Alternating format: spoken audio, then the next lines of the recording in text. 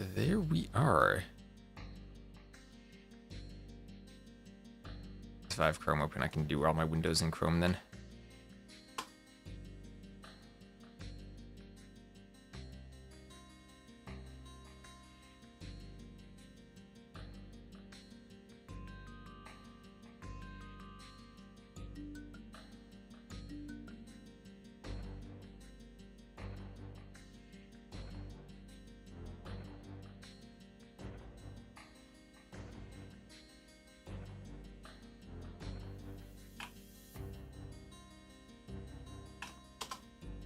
See, Heavenly Chorus is helping to run this, so I'll ask him if there's a spot to find the drafts and everything. Otherwise, I'll just look for them on the Captain's Boat website, or maybe the dashboard will have them.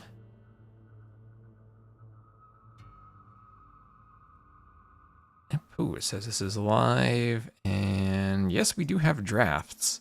So I have no idea whether these drafts are going to fit this overlay. So time to experiment and see if they do. I think they do.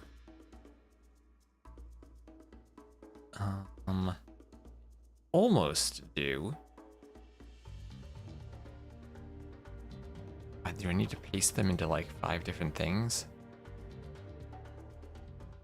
Oh, there's fractal there. Okay. This is where I now get to experiment and see how this all works. There are channels for them. Let's see if he can link me the Discord. Okay. Could just do an entirely new draft scene. I need to figure out my drafts so I don't need to redo them every single time. Let's do a simple browser source for now.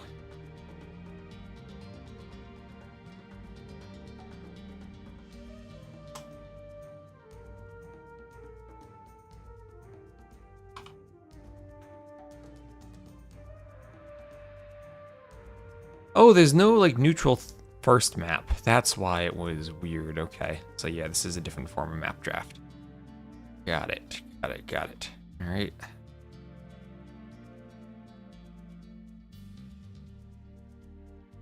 And they're in game 1 already, so we'll get the overlay after they've done that. They started early. Wow, I've never seen such prompt scheduling before.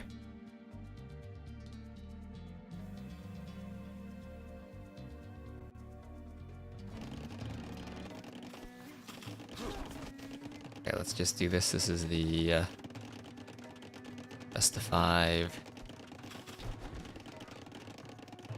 LingHe Cup, and this is the upper bracket round 1. I'll just put Sorakuma in the red so it's not blue versus cyan, and I think we're good to go. Alright, that was really fast. So welcome everyone. This is a new tournament that is just starting today, and the map will be Moras. They started 3 minutes early, and we're late to the game. So Drush from Blev. I don't know much about Blev. Sorakuma I'm very well acquainted with at this point. He's a pretty well-known Taiwanese player. And it'll be Armenians versus Dravidians. Dravidian men-at-arms coming, or Armenian men-at-arms coming forward. Of course, they will have the longsword upgrade in the feudal age. This is Moras, and as Viper was complaining about, the forest is not the same number of shorefish on every side, so Sorakuma forced to come a bit more forward for his fish. He has taken a villager loss with that initial drush, but now he has some pressure coming on this gold. Gold rather close to the TC, and with a couple of palisades, actually becomes rather difficult for the men-at-arms to harass it, or for the longswords to harass it for that matter. Now Sorakuma, with his scout, is going to try to prevent Blev from walling this up, and does a great job of it, and now 3 longswords are in the wood line. 3 longswords in the wood line, and they're gonna sit there. I wouldn't let him wall this up. Oh, there's 1 archer there. This is 1 archer.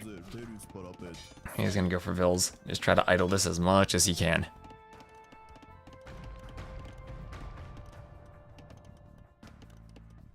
And hello, a hot cow.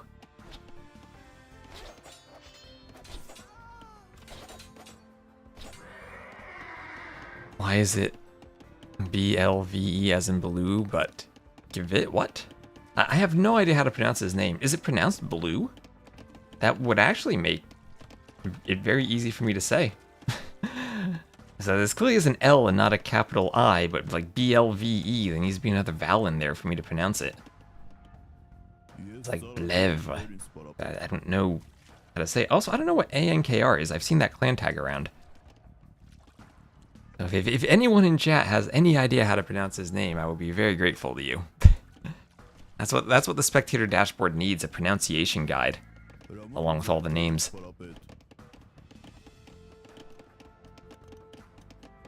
Is Fletching on the way.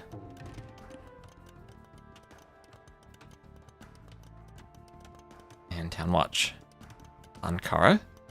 Ankara is in Turkey, though. Why would Ankara be played by Blev?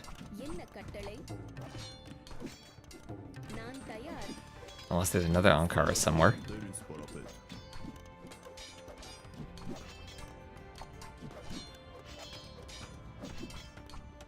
Ooh, yeah, there is a Discord server for this that we'll join. Wonderful.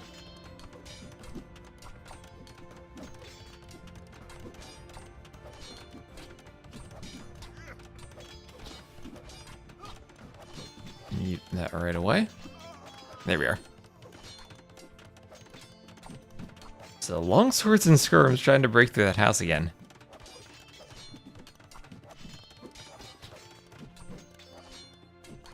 Using V instead of U to be true, Latin wrote U as V. So should I pronounce his name as Blue, then? I'll need some Blue's Clues to figure out how to pronounce this. Okay, what is this pathing for those vills to drop off the fish? They should just go that way. Well, wait, they don't even need to walk around that forest. They could go through there. What is this pathing? Send this wreck to Nilly.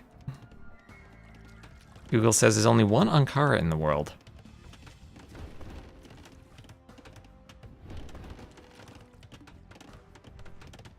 It's boring.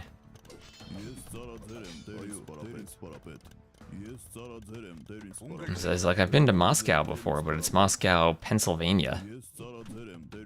Stopped there for gas once.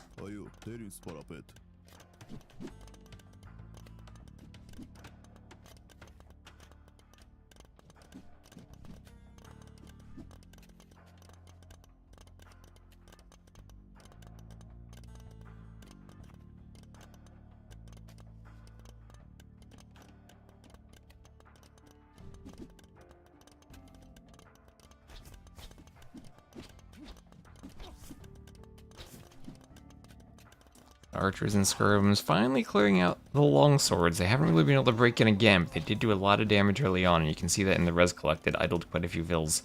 And it's 4-2 in the Eco KD, as another group of longswords will be hoovering around the tower in the south. And there a road in the US that passes by like 4 European capitals? Not that I know of, but that is an interesting idea. Drive down that road. Reduce their accuracy. You know, that's another interesting idea too. Reduce their accuracy. Maybe Encore Watt? Encore, we did have a tournament called the Battle of for Encore years ago. That was our Raja's promotion tournament.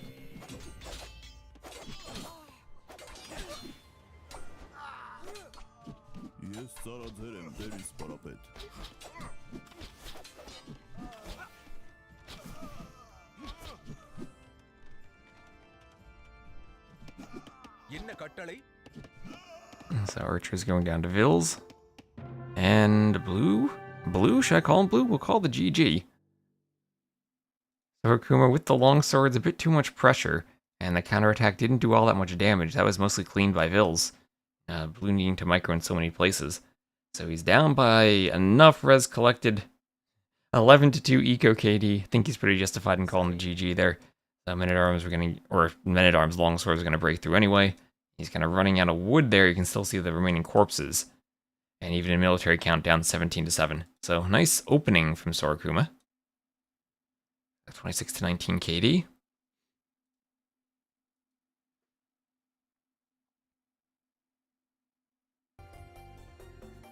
And now we get to the point where I once more try to update the overlay.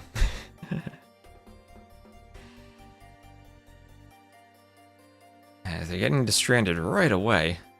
They are not taking any break between these maps. So, okay.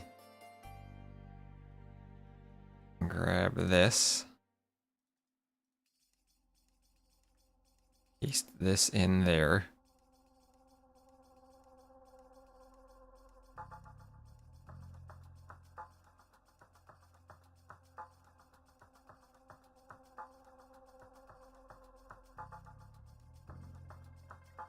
Make sure to have the sides right. Yes, Sorakuma on the left.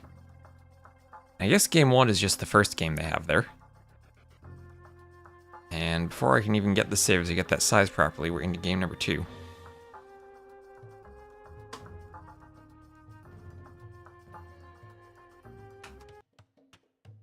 Alright, I didn't see the server before this. I just got that from Heavenly Chorus, so I didn't have the overlay prepared ahead of time. So we'll put Sorakuma once more in the red, and the map shall be stranded. Taking bonus damage from stone defenses so they can't walk under TCs and towers and pick off vills. That's more of an elite skirm thing, though. I don't think that's really a feudal skirm change, but maybe it would help. Like, skirms can't harass towered golds all that much. So the map will be stranded. Blue will be the shoe. I'll pronounce his name like that because it rhymes. And then Sorakuma will be as the red Koreans. Not sure which version they're using. Oh, they have a junk. They're using the Warlords version, not the TTL version. No, we have to make junk jokes again. Hello, HQ. So the players will be trading their junks. Junks will rub past each other as they sail to the enemy docks. Oh, we're done with AoE 220s for a while? This one, I literally just saw about this last night. It was on the dashboard, as I said, and I was like, well, I'll cast this. And voozed, hello. We have this and then some Heaven and Heck today to cast. This will be the final week of Heaven and Heck. Or Heaven and Hell. I've been calling it Heaven and Heck because I have a suspicion that YouTube might not share the video as much if I call it Hell in the title.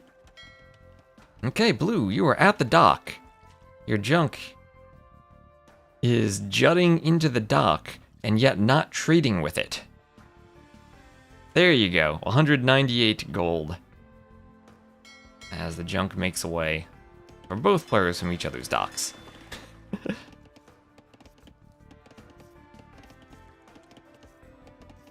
Now, if you're a Sorakuma, and you're actually going to be a complete troll, this is what you do, okay? This is what you do. You notice that that junk has more than 150 gold, right? A dock is 150 wood. And you notice that your junk's going to return first. So as soon as it returns, you delete your dock and rebuild it, then all the gold on this junk disappears.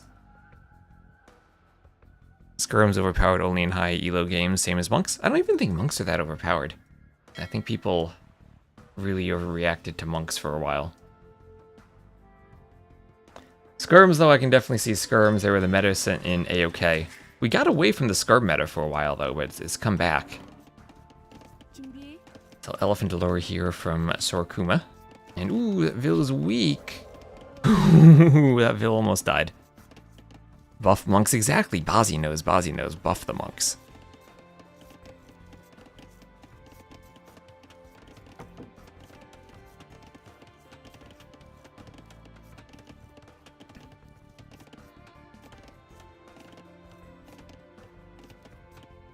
So at 14 GMT, there's another set of this tournament and also another set of Heaven and Hell. And I think I'll probably cast Heaven and Hell because we're farther along in that tournament than we are on this one.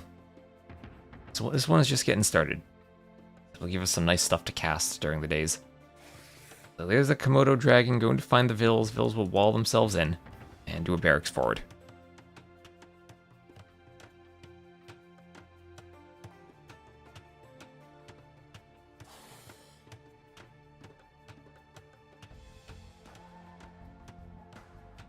At some point still, I gotta update my overlays to have like Twitch and viewer and YouTube viewer stats displayed somewhere.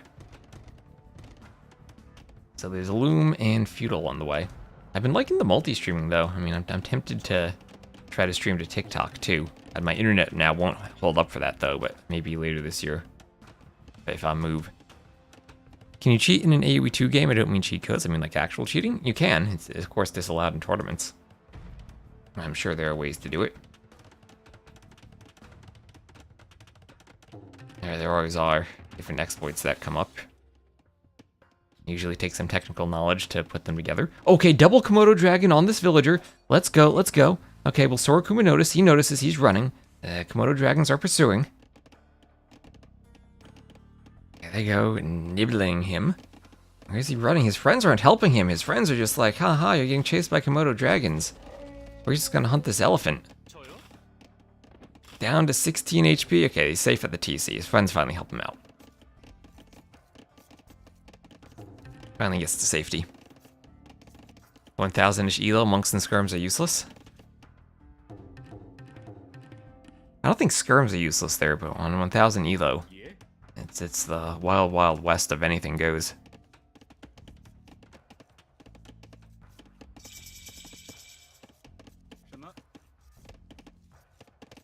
And it's one of those things where at that elo, archers are also kind of useless because they just die to TCs. Same thing with like men-at-arms.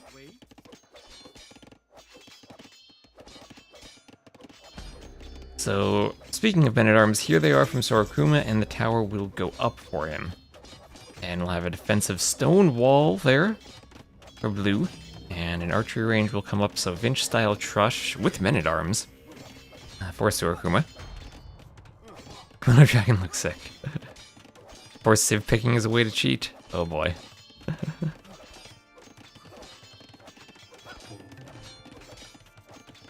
The only reasonable forced pick is Hun's Mirror.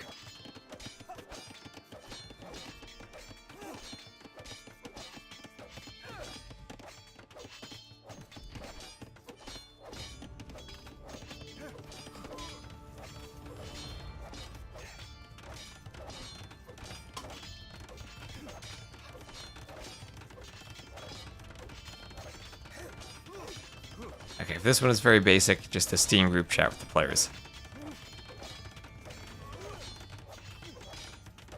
Okay, so no Discord for this. The Discord he sent me was for the LY Cup.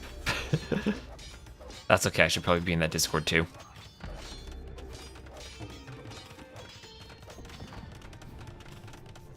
Let's just go down.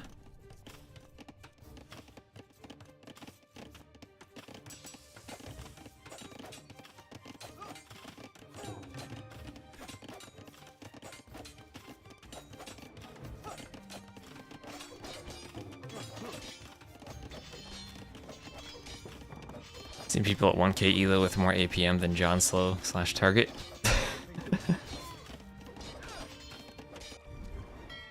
Just remember the wise words of Cab. Much click is sucks than few click.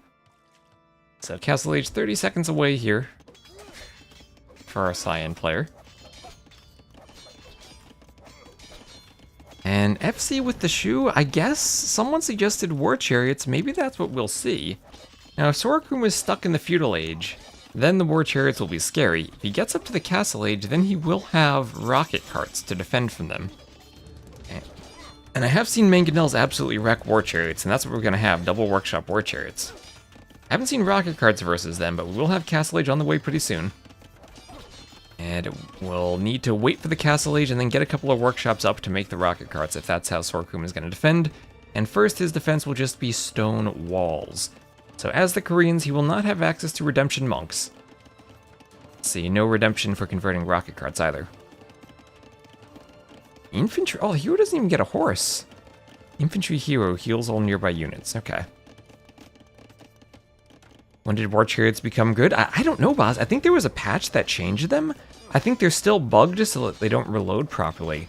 And because they are both Siege and Hussite wagons with their armor classes, so Siege and Heavy Siege, Mangonels one-shot them, and it's like one shot with a ton of extra damage, so the attack ground doesn't even need to be close. So without Redemption Monks, Mangonels just hard counter these things. But I guess it's just one of those cases of a Castle Age unit that destroys all Feudal Age units. And also seems to be fairly decent against buildings. I guess if nothing more than it has +2 against buildings and shoots a large number of projectiles. So there goes that tower.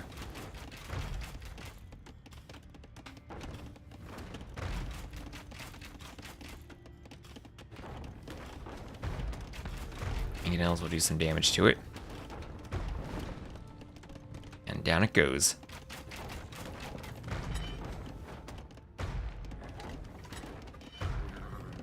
Chariots will run through the gate. And encounter stone walls, even deleting a spot to do more forward stone walls.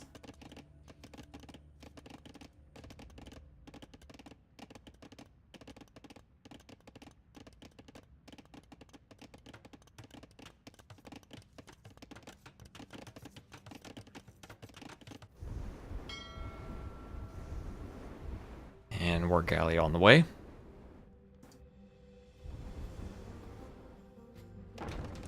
A workshop going up.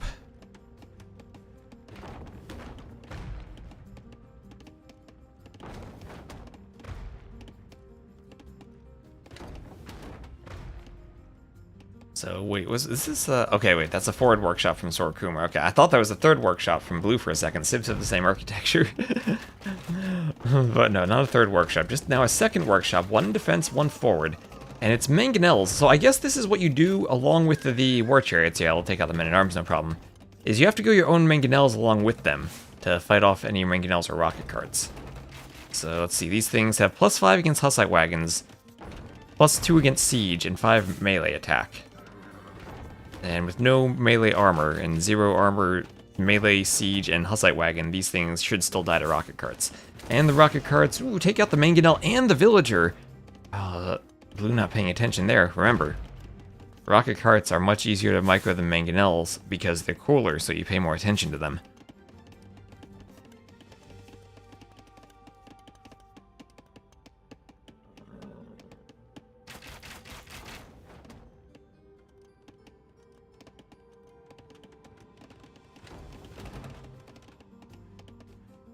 Okay, and here come more rocket carts. 2 for 1. These things just get devastated. Oh yeah, it's just full of rocket carts here from Sorakuma, who also has the water control, by the way. I haven't even looked at that, but he does have the water control, has all the fish. And still has his junk trading. His junk's still alive on the water. His fire galley hasn't even finished destroying all the fishing ships, so they'll come back for another pass, though. And now it's just mangonel versus rocket cart, and our Cyan player here, Blue, has to hope that he gets some really good mangonel shots. Can't just lose them for nothing like there. Okay, loses 2, but can repair. Okay, that's fine for him. That's good for him. He can repair, get the HP back.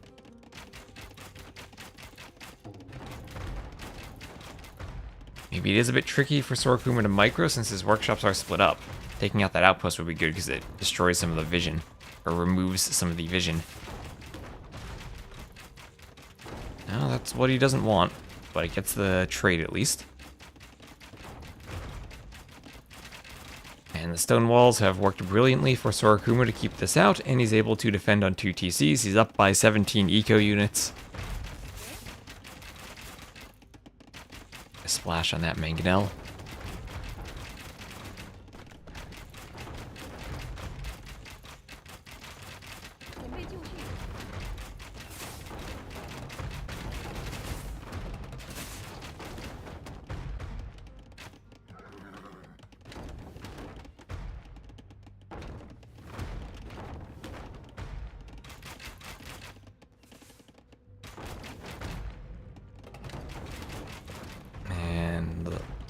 Shot hits the rocket cart. And the barracks goes down, more rocket carts come forward. And ooh, nice shot. 2 mangonels down. Oh, wonderful trade from Sorakuma. Needs to repair 1 cart, but he's fine. I just want to see a big shot on the war chariots. Here we go. There's 2 more down. These things are horrible against mangonels. I have to agree. I'll have to go see some Phosphor videos where this strategy actually works. 'Cause I'm not buying it so far. The mangonel defense, the rocket cart defense is just too strong.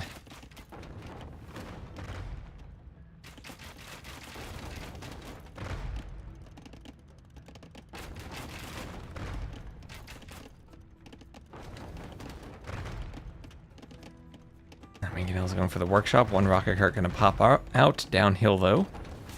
And it will get a shot off. Ooh, almost kills it from downhill. And there's a lot more damage, but the repair veil is there. Almost gets 2 kills, but not enough. This is where you might not even want to destroy the dock, just so you can keep trading with your junk. Some archers still hoovering around for Sorakuma, but he feels to be in complete control of this. Only works on open maps where mobility can be utilized. This is a mini BF. I feel like that is as much time invested in killing a workshop, or so much time invested in killing a workshop. And yeah, I mean, it was a very annoying workshop right forward, because that's hitting all his mangonels. But now he's up to 5 mangonels. But yeah, as you say, this map feels a bit like a Black Forest here. Maybe the push works better if you're able to go forward and get around the side, but because of the feudal pressure, the workshops were in the back. Oh look, my mouse cursor is not even that laggy, kinda laggy. Yeah, it's again, in order to get a bigger mouse cursor, it seems like it's lagging in my OBS scene whenever I zoom out and capture each. I have to learn not to zoom out because I think that's what causes the VRAM issues. So house goes down. Also, how are you doing, Benguti? Hope you're having a lovely morning.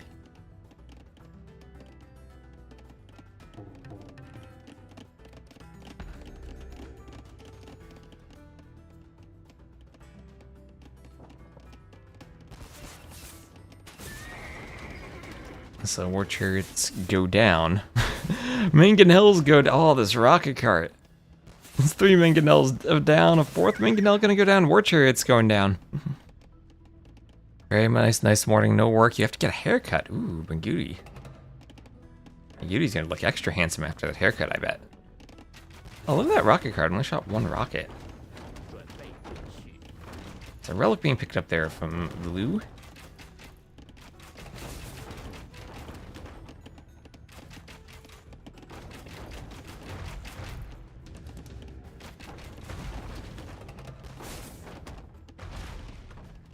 Everything else going down, but the more they just trade, the more Sorakuma is up by 40 economy.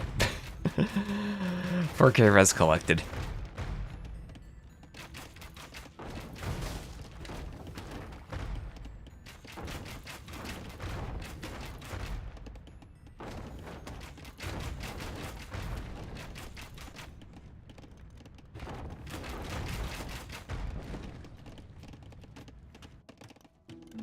Now University gonna go up for Sorakuma.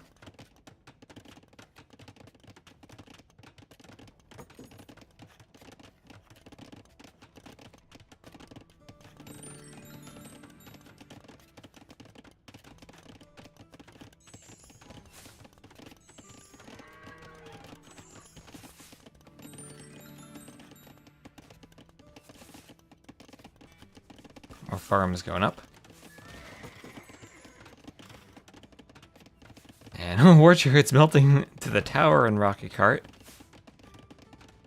And well, Blue is just desperately gonna try to add a TC at this point. He's got 6 mangonels. 1 rocket cart shot. Ooh, okay, 1 mangonel goes down. A lot of them are damaged. They have to spread out. 2 more go down. And that's always my fear when microing mangonels. The more you have, the more you lose. No matter how many you have, you always feel like you're maybe 1 shot away from having 0.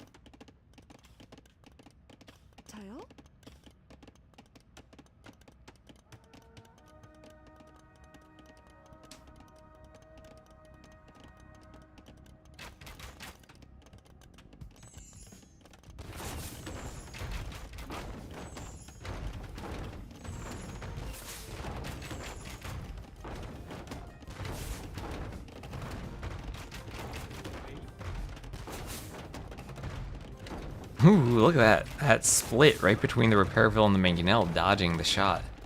Oh, and these Repairvilles taking some damage. Turn, nice shot, gets a hit. Repairs are there, repairs there for both players. And Imp on the way for both. I guess impressive for Blue to be able to get Imp on this economy. But now down by 7k res compared to Sorakuma.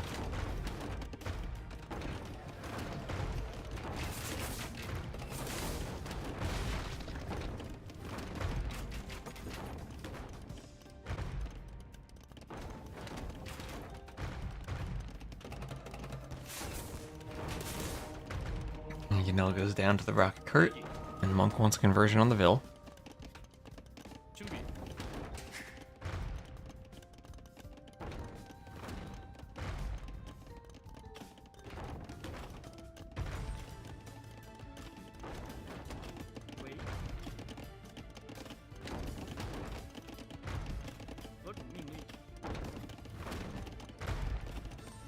Fire Lancer hype. Oh, Fire Lancer hype. Oh, sneak Fire Lancer hypes. Hype. Okay, there's some barracks over here on the side of the island, and another workshop gonna go up. Workshop going up here for blue too. Double work. Oh, how many workshops does blue need? It's gonna be 4 workshops. You only got 53 villas. I don't think you can produce from 4 workshops. Is that just gonna be full mangonel? Does Shu have onagers? They do have onagers. They do have siege engineers. Their siege weapons will move faster.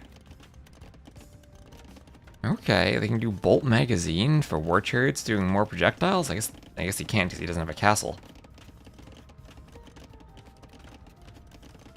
A very good KD. I mean, Sorakuma has a 46 to 21 KD. I think you might have read the stats wrong there for a second.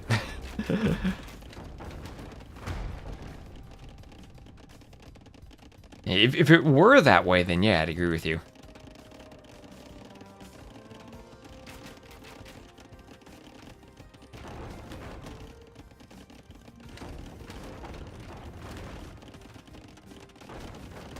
Let's see what these Fire Lancers do. Gosh, even more barracks, more Fire Lancers. Oh, there they are. There they go. Fire Lancer has been amazing. This unit has been absolutely OP.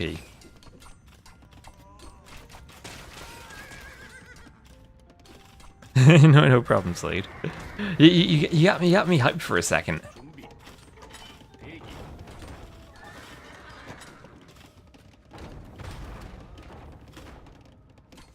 And now the Fire Lancers will run down the mangonels. And what is that thing? A traction trebuchet. That thing won't do damage to Fire Lancers. There's the GG, and Sorakuma goes up 2-0. Alright. So that's 66 to 28 KD. More res all around, and the Castle Liege timing was not enough to make a good War Chariot push. As someone said, this felt like Black Forest more than an open map where you could use their mobility. So once again, I need to get my overlay updated. They've been getting right into the games one after another, starting early. I haven't had time to get everything updated. Alright, next map will be Outcrop. I need to find the Civ draft now.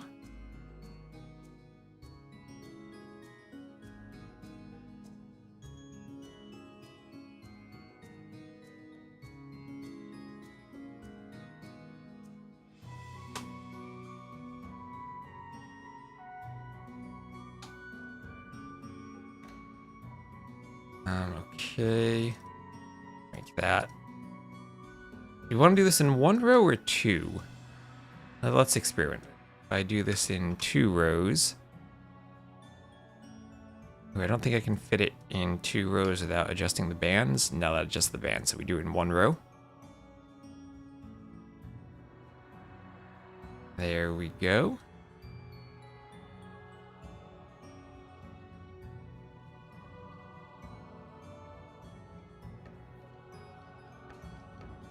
And I'm not even gonna have time to finish this before we get into the next game, but we'll have it for the future.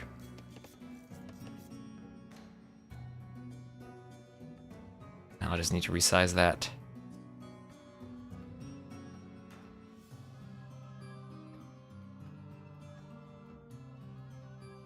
But we have the next game on the way already. Like I said, these players have been one after another. They've been on time. Oh, the game is paused. Why is the game paused? Looks like they might be trying to ask for a restart. I do not understand what they're saying. Hello, Greek magic? Someone could help translate for me. Alright, chat.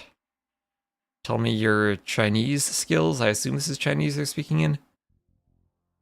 What are they saying? Lou is asking for a re. Sorakuma is responding. And then Blue says yes.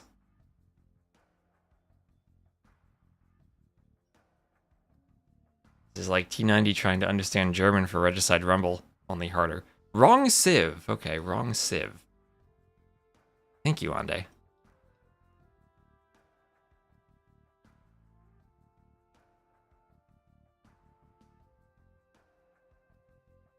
Just making sure I'm watching the game.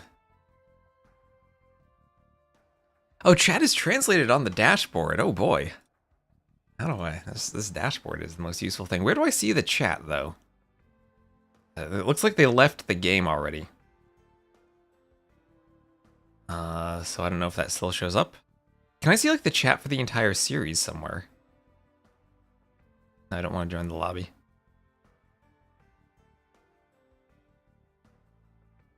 Yeah, this game disappeared on the dashboard, so I don't have the chat bubble. I see where it is for the other games. I guess I just didn't catch it in time.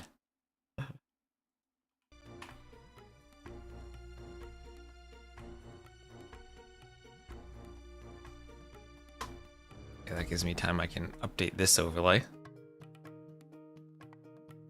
And this dashboard just gets more and more useful.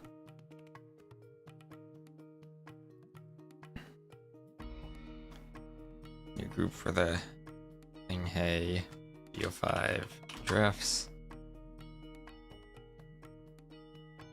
And have Armenians in this draft. Okay.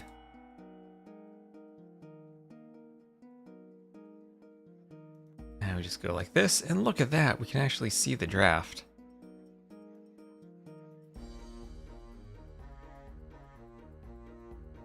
Try to get that mostly centered.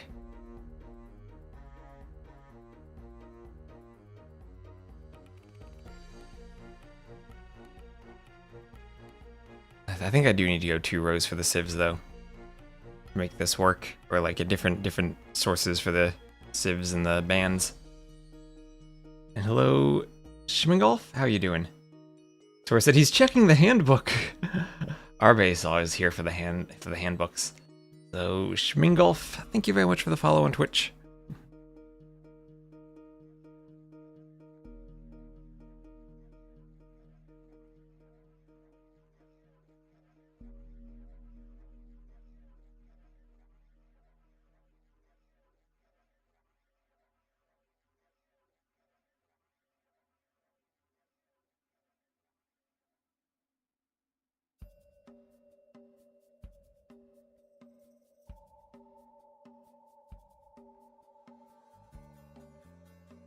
I have read the handbook and understood the rules moment. Yes. Oh, the handbook isn't translated yet. Oh no. I was actually wondering that if we had the handbook on my website. I was wondering if we needed translated versions of the handbook in the future. I figured maybe a Spanish version and a Chinese version would be useful.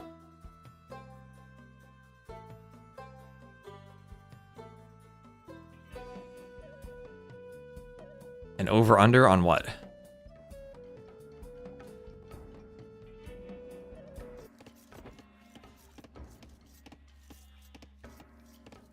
Time.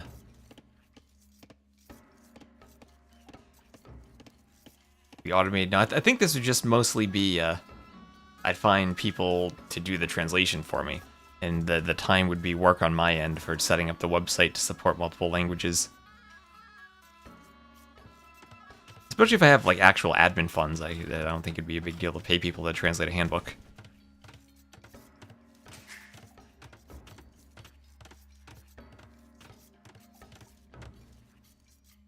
I could always write the German translation myself, but everyone who speaks German will probably just read the English one.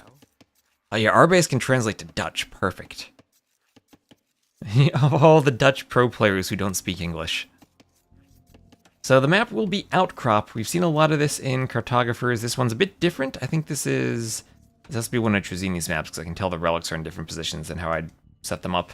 Lots of cattle in the lowlands and some singleton ibexes. These could be pushed in. Maybe chickens in the lowlands now would be a new addition. Or maybe I should just stop thinking about adding chickens to maps.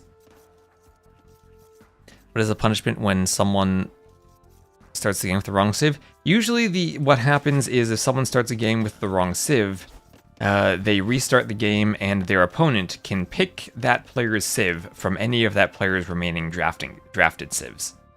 So it's kind of a harsh penalty if you can then completely mess up someone's draft or give them an awful civ, not just on this map, but on 2 maps. Like, imagine a map pool that has 1 water map, like Pacific Islands, and they picked Vikings specifically for that map. Then they pick a land map where they have the wrong civ. Suddenly you're giving them Vikings on the land map and messing up their civ pick for the water map too. So it can be rather harsh depending on the map pool and the draft and how many civs are left. Yeah, because Arbe says Dravidians for this map and mess up their island's map pick. It also feels like a very fair way of resolving it. Ideally, though, all the drafting and whatnot would be handled in-game in the menu system, so players could not actually pick the wrong civs, but I think we're a long way away from that.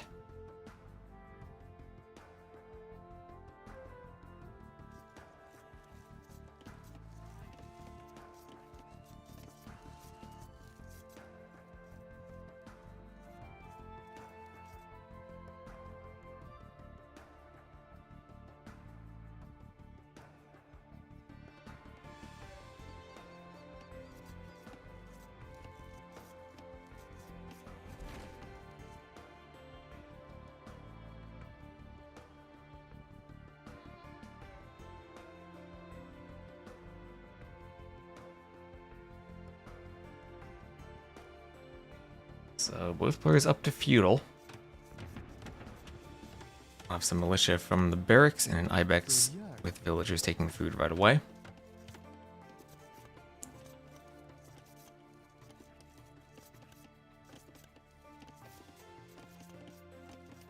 Imagine if we can have Regicide Rumble with 16 players. Oh, the bigger lobby sizes. Oh my gosh. Here I am thinking about the pathfinding, but then bigger lobby sizes. Yeah.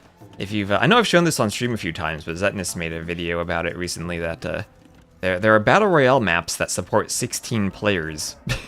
They're currently in the game files. So there is a chance that at some point in the next few years, AoE 2 has some type of 16-player mode. And that is very scary, because they added all those new map sizes, which it makes absolutely no sense to be adding map sizes bigger than giant. Because there's already ludicrous, and like, well, like, why would you ever play those sizes? And it's got to be for more than 8 players, right?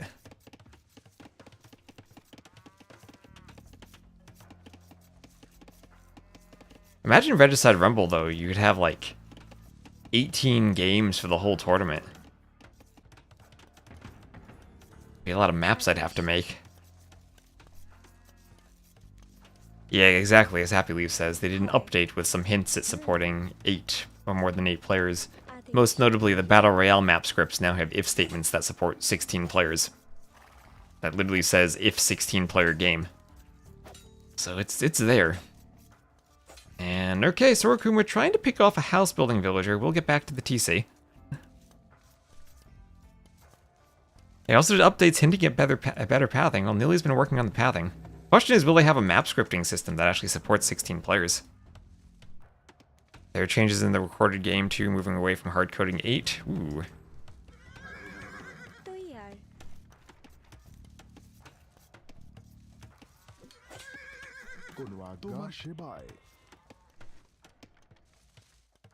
I mean, there are also changes in the map scripting engine too, right? Doing all the math support that actually would lead to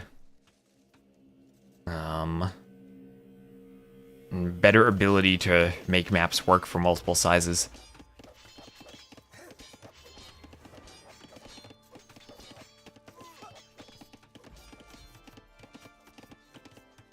What's up the little? I mean, literally, it's just the hard-coded constants that only support 8 players. The problem is the way it is right now. It's a lot of work to do something to make a map script that's actually properly balanced. For various numbers of players. So if you want balanced maps up to 16 players, good luck scripting that, and not having broken maps with either missing resources or back pawns like you had on Pacific Islands. So Vil goes down, Spear comes forward, and Spear wants to poke the scouts as an archer gets some arrows on the scouts. There's a gate that goes up.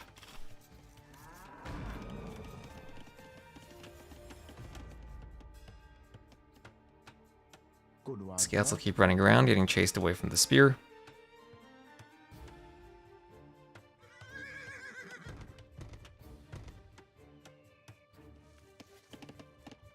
Hello, Yajur.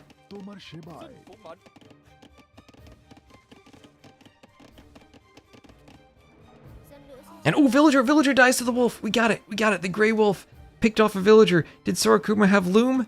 Did he have loom? Yes, he does have loom. That's just a low HP Vil dying to a wolf. Aw, oh, poor villager. Rip. Hello, Tundra Blitz. How are you doing? Meanwhile, the men-at-arms in the back not doing much damage because they're walled out. Skirmishers will try to fend them off. And of course, Vietnamese skirmishers will have all that extra HP.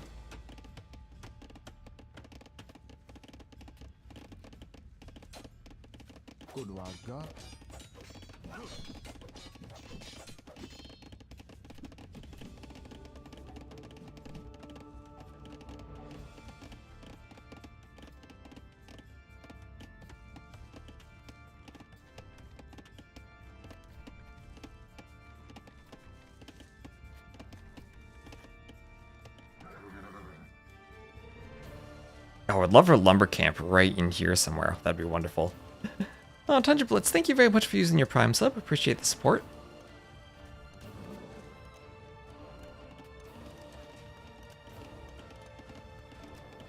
As the skirms come over. I'd be curious at Happy Leaves if you actually have like documented the recorded game format changes somewhere.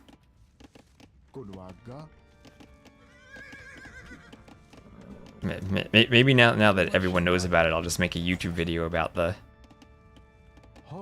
16 player sizes. There's probably some more evidence out there. Maybe there's like a scenario or game data, like DAT file changes too.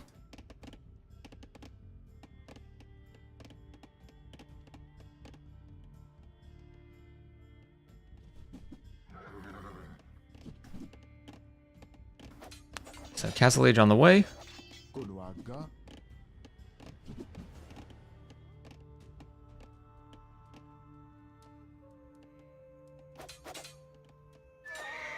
And Scout goes down.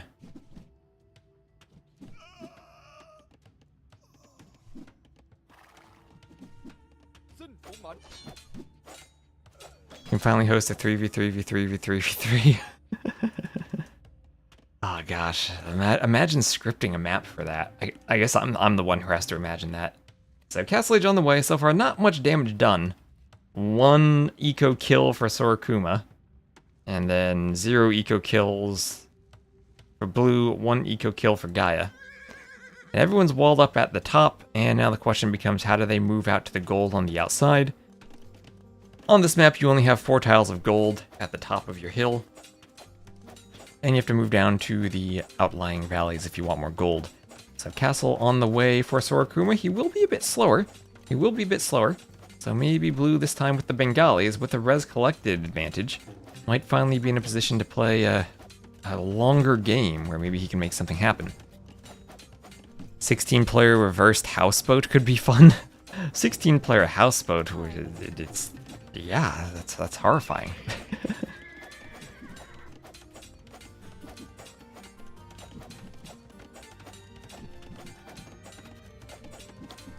How does map scripting work? Map scripting is essentially there's just a configuration file, which is a text file that you set up. It's not like going to the scenario editor and making a scenario, like we all probably did as children.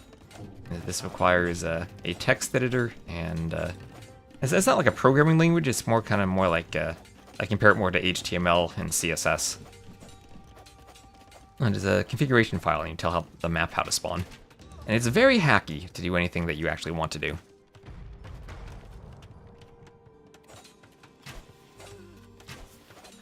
16-player reverse arena, we have 15 walls around your base.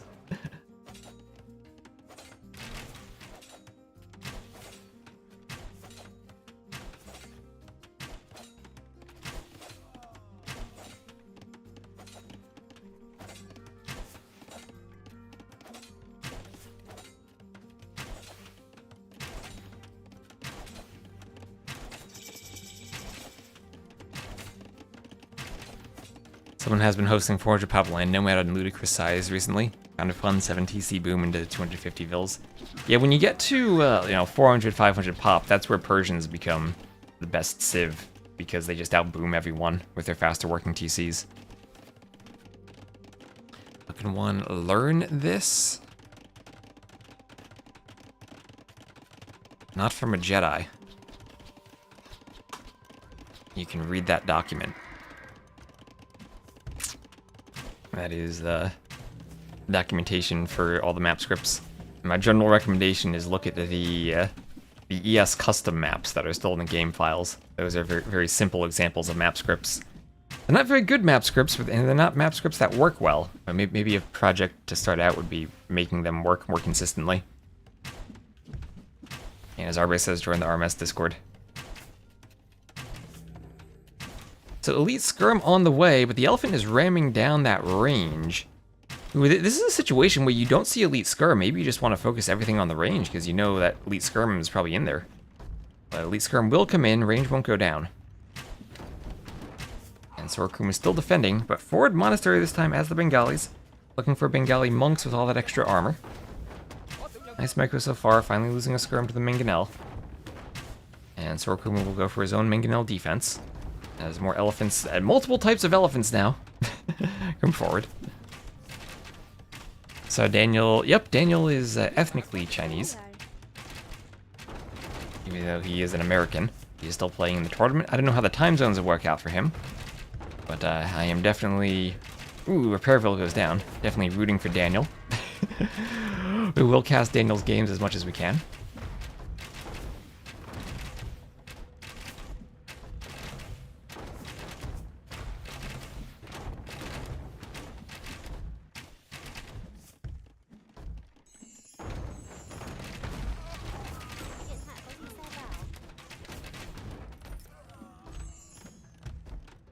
The Skirm's getting flattened there.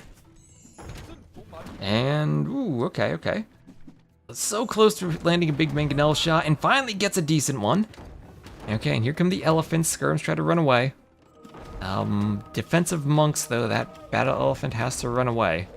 Is it devoted? It's not devoted, but it is Bengali. It does have a resistance. The conversion is not broken, though.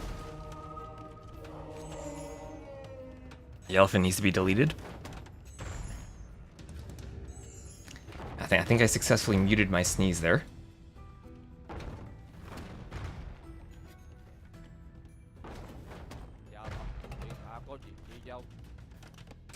And now we have Blue sneaking out to the outside for his TCs. And this is where Sorakuma has to be careful. 2 of his gold mines are forward, and the rest of his gold is about to be finished. Only 400 gold left. And he won't be able to go Monk and Mangonel defense for much longer if he runs out of gold. He's trying to sneak to the outside, and this is maybe the mistake from Blue, not having an outpost or some scouting out here, at least to be aware of where Sorakuma is heading out. On maps like this, it is just so valuable to have outposts, especially if you were to sneak out the other side. And to Jake, thank you very much for the raid. Welcome, everyone.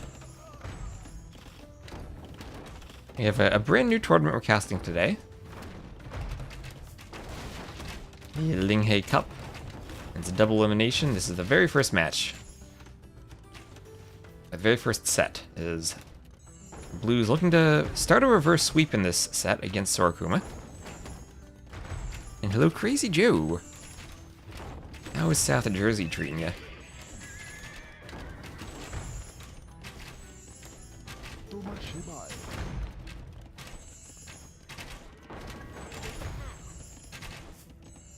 You're underwater. Does that mean it's raining? Hope you're not, like, flooded. I haven't heard of any South Jersey floods in the news recently.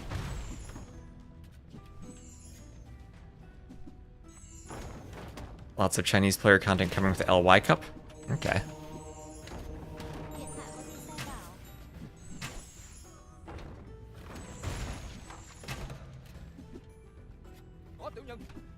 Does Daniel get to participate in the qualifier for the Chinese-only players? So Sorakuma is still holding, and the key for Sorakuma is he's finally found some gold.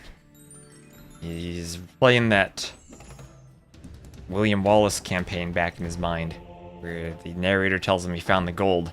No idea what that would sound like, or what language he even would have played that in for him, but that's gotta be what he's thinking of out there. I think it said Chinese mainland qualifier, okay. So then no Sorakuma in that qualifier either.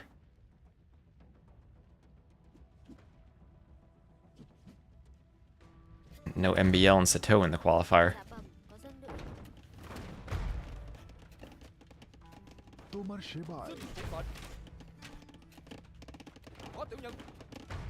The wheelbarrow on the way, and Blue's still none the wiser as to Sorakuma's flight to the outside. Maybe he'll discover it with these crossbows, though.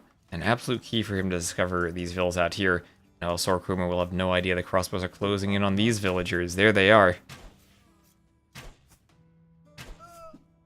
1, 2, 3, 4 dead villagers, all going down, unable to run away.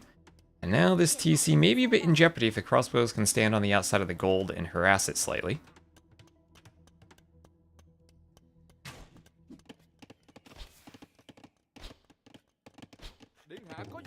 I don't know what Daniel's citizenship outside the United States status is. Bengali Eco is really nice, and now a castle drop. Let's go. That's what our Cyan player has needed. Castle drop on this gold. So Ram coming forward on this workshop, and it's a 14 villager difference. Lots of monks added in for the Vietnamese, and they do not have redemption on their monks. Also don't have fervor, so also don't have heresy. So not the best monks in the game. Bengali is much more comfortable staying with monks. And now the question is, will that mining camp be scouted? Will a couple of Rauthas come out? Well, Imperial Age on the way, Imperial Age. And I think we're going to go to a game number 4 here. This is looking really good for Blue, where people have been telling me that the V should be pronounced as a U, like Latin. So I'm just going with Blue, because otherwise there's not enough vowels for me to pronounce that.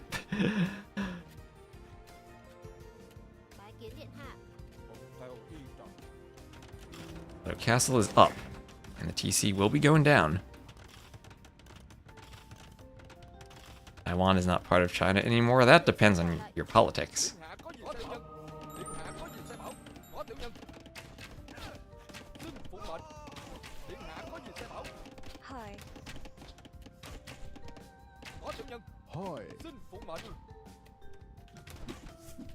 It's like saying view, like blue.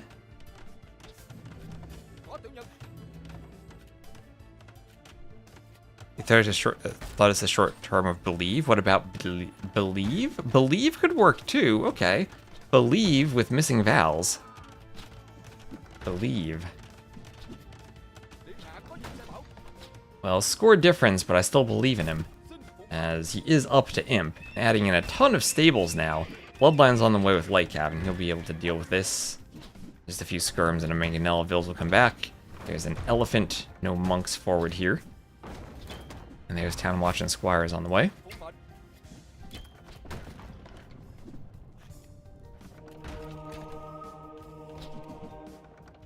I'm confused too.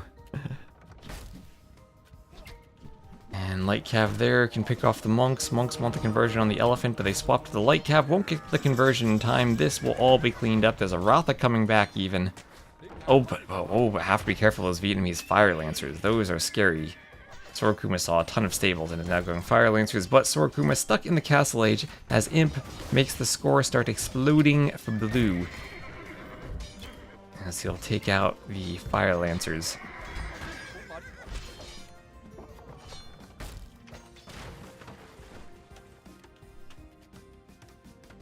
Been coming up in Chinese player Gamecast for 15 years. Well, now we're finally going to have a Chinese LAN with a Chinese-only qualifier.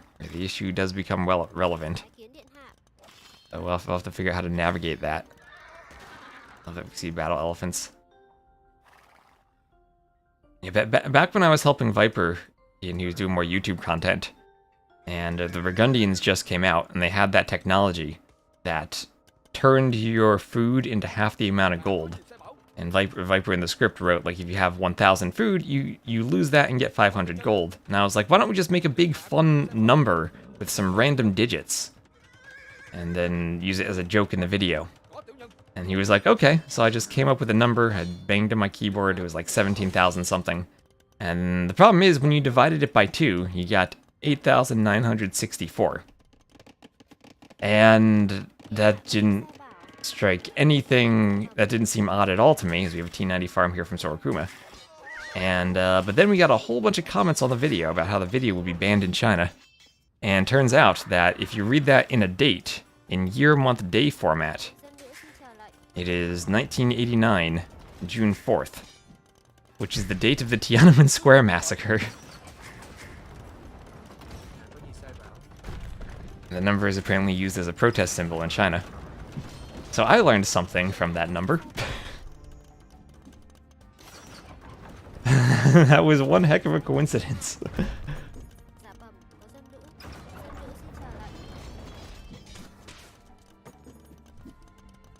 And now I know whenever I bang on my keyboard, I need to Google the number and see if they're used for anything weird.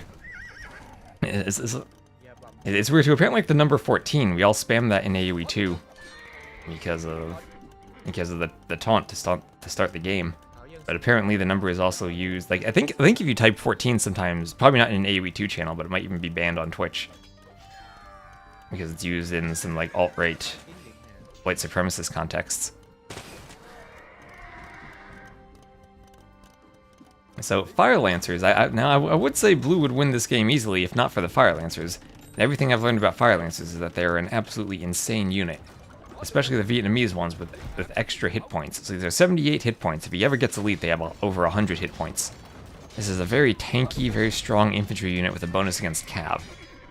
It's kind of like a Halb on steroids.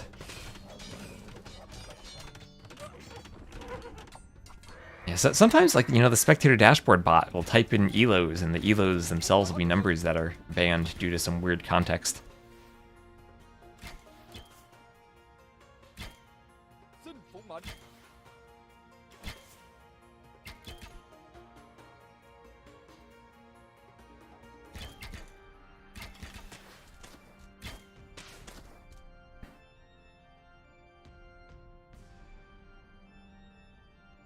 And you're calling him Anchor. Anchor Believe.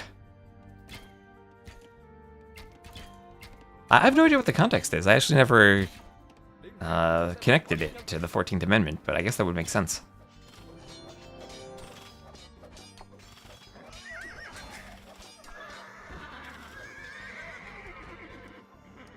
I don't think I like Rotha versus Fire Lancers. I don't think I do either. And I don't even know what to do versus Fire Lancers. So we can have a castle race over here. And Blue has at least won the right side. And now we're running into the predicament for Sorakuma that he has to win this castle war. Otherwise, he's going to have no gold access. Because the rest of the gold, back there, he loses this TC and he's off of gold. And Fire Lancers, they're not quite a trash unit. They do take gold. But are 4 of them enough to deny this castle when it's at 75%?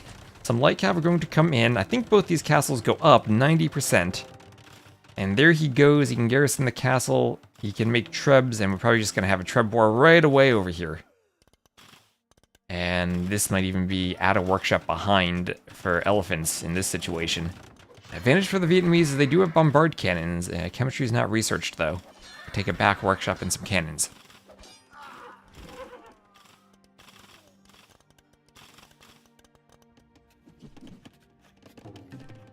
Trebs going for the house.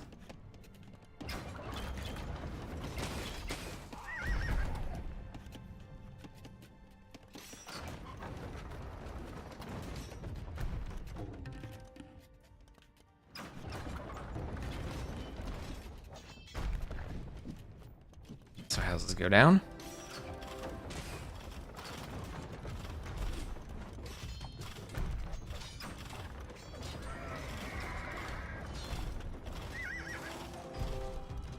And some Rothas go down. Fire Lancers protect the Treb.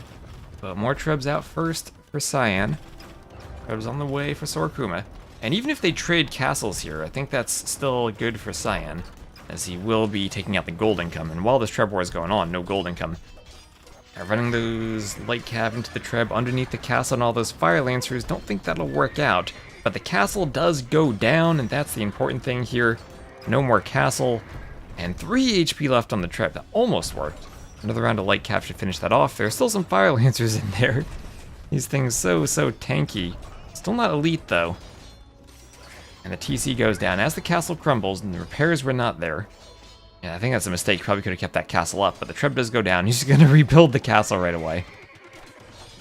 Now Sorakuma, no more gold access. As he scouted that, he has. He has 1 more gold, and he's sneaking down here. So his gold access now is restricted to clandestine mining camps. And as long as Blue has proper scouting, he'll be able to find that. He's still making a push at the front. Imp, Skirm, Pikeman, Fire Lancer, all units that should have attack bonuses against Rathas in one way or another. Defending at the front, and the Trebs will take out the TC. There is Elite Ratha on the way.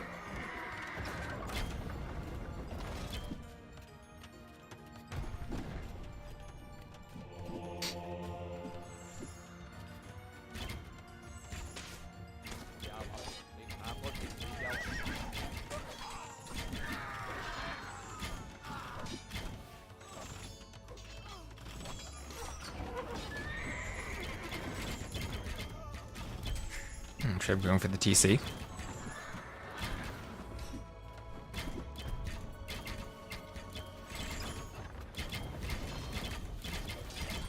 They say 3A instead of 4 because the number 4 is associated with bad luck. You had a 1+ back in the day, you skipped the 1+4, went straight to 1+5. I guess like how hotels in the US don't have 13th floors, or planes don't have a 13th row of seats. Because people think it's unlucky.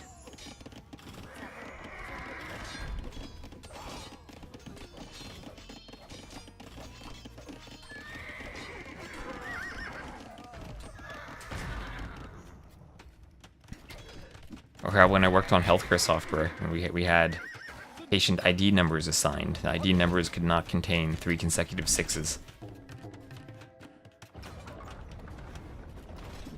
Scared of a number in 2025 is so wild. The world is a wild place. And so far, that gold not scouted from Blue, but he's gonna have a Ratha over there, and he'll find it, and a Treb should make short work of that TC, open it up for raiding again.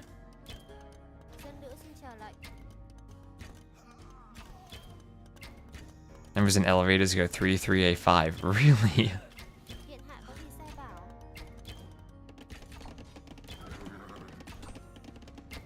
People on the 14th floor know what floor you're really on. That's what I lived in an apartment building, and there were 12 floors, and then the 14th floor was just like a party room, balcony, barbecue area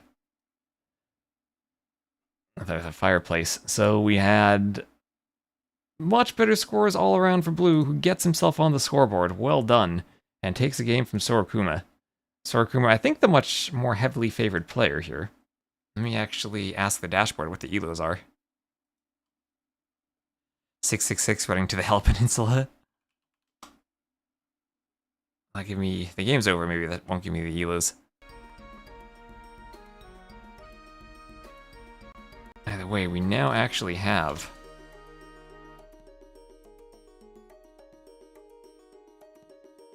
scoreboard to update. So that's 2-1 favor Sorakuma. Maps, let's see, he lost the first 2 maps, but then 1 on Outcrop. And Immersion and Fractal are final 2 maps. So Sorakuma, let's see here, that was a loss for the Shu. What cities did he play so far? It was Shu, Bengalis, and was it Dravidians? I think it was Dravidian, yeah, Dravidians for that first game. And then it was Armenians for game 1, Koreans, and then Vietnamese. I don't think British people are afraid of numbers aside from the national deficit. As an American, whether or not you're afraid of the deficit depends on your politics as well.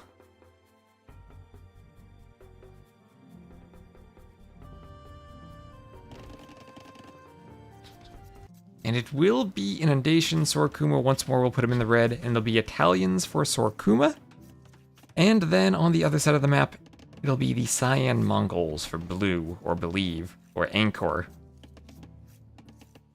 Or Anchor, or Encore, or whatever his name is. Let me ask, let me actually ask Heavenly Horus.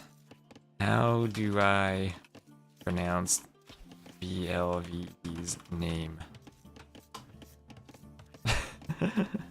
See if he knows.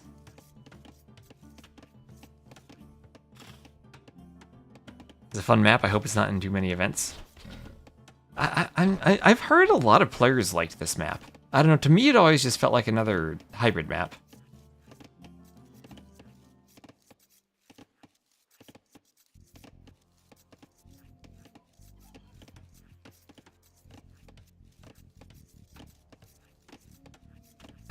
I've gotten tired of hybrid maps with fire galleys and small ponds. So middle dock here from blue. Usually we do see outside docks on this one, and that's what we'll have from Sorakuma.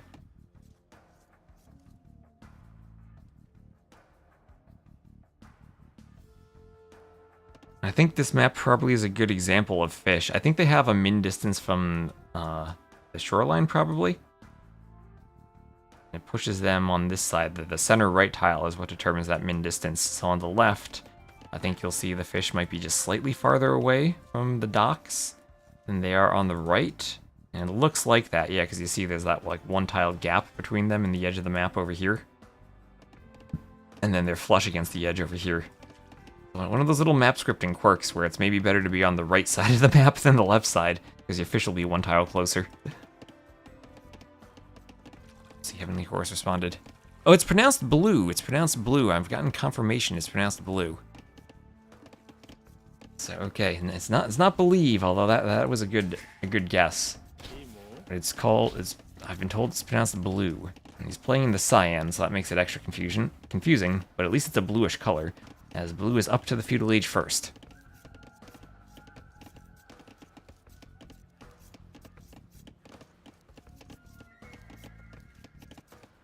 Walls for water when? Well, on this map, you should be able to, depending on how the coastline forms, you can dock block to the edge. Like right here, I think you could block the edge. See, over here is probably too far away. Over here, you definitely could do a sequence of docks to block that.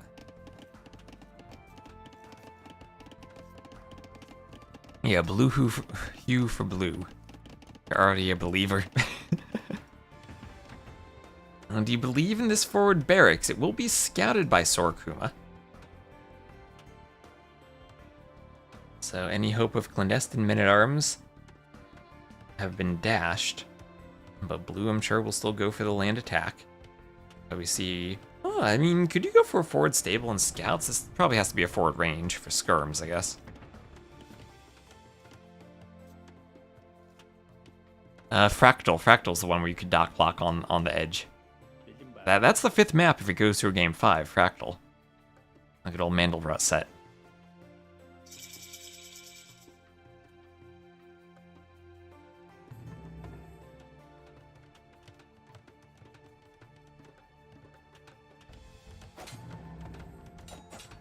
So range is going up.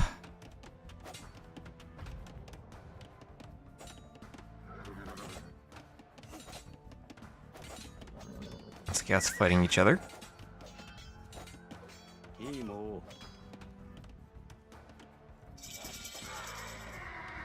As Vil knocks down the scout.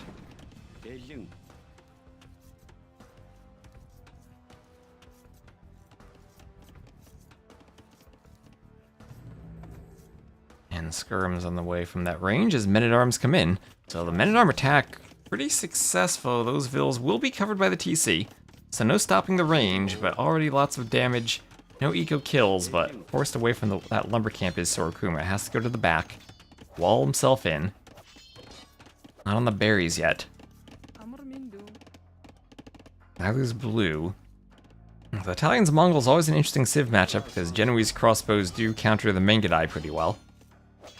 Could even counter just normal cav archers or cav or steppies pretty well.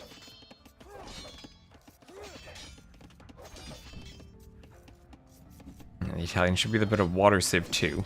So skirms coming forward from blue, And it will be skirm versus skirm, as we expect in 2025 these days. I mean, we've got civs for skirms, cav archers, and scorpions.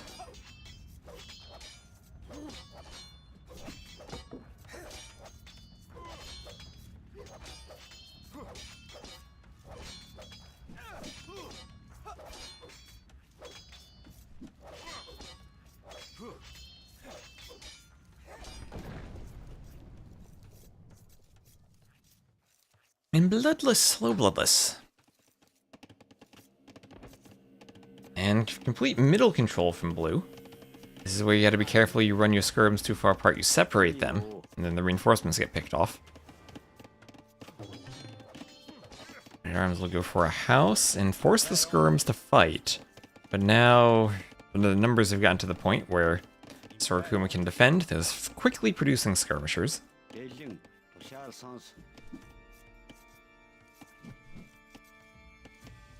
And hello, Menu Terror. And Chupa, hello. What is that? What is that emote? An up arrow emote. For a second, those arrows looked like they were green, so they looked like maps. Like the green, like kind of square diamond-shaped tops made it think that was like the map pick menu in multiplayer.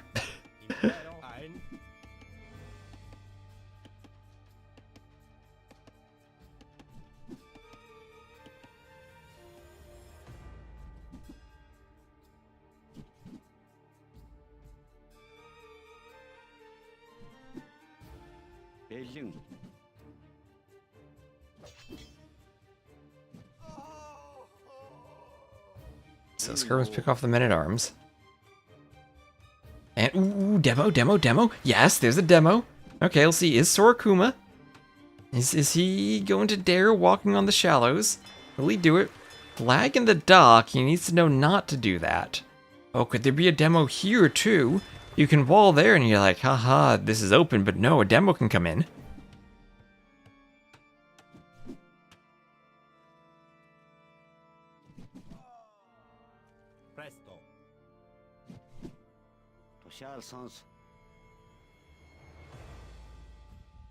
Impero.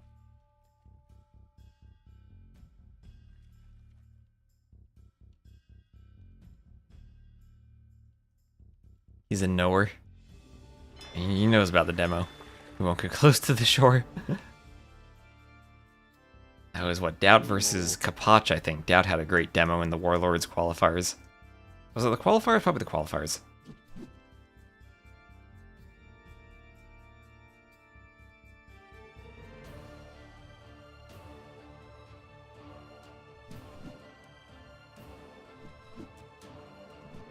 Oh, okay, here it comes. Here it comes, he's running. Ooh, gets a hit on the demo, just skirms. Not archers, so he doesn't pick it off all that well. He wants the demo hit, he wants that. Okay, here come a few archers. And you gotta be careful, the demo, gotta be careful, it's gonna keep them away. Okay, so far the demolition ship just acting as a demonstration ship. Keeping those units away from the coastline. But he can sail back and forth a bit, then maybe get repaired. More fish on the way. Forward dock from Sorakuma, that could be demoed. And Castle Age on the way for both, just about the same timing. 7-2 KD for Sorakuma though. He's defended the men-at-arms quite well after that initial loss on his wood line. And now he's getting in, no demo over here, so he might dare move the archers around. No, he won't. He's gonna stall and go through the palisade. So blue at least has put the fear of the demo in the mind of Sorakuma, but he will be late on the stable. Skirms can harass those vills. And probably not deny the stable, they're just skirmishers, but we'll do a good bit of HP damage, maybe kill a villager? Ooh, she's down to 3 HP. The full HP vill should be able to finish the stable, there he goes. If I were a vill, no way I'd repair it. Hey, demos don't damage your own units, only enemy units. You can repair a demo all you want. You're like the monk who won't heal the turd. Oh no, the vills, he went for the masterpiece mining camp. For the vills on the inside, but that'll backfire as they can't run. The scout comes out, but oh, that villager goes down. Maybe her friend now has more room to dance inside, but ooh, okay, the skirms faced off by the scouts now, yeah. That works for a lumber camp or berries because you take the resource fast enough. Oh, demo, finally, finally. Okay, yes, 4 skirms dead. He needed it on the archers though. The scouts would have killed the skirms just fine. It may be a misused demo. He needed it for the crossbows. Well, here are a couple of knights. Do demos not do friendly fire? No, they do not. They do not. Now, remove your boar corpses. We learned that. That's still a video I need to make, but they don't do friendly fire.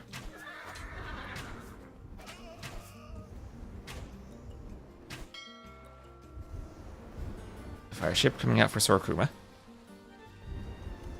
A bit too zoomed in, maybe. Now Scorpion coming out, defensive Scorpion. Keeping the crossbows away. Always avoided demoing near your own ships, oh no. The unit's only been in the game since the Age of Kings we've had demo ships. Cost effective? Yeah, but he could have gotten all the crossbows.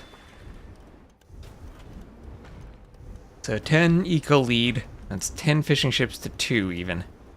Sorakuma. The vills aren't that far different, but the fishing ships are. And being on the outside, he can keep moving his fish to more docks and finding ways to fish efficiently.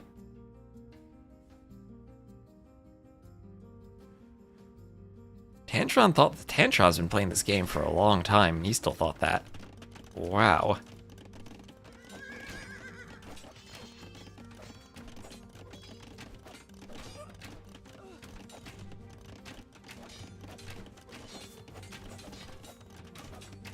If you kill an enemy demo and explodes near your ships, does it do less damage? It does the same damage it normally would, but the damage always tapers off linearly from the center of the demo ship.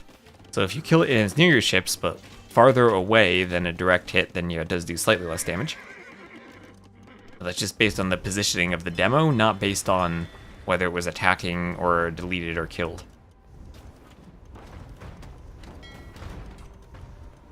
So Steppy coming forward, poking down a fire, and now it'll be Step Lancer time for blue. Italians probably be okay going crossbows here, and eventually genbows. Yep, same damage, indeed.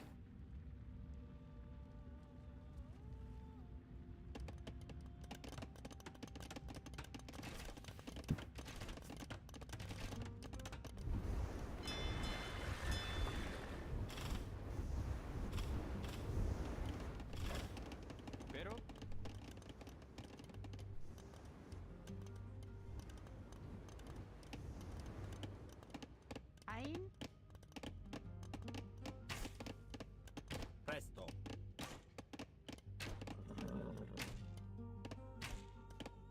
Yeah, Art of War, the naval battle Art of War. That is horrifying. As to will be the deaths of these Step Lancers, as blue is not paying attention. Ooh, 6 HP, finally runs away. Lost the Step Lancer for free there. There's so much you gotta focus on here with all the pawns. Another dock going up for Sorakuma, and he is starting to dominate the pawns and pull ahead. Huge eco lead now, up by 14 eco units.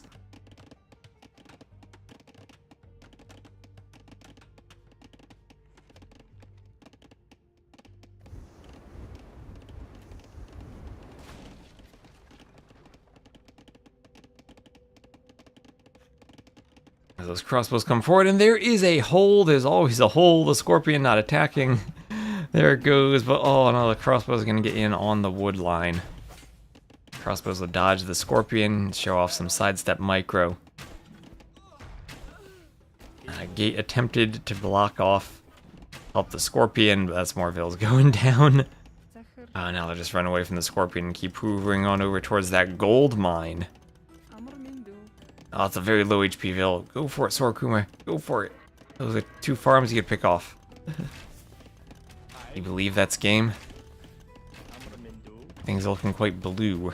For blue. And now it's 21-4 on the Eco KD.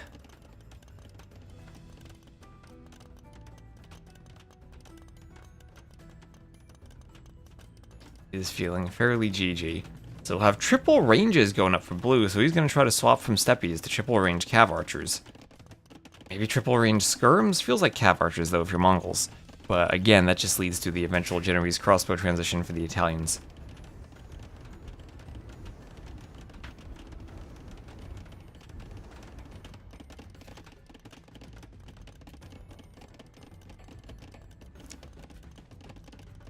Blue is ranked 2560.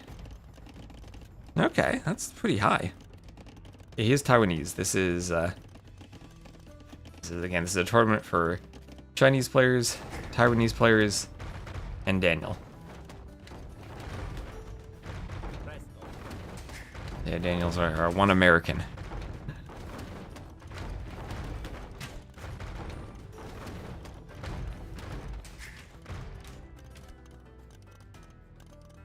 So good mangonel push, but the problem with mangonel pushes is one mangonel can kind of scare all of them away.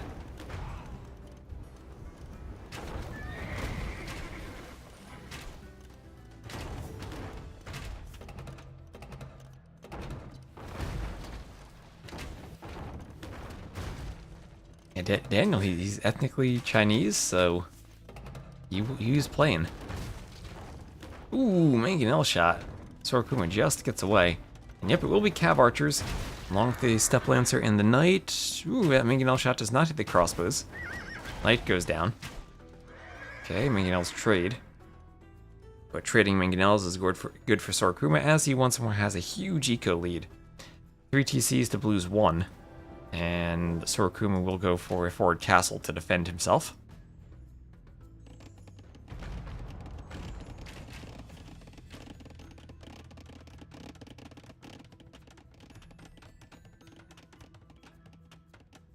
Presto.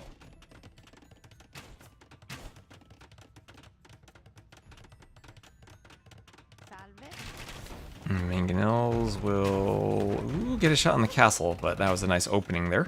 And Repairville's on the way. Galeen almost double for Sorakuma. Yep, this is looking really good for him. That mangonel shot just misses. 1 HP left. Connected mangonel shot there from Blue. Castle 90%. Don't think he gets denied. Maybe another shot on those vills. Nope, they garrison in time. It's a Chinese company. Okay, so they have a company sponsorship.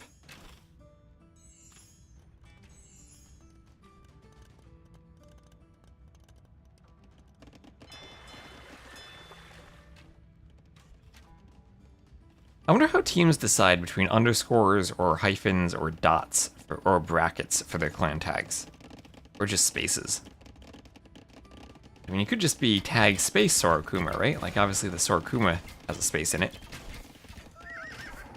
You make battery packs? I have no idea.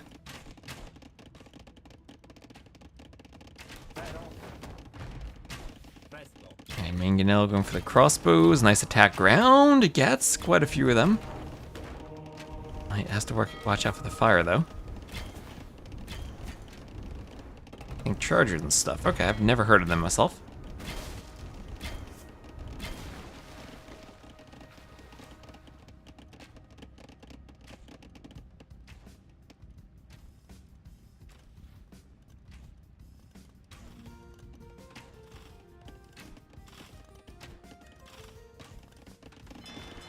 Ooh, demo, use it, Sorakuma, use it. Oh, that was a perfect opportunity for that demo. Oh, the Cav Archers were right there. You missed it. Now they'll come over and they'll deny the market. Is this a way to get himself back into the game with Cav Archers? Bills go down.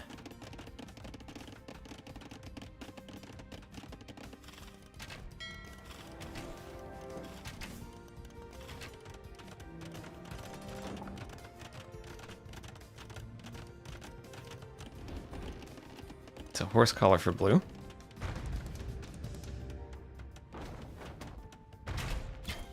They have reliable power banks, USB-C cables. I think they're into solar panels and large power storage as well. Tantron giving us the full rundown on the company. Okay, Mangonel shot doesn't fully hit. And we're starting to see the Genbos used against the Cav Archers. Nice micro there. Sorakuma up to Imp, and Talons being up to Imp is really scary. Still a 46 fill lead, but that's closing, right? He's closing the distance a bit.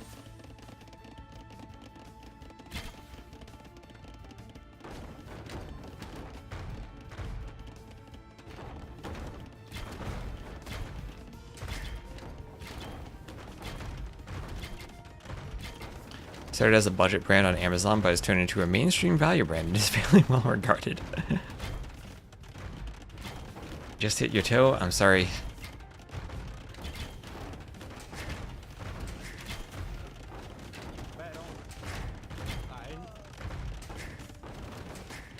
That's why I always encourage wearing shoes when possible, if you're next to anything that your toes might hit.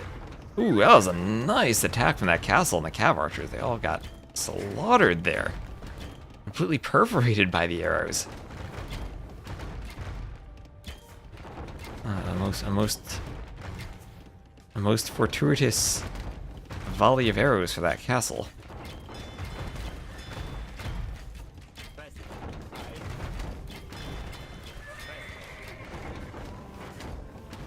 Imp into GG might be GG upon Imp. Imp is nowhere nearby for blue, and looking at the base setup, there are 1, 2, 3 castles defending it. Don't think he'll be able to do much damage with the cav archers and mangonels anymore.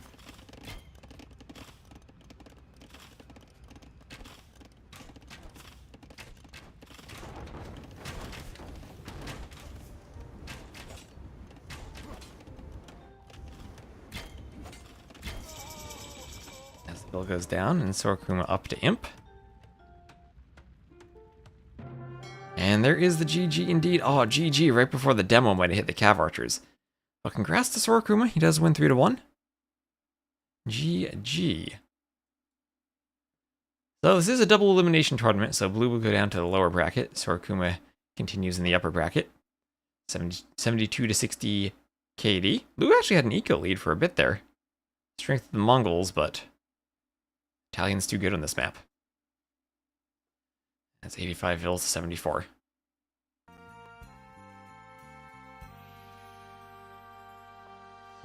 Alright, so we have a bit of a break now before the next set at 14 GMT. There's a set of this, and I think a set of Heaven and Hell. And I'll, like I said earlier, I'll probably cast Heaven and Hell because I think that's a bit close. Yeah, that's the quarterfinals. That'll be Siscon versus Ganji. Unless this set's happening right now and we're just immediately going to cast it. Bad Koala versus I Buy Power. Let's see where they are. Game 1 on Golden Stream. Maybe we could cast this for now.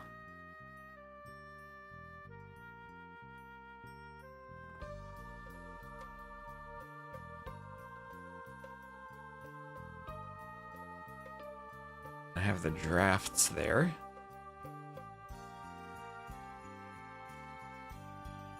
See what side of the overlay they're on. Bad Koala on the left, alright.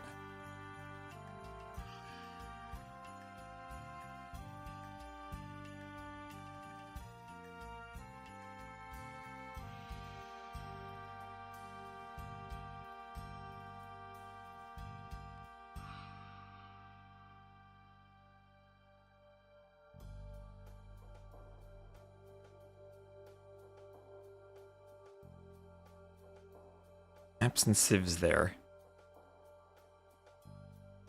Still, I need a bit more of a background behind that, I think, when there's only one row.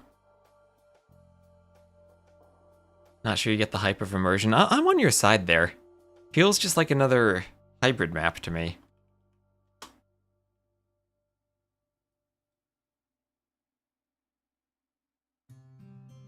And hello, Boytigan. How are you doing? So what's that icon? Z Event 2024. And hello, Exercept. And also a reminder, we are also streaming on YouTube if you want to check it out there. And hello, YPPY on YouTube. We are doing the YouTube stream without any ads, so I do appreciate the support there. All the Twitch subs and YouTube members help me minimize the ads as much as I can.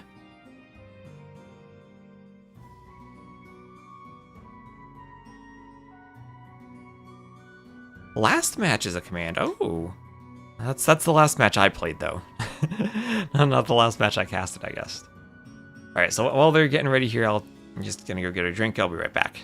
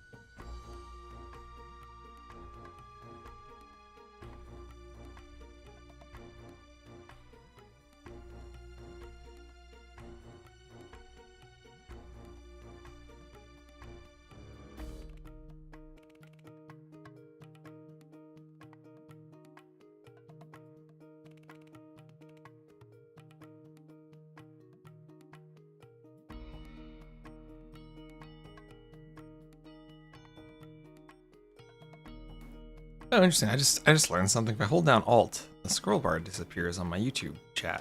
Or is that control? Oh, doesn't happen anymore. Okay, that was weird. I can click on messages to make stuff happen.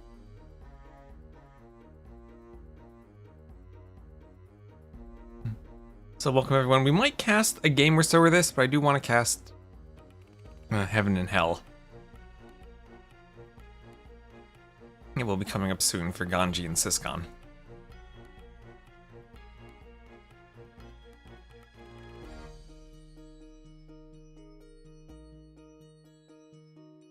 Which ladder maker random had more Fatoria or walled starts? You like ZN hyper random Fatoria? That's a fun one. I saw Dave was doing some hyper random show matches yesterday.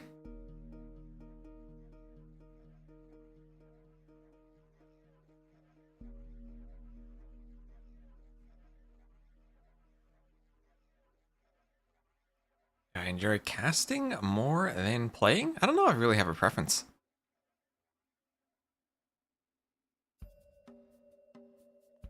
Generally when there's stuff to cast, I cast it because I think there's more people who want to watch that. Outside of community games, I don't think it really makes sense for me to stream too much gameplay.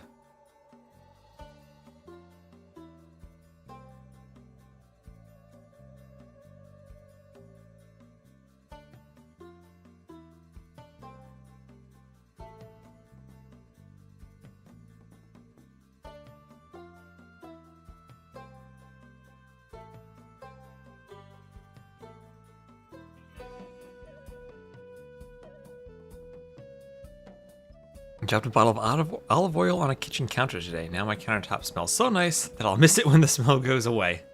Sounds like you need to do that more often. What is this XP thing YouTube chat has added? I have no idea. It just gives you a crown for the top 3 most XP people in the chat. And I don't know if you get it by chatting or typing or just watching. It feels like whoever shows up first and types a message just maintains first. YouTube has XP, yes, in the chat. I guess it's kind of like a Twitch channel point. Let's see, these players have been in the lobby for a while.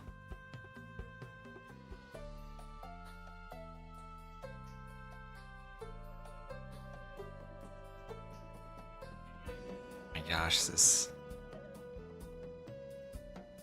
internet becomes almost unusable without uBlock on Chrome. I'm full on doing my Firefox switch. I need to do like my password import.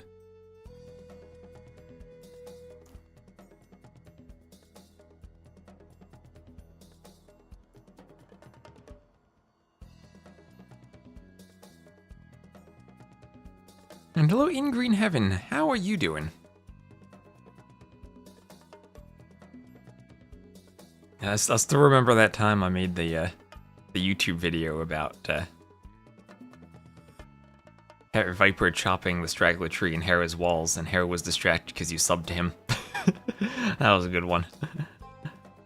Your XP just went up, then I posted that message. Oh, now you're number 1. Now you're number 1 on XP. Is there uBlock Lite, and does that still work on Chrome?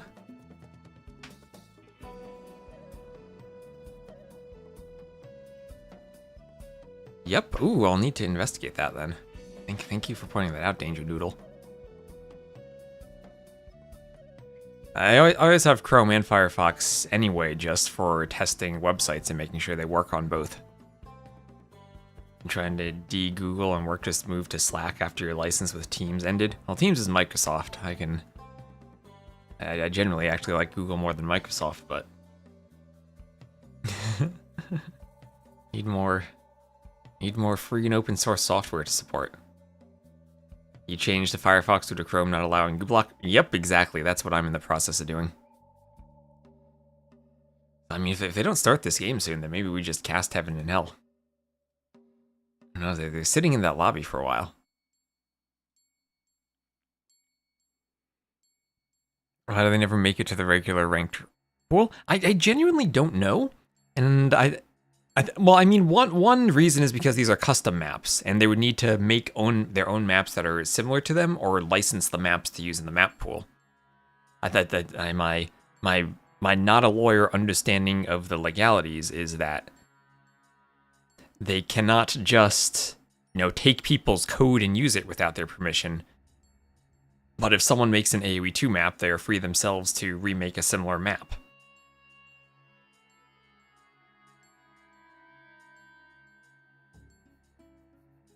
So it is a licensing thing in some respects. In other respects, it's just them not really putting the effort into the map pools.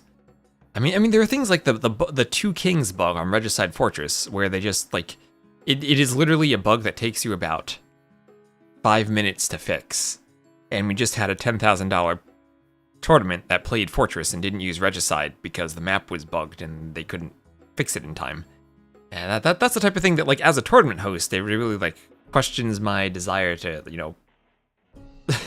if they're sponsoring this tournament and they're not actually doing anything to support the tournament, like, what type of partnership is this? So there are definitely some questions there. I'm the only person in the office today, and this is some nice listening. Nice. Well, hopefully the game starts and you'll see some nice playing. Maybe so. I do wish that you could actually just play custom maps in the ranked system, and that it wasn't just this queue with limited maps, but you could actually have a ranked lobby system integrated with the queue. So instead of having a separate quick play and matchmaking and lobby system in 3 separate areas, you just had all in one, where the matchmaking queue was more of a search tool for the lobbies, that you pick the settings you want to queue for, and it kind of creates a lobby / finds lobbies for you.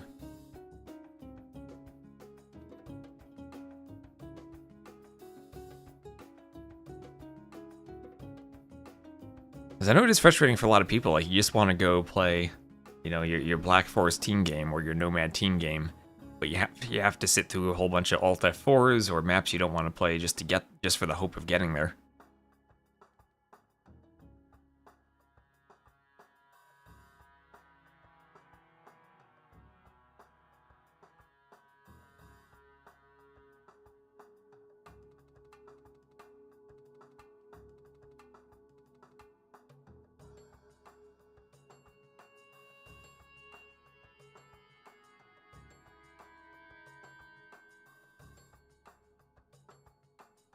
I don't think they want it to die. I just don't think they've properly figured out how to monetize it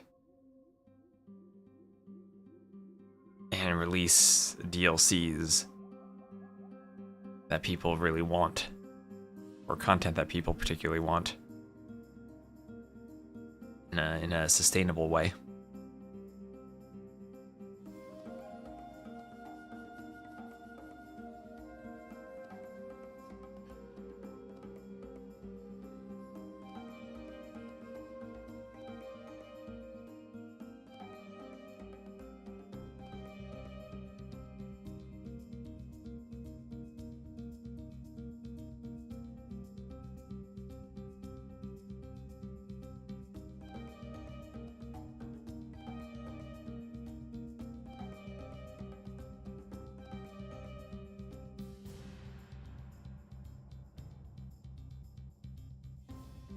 So is this game still not starting? Okay, if it did start, and it didn't launch on the dashboard. And I don't see them in a lobby anymore. So we might just be waiting until Heaven and Hell. So I think maybe what I'll do, maybe I'll just cast a game from Lewis. He's playing Arabia against Quang Tri. And I'll just update the title for Heaven and Hell. So this will be Syscon versus Ganji, Heaven and Hell Quarterfinals, hosted by @JohnSlow_HH. I'll update the title on YouTube as well.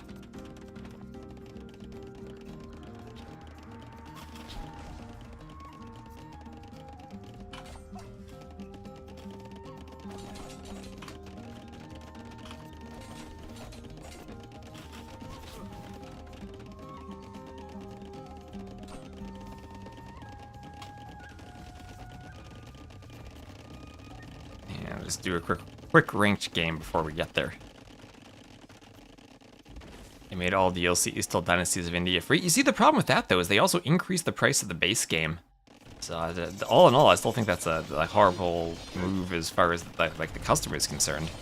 Because I don't think you're really adding all that much value for how much increasing the price of the base game to $35 costs.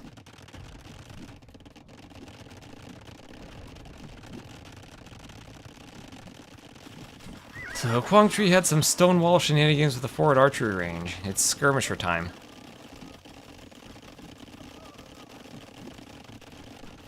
Hey, yeah, remember, Mem's the youngest player on Onimaru. Lewis is number 2.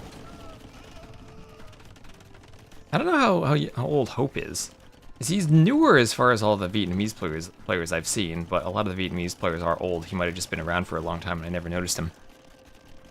Look at the watch. It's skirmisher time. Look at the calendar. It's 2025. It's skirmisher year. Year of the skirmisher. No, yes, take. It's yours.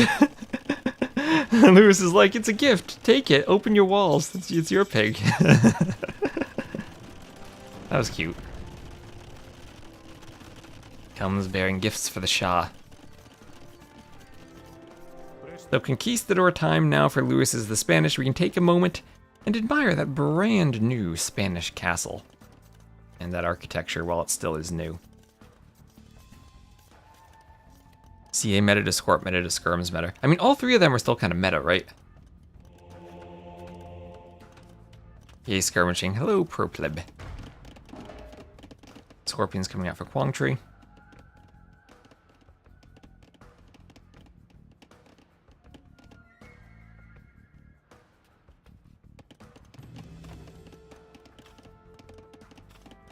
Who won the previous series? Sorakuma? Yes, he won 3-1.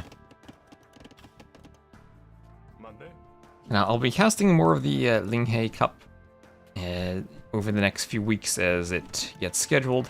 We'll probably provide some content for us as we're waiting for the next, I guess, World's Edge sponsored tournament will be Sudden Disaster. And I'm looking forward to Sudden Disaster. Metas don't exist in vacuums, but our responses to each other. I feel like skirmishers have always been the meta though, since like AOK. We kind of got away from it, like in like late AOC with the Huns Wars. And then we had like that Men-at-Arms period with towers and Willowlow Kingdoms. But now as DE came back, I feel like skirmishers have just been growing in popularity. Blue won the Bengalis versus Vietnamese game. Otherwise, Sorakuma won the other 3 games. Oh, is the qualifier the Chinese land before? Okay. I didn't see the dates of the qualifiers. I don't think that was on the calendar. Only the land was on the calendar.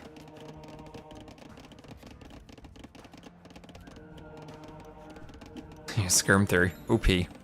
Nearly 2 a.m. in New Zealand, but I'm enjoying the H&H tournament. Hello. And hello, Drill Man. How are you doing? So Scorpion defense. Well, this might not be Cav Archer versus Scorpion, but it is Conquistador versus Scorpion. With some skirmishers mixed in, right? That's very 2025. And Wheelbarrow on the way for Lewis.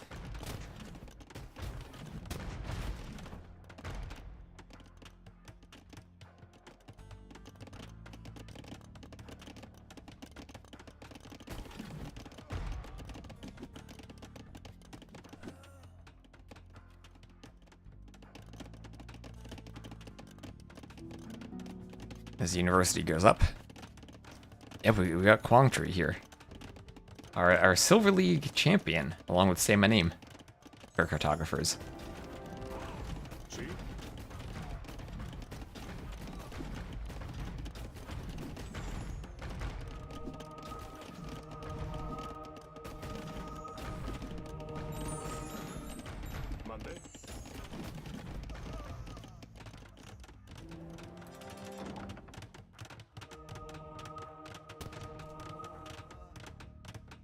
Historic matchup, Inca versus Spanish. You can make a campaign about this.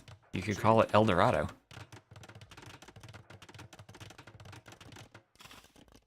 Yeah, you'll have to explain the joke, Drill Man.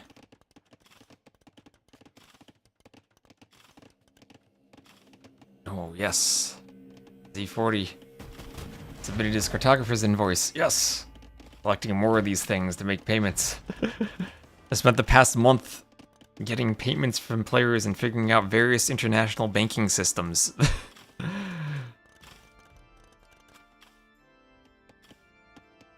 At what time is the Heaven and Hell set? Supposed to start in 4 minutes. So this is just a ranked game we're casting on the way to it. So 22 villager lead for Quangtree.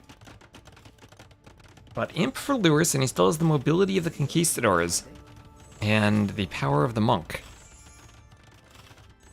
Start a fintech startup now. I mean, considering how difficult it is to make payments, that could be a thing. I could make a business handling Age of Empires transactions. Yeah, also Ford Castle on the hill for the Trebor. And also, let's just say, his castle looks far mightier and more impressive than this Inca's castle. Like, this thing isn't big enough to be a castle. The Inca really need their own architecture set. So the Mesoamerican architecture does not match with that castle. Even the rocks are a different color. Is this Dave's favorite? It does match their wonder. But as a castle, it's not very intimidating.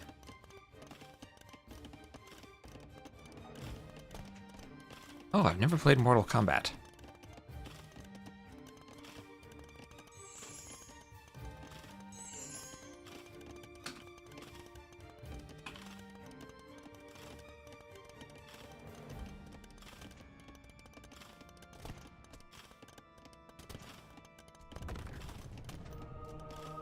We need more American civs and North American civs. We need the Mississippians. Dave's chat insists this is the best. Yeah, I mean, it looks like it was made in one of those blenders he gave them. Dave is disgusted by it.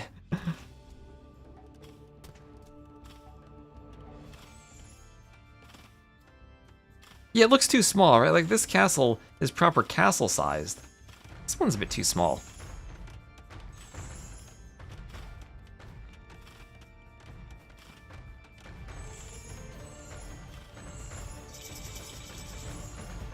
So Trebuchet on the way, 5 monks, 17 conquistadors, Imp on the way for Quangtree. He's going to be going for eagles.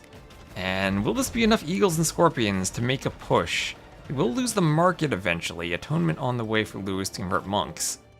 And he'll be doing his own Treb, down by about 30 vils. He's going to have a moment to push with Trebs, and he's kind of on a timer though, based on the economy of Quangtree. Now, that's a lot of scorpions. What type of scorps do the Inca have? Siege engineers and heavy scorpions. So they would potentially get full upgrades for them. Blacksmith converted. Conquistador is able to pick off scorpions okay. Looks like a couple of fire arrows would take it down. Well, I just need to play that AoE 3 DLC campaign where the Chinese ship gets lost in the New World. Bring some of those fire arrows over. Yeah, it looks like Ornlu can huff and puff and blow it down.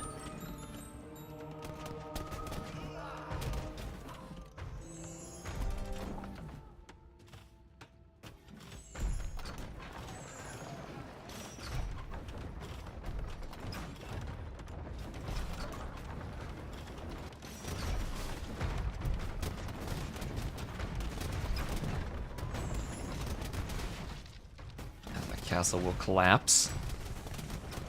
Ring Archer armor is on its way in the blacksmith. Yeah, 3 trebs on a hill, 4th treb on the way. And Lewis continuing to push. Still down by 2k res collected and down by 20 vils. Ornlu just sent his trusted ally Ralph the Mouse to destroy the castle. Alright, Ornlu would just keep booming and never have the trebs forward. Some more castles at home for Lewis. He is still defending, and all these buildings will crumble due to the might of the trebuchets. Conquistadors, elite upgrade on the way. Lewis not microing them, though. They're going to be picked off by the eagles, and that is not the way he wants to take the fight, but still overall will be a good fight where he takes out a lot of eagles, and he's getting conversions on the barracks. He's converting the barracks. Wait, I don't even know what he can make champions there. just some long swords to fight the eagles. So there's the remade barracks. The Trebs will focus that. Remember, the monk is the best siege unit in the game, and Lewis just going for more conversions here. So Quang Tri collapsing against this early imp push. Up in Vills, but still losing all of his base. Getting the skirmishers out, finally going for Skirm 30. The best unit in the game to counter the conks and the monks. I can only imagine how difficult it would be to fix the path encoding. Well, I think it's more a project management issue than a coding issue.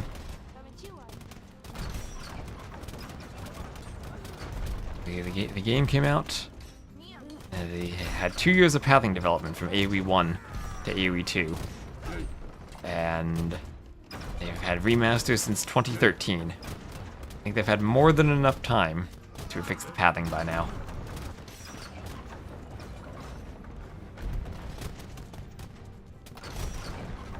They've had 6 years to fix it. They've had 12 years to fix it. You gotta count HD too. Remember, that came out with advertised improvements to pathfinding.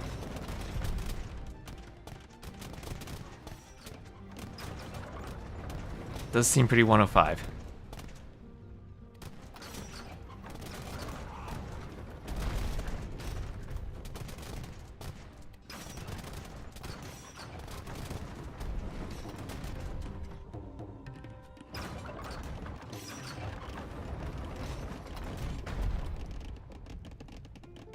And there's a GG from Quang Tri, and Lewis does it. All right, Lewis does it. 101 kills, 50 losses. Much bigger ego for Quang Tri, but he could never turn that into the army he needed to fight the conquistadors. Well-timed push from Lewis, getting imp first, having the forward castle on the hill. And GG. So let me get this set up for Heaven and Hell. Is it really a coincidence that the two RTS games that are arguably the most longevity also have bad pathing? Is there an RTS with a good pathing? I think that it has more to say about other aspects of the game than the pathing.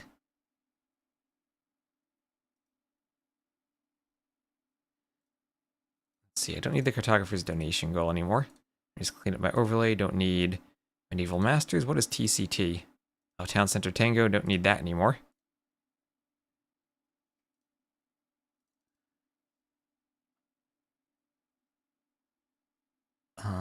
BRB. Don't need that text.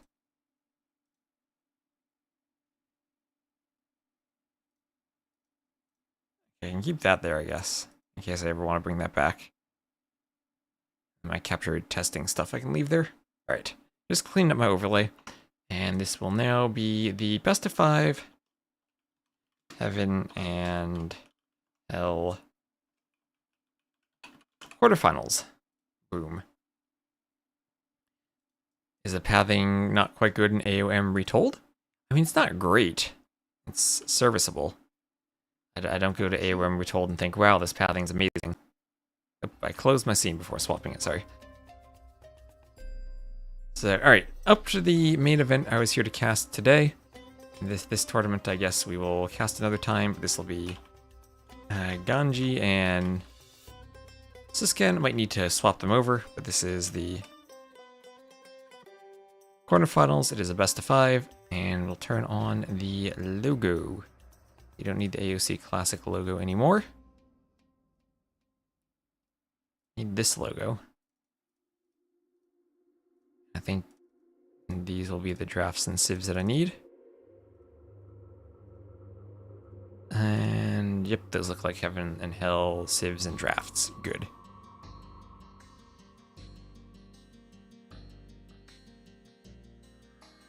So just get ready for that.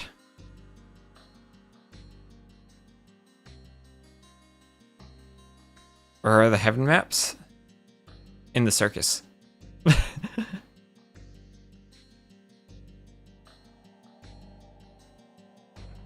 Well, see, the problem isn't the performance exercise, the problem is the result of the pathing. And that was something that Scriptwrite even did on the user patch. He maintained the same result while improving the performance. And DE just has much worse results. Okay, Ganji is hosting Bazi Random. Looks like we have the drafts and the civs. Let me just check if I need to swap the players on the overlay. I do.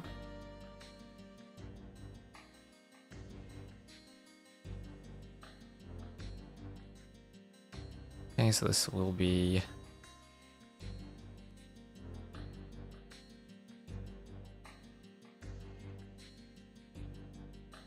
Ganji over there, and Siskan over on the right. Show the maps, and then the civs.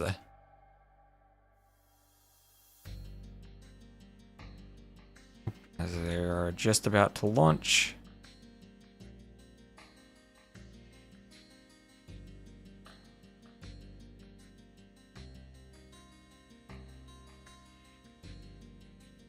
And there we are, the civs. So, Bazi random game 1. 2 heavenly maps in Zawal and Beast Chief for Ganji. 1 heavenly map and 1 hellish map for Siskan in Arena and Sokotra. But happy with all these maps. And the first game will be Mongols versus Persians on Bazi random.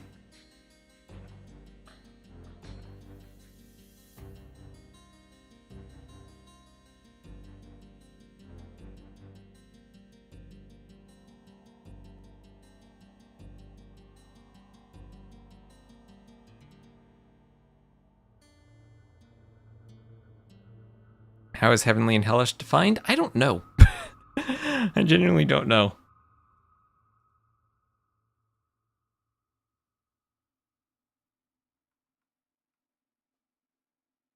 On large scale, RTSs have a path. I don't think that like the problem with DE though is that the pathing is bad. I think the problem is that the pathing is very obviously worse than it was in the original game.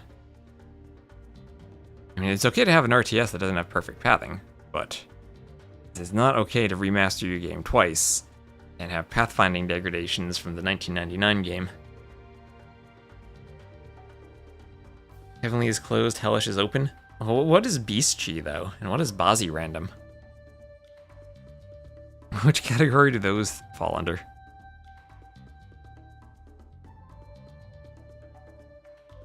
Yeah, 8 seconds.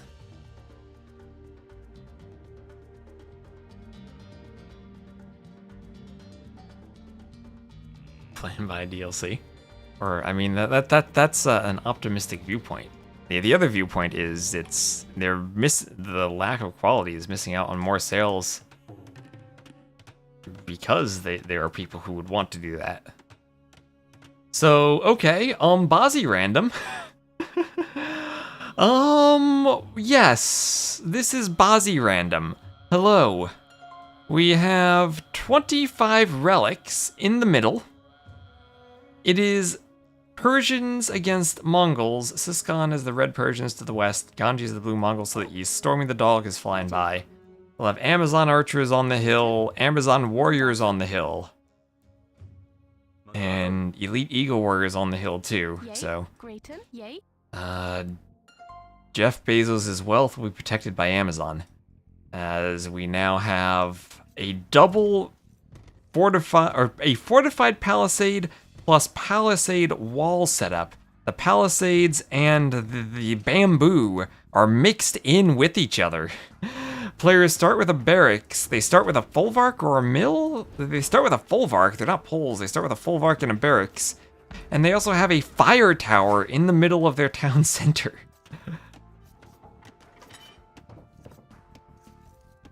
So bamboo, reinforced fortified walls, a boar there. I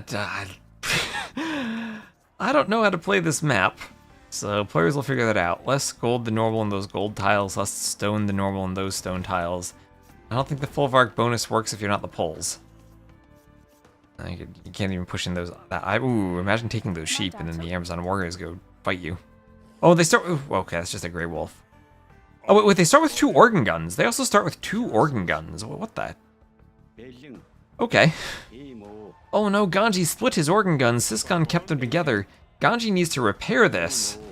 He needs to be doing loom and sending a repairville right away. Don't lose your organ gun. How the heck is this? This is Bazi random.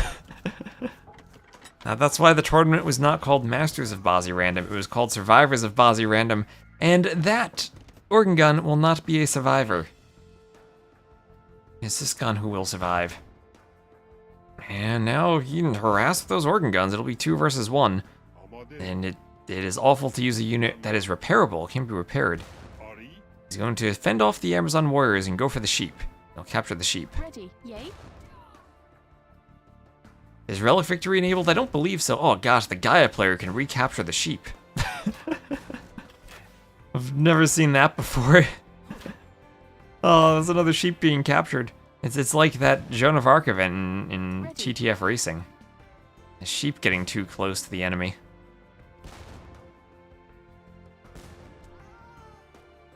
Grayton? One player got all the relics, I feel like they should win.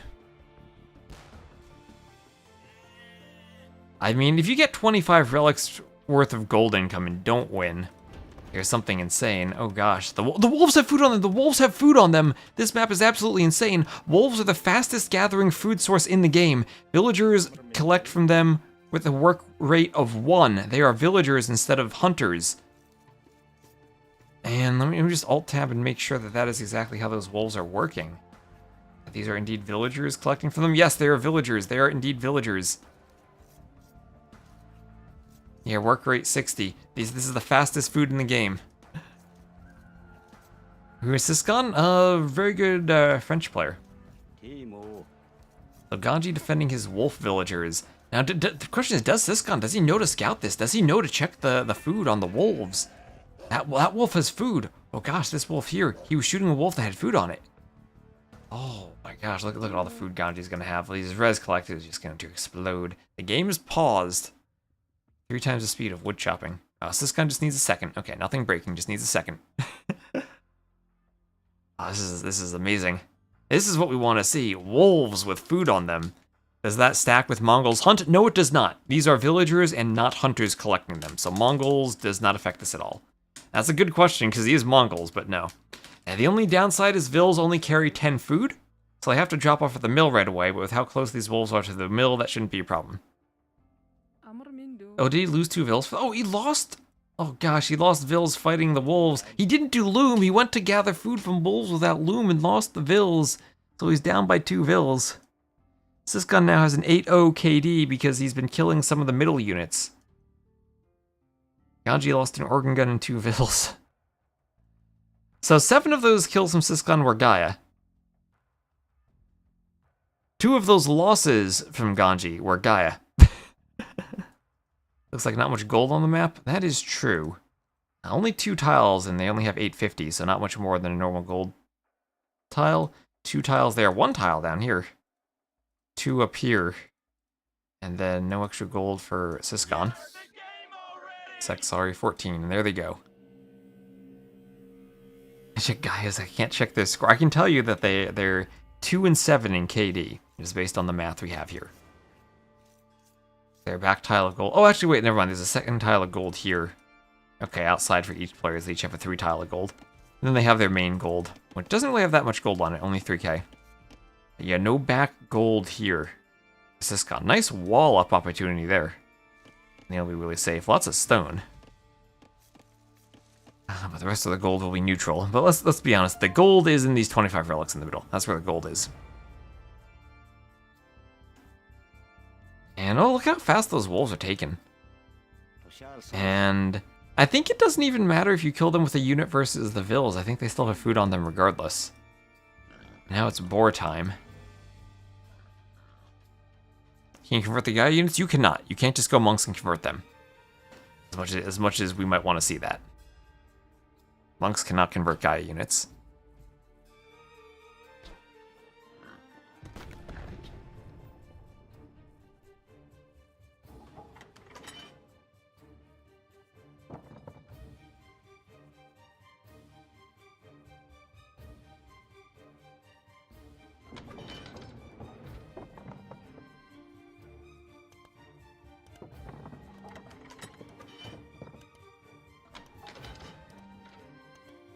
Ooh, that boar.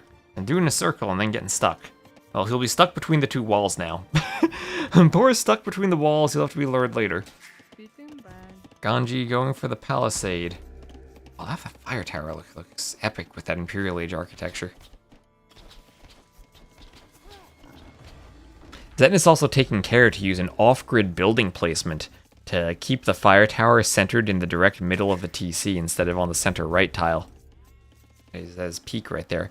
Oh, I could probably do that with the map revealers instead of needing to put 4 map revealers. Oh, but they need to belong to the players, though. I need the... And it is kind of off-grid. Actually, no, it depends on the tile, where the line of sight is. Okay, sorry, I'm just thinking to myself about map scripting. Do you gather faster from bears if bears have food on them? Yep, all predator animals. It's because you are...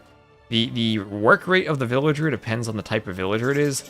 So, sheep villager versus hunter versus berry villager versus gold villager. The herder, hunter, forager, gold miner, lumberjack. Each type of villager has its own work rate. And when it's just a villager in combat mode, it actually has the fastest work rate, which doesn't usually matter because there's nothing for the villager to do work on. Builders have their own work rate. But when the villager type of villager gathers from the wolf, it is a villager to attack the wolf and remains a villager while gathering from it. So it has its full 60 units of food per second. Or I mean per minute gather work rate, or 1 unit of food per second. Hunters by default are 0.41. So 0.41 food per second compared to 1 food per second is a huge difference. The Bordiago was what made you guess Ganji back in Hidden Cup. I think pretty much everyone does that these days, though. Or I guess Doubt won't do it. Doubt would try it and fail it. Yeah, I'm pretty sure Dave should know this. Yeah, wolf food is the fastest food in the game. So, second organ gun, dead. Ganji, no more organs.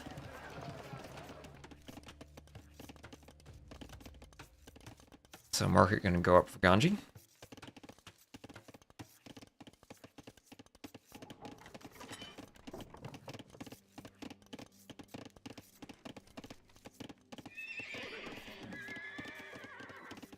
Have either of them seen the relics? Yeah, the middle is... Oh, that's a good point. The middle is all visible. So they have vision of the middle. The middle is all visible. They know the relics are there.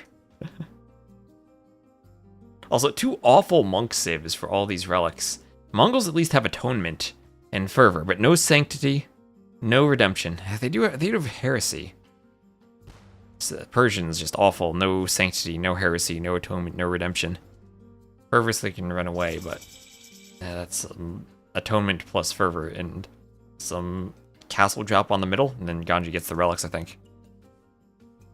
I always see Stormy the dog all the time. He's in all these maps. That was one of the developers' dogs years ago. Added him as a cheat code. Or not a cheat code, but a cheat unit. You can place him as a bird.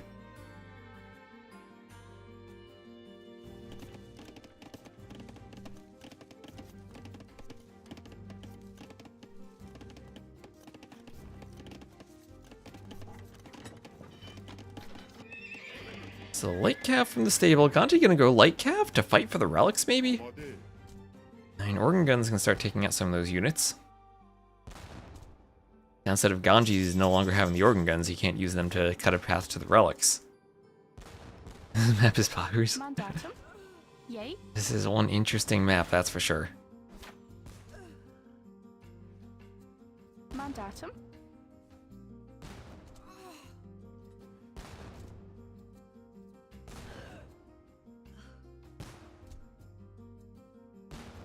Ready. Grayton. Third Bari scenario from the OG scenario also has a monastery named after a dog as a tribute. Oh, it does it. Yay. Ready. Grayton. Mandatum. Grayton. Ready. Mandatum. Yay.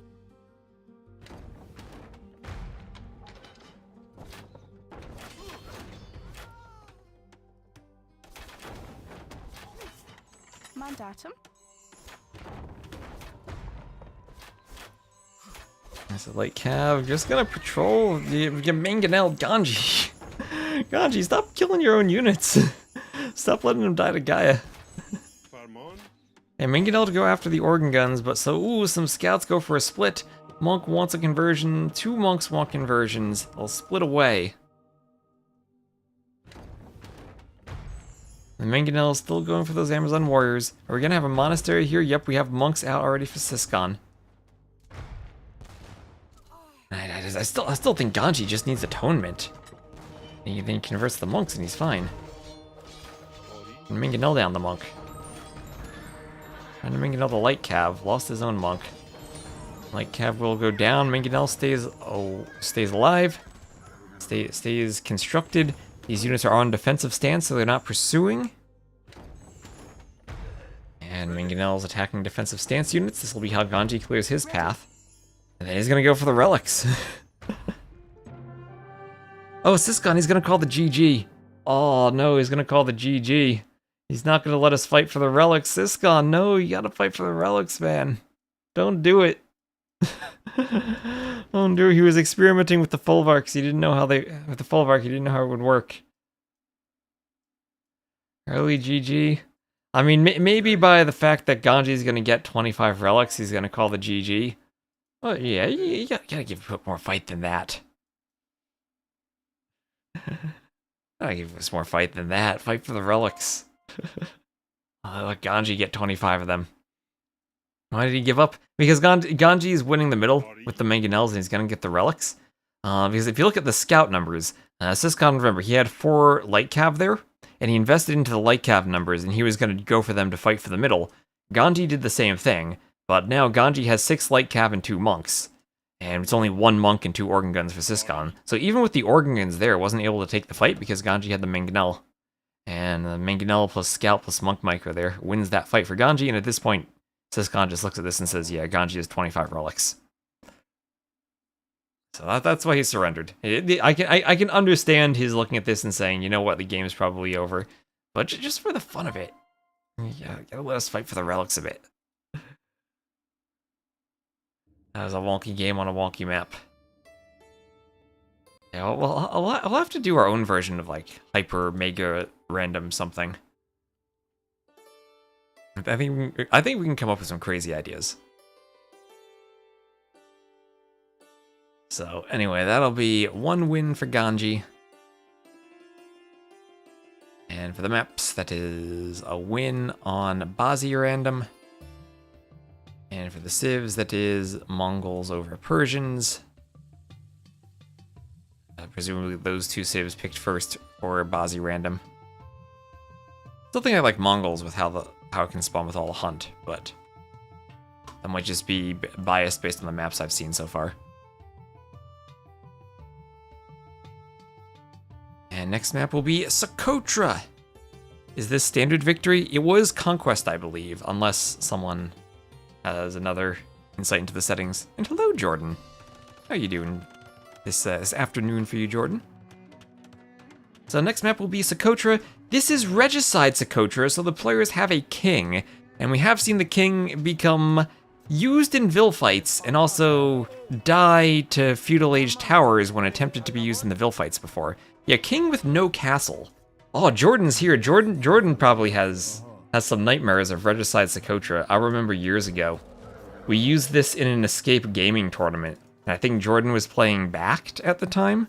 And you didn't start with a castle, but Forgotten Empires had the great idea that instead of a castle, the map would just start with a tower, so you don't run the king into the tower. But that was back in the days when the Dark Age Watchtower enabled you to build further watchtowers. So we loaded into the game, and the first thing I saw was Backed building a mining camp on the stone, and then I was like, oh my gosh, he realizes this and Jordan doesn't. And hello, Sir Baron. I'm pretty sure that was Jordan versus Backed in one of those Escape HD tournaments we had probably around like 2017, 2016 maybe. You remember, but I think it was it versus Chart? Maybe it was versus Chart. I forget who it was. I remember it was you facing the the Dark Age Tower Rush. Yeah, this version no tower, but it does have a king, so he'll be involved in the Vil fights trying to block. And if you do risk your king in the Vil fights, you will get more Vil kills, that's for sure. And he is faster than the scout in the Dark Age.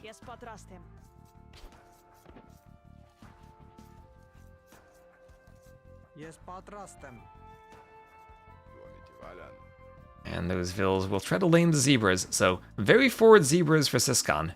Not the spawn he wants. Side zebras for Ganji, a bit safer for him. Both players did manage to get their elephants at the start. The kings regenerate? No, the kings do not regenerate health. You can garrison them in the TC if you want to heal them, but by themselves they do not regenerate any HP. And Ganji taking full advantage of this laming. He is the Armenians. He could even do a mule cart forward if he wants to start collecting from the deer. We have seen the Georgians do that too on this map. They start with a mule cart. There was that game we casted. I forget who the players were. It was one player had a mule cart and both the zebra patches spawned forward, and he could Vil fight and take 2 patches of zebra with the mule cart.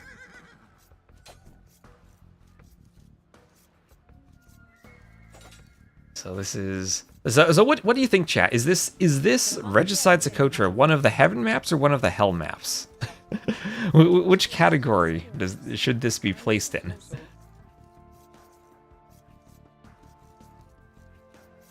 Random Regicide thrown in. Honestly, I have been liking the Regicide and sudden death settings we've had in tournaments recently. Heaven for viewers, hell for players. I think that's the point of all the maps in the tournament. Oh, the king trying to push in a zebra, but Ganji says no. Where did he get that zebra? Why is there a dead mule cart there? Was the king trying to lame a zebra? Did he go that far to, like, push a zebra from the other side? That king's getting his workout in.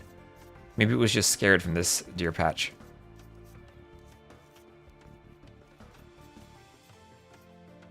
And so far, res collected advantage for Siscon, although that depends heavily on whether the Vils have dropped off at this point. These Vils still fighting.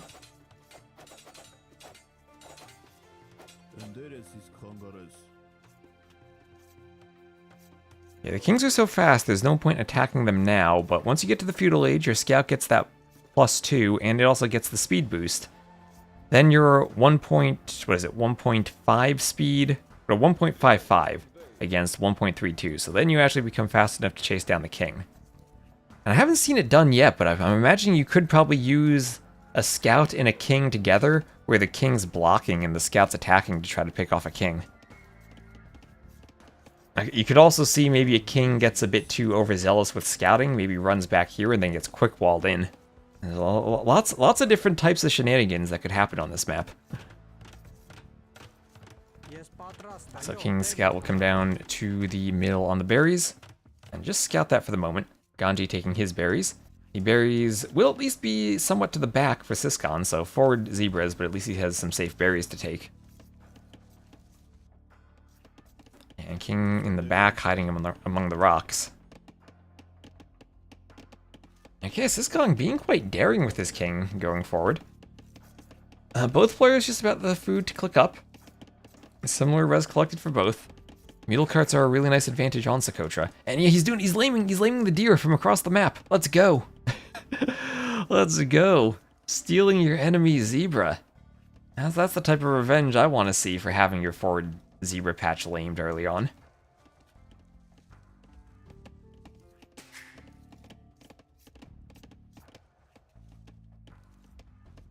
I would like if the map was smaller. It looks big for Socotra. It might look big on the minimap because they changed the map size so that there's not all the water on the outside anymore. I kind of don't like that though. I kind of like the old Socotra where it felt smaller because it had all that empty space on the outside.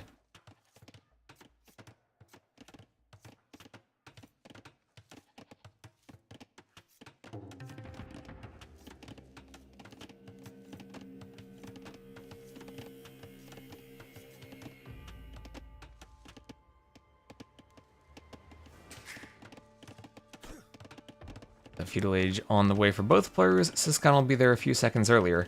And, well, I think it's time for the skirm war to commence, because as the Lithuanians, Siscon will have faster moving skirmishers.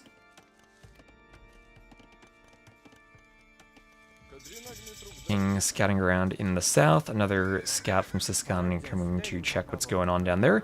Lower HP on the scout for Ganji. And this is where the king's Ganji... Oh gosh, Ganji walled his king in on the edge of the map so scouts can't get to him. Imagine though if Siscon were to dive with skirms or archers.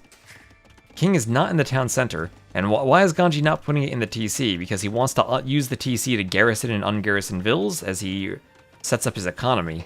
He doesn't want to have to worry about accidentally ungarrisoning the king. Also means he's not going to use his king in any of the Feudal Age fights, which is a big risk, but just like in the Dark Age fights, it can't help you. Maybe an unfortunate archery range position for Siscon. He has to be careful that his units don't ungarrison improperly because of the stone. The stone could be annoying.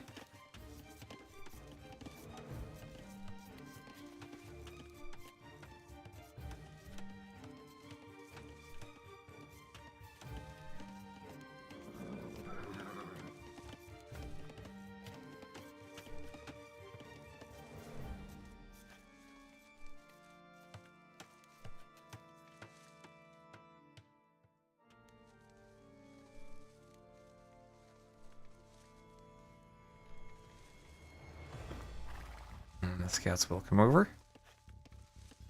And get a hit. Nice uphill hit for Siscon. He tanked a hit to go uphill, and it was worth it as he kills the scout. Gate will come forward for Ganji. And that spear will just force this scout away. So after a lot of Vil fighting in the Dark Age, not much aggression in Feudal. Both players just amassing skirms so far.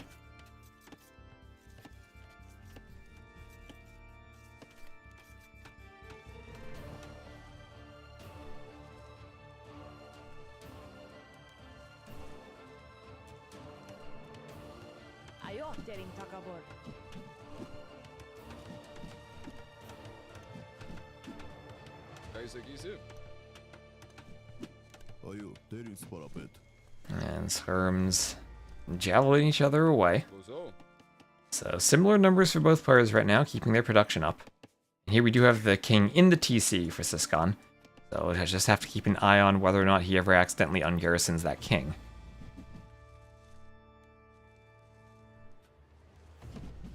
And big hill in the middle. Lots of gold and stone on top of that hill, so whoever controls this hill will be in a good spot in the mid-game. So now you're trying to balance your hill control with your skirmisher numbers and your economy for clicking up to the castle age. The more skirms you make, the later your uptiming. But the more skirms you make, the better the fight you take. And it's all about skirm micro while at the same time managing your eco. Ganji's selling stone, buying food, and that puts him nowhere close to going up. Oh, that feeling when you buy 300 food, and that's all the food you have at all. Skirms counter everything. Who cares about uptiming? Because then you get elite skirms. Then you get elite skirms, and you get even better skirms. The scout has to watch that spear. One spear just stops the scout from being involved in the fight. I mean, I have seen Yo play Feudal Skirm and counter Castle Age Eagle Warriors before. Well, once you get enough of them, anything's possible. See, +1 damage when attacking now.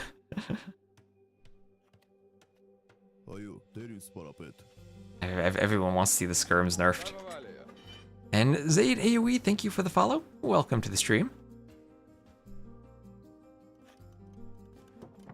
So I make 2 scouts earlier? That's the thing, I feel like scouts don't even kill skirms fast enough that scouts are worthwhile. Skirms have to be very out of position, and you need like 4+ scouts, I think, in order to take a decent fight. Yeah, and you need upgrades too. So first Castle Age clicked by Ganji. He did, again, use that market very aggressively early on, and he bought 600 food, sold 500 wood and 400 stone. He has also been mining that forward stone, and his back 2 golds, managed to keep 2 golds in the walls. What upgrades? For scouts you need bloodlines and forging. Armor doesn't matter there, but the total pool of HP you have does. Because if you get 30 skirms, you're using 2 volleys to kill a scout versus 3 volleys. Right, and the scout upgrades are more expensive than the skirm upgrades, which you don't really need upgrades with skirms if you're fighting scouts. Fletching's not going to increase your damage. It will increase your range, though. Bit of time between 5 skirms and 30 skirms. I guess that depends on the civ, though.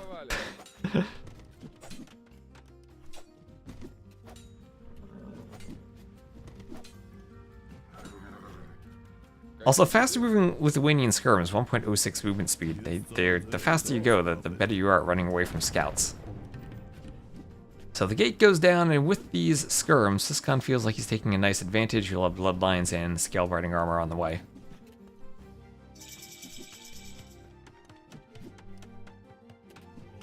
And we'll have a fortified church going up here for Ganji.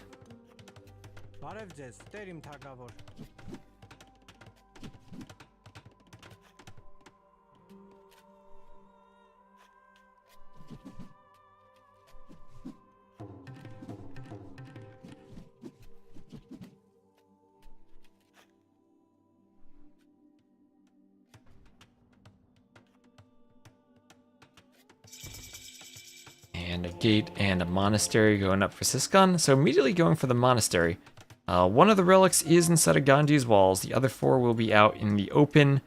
1, 2, 3, 4, rather evenly spaced between them.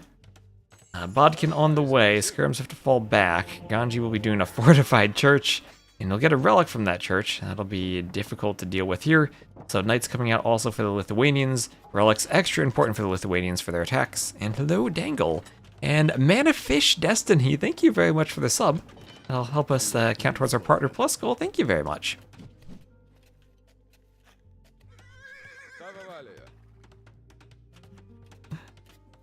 This is a very American name. Issue is nerfing skirms will make archers more OP because nowadays siege don't really counter archers either. Yeah, right, mangonels. Oh, I did hear an idea of just making mangonel projectiles move faster. Now that people are so good at splitting and dodging. I mean, maybe make mangonels just a bit better against skirms and archers. And also against scorpions too, because like even scorpions dodge. I guess that also affects mangonel versus mangonel. I don't know if that's exactly what I think of that idea, but I did find it interesting.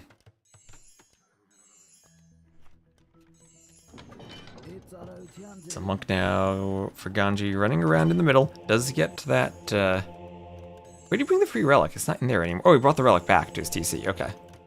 Yeah, one thing he does not want to do is gift relics to the Armenian player. Or gift relics as the Armenians to the Lithuanian player. But 2 relics on the way here for Siscon. And if he could grab 1 more and be on 3 relics, then he could just kind of go knights and take a huge fight in the castle age and probably win. Make siege engineering, make them move faster. Chemistry used to, I think, slow down the projectiles. That used to be a bug.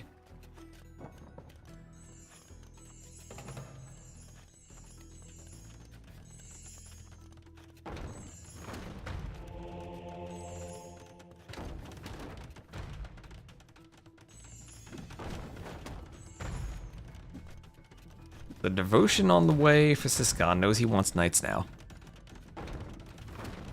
Yeah, right, it's more of a problem in an early castle. It's not really a late game thing. That's always the problem about doing like nerfs or balance tweaks. There are situations where the balance changes are appropriate, but then situations where they don't work. So redemption on the way.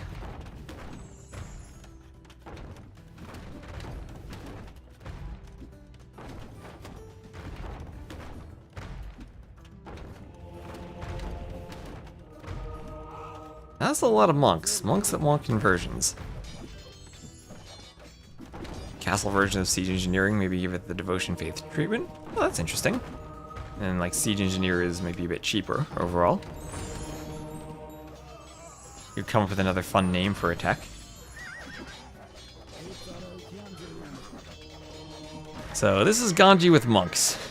And if you like conversions, you're gonna like watching Ganji with monks.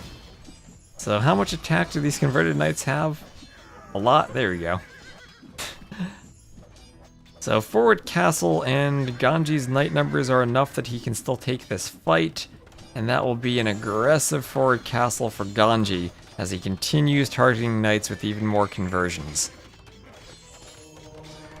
And Ganji just trying to clown his way to victory, splits the monk conversions. Wants to get 2, and there is the GG from Siscon. Ganji with the conversions will win the fight. Siscon had maybe an opportunity when he got the relics to fight, but not with all those monks.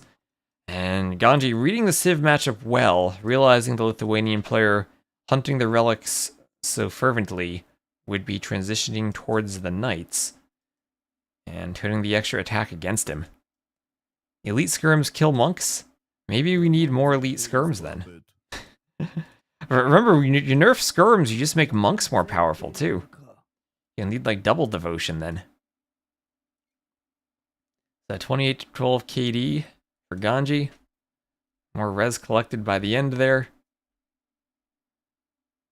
Minute faster to castle.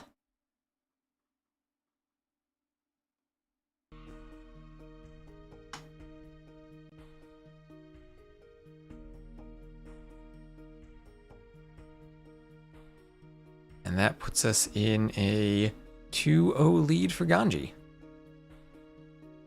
And we'll look at the maps. That was Kotra lost by Siscon, so he'll have his next map pick now. And he picked Arena as a home map. That does feel like a good Ganji map. That'll be a loss for the Lithuanians and a win for the Armenians. Entire army just switched sides. That's what happens when you play Ganji. Gotta watch out for the monks.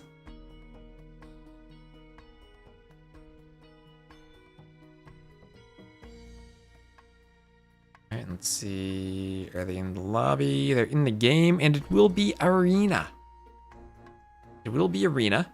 And from what I know, this arena has 1080 HP stone walls, not the original 1800.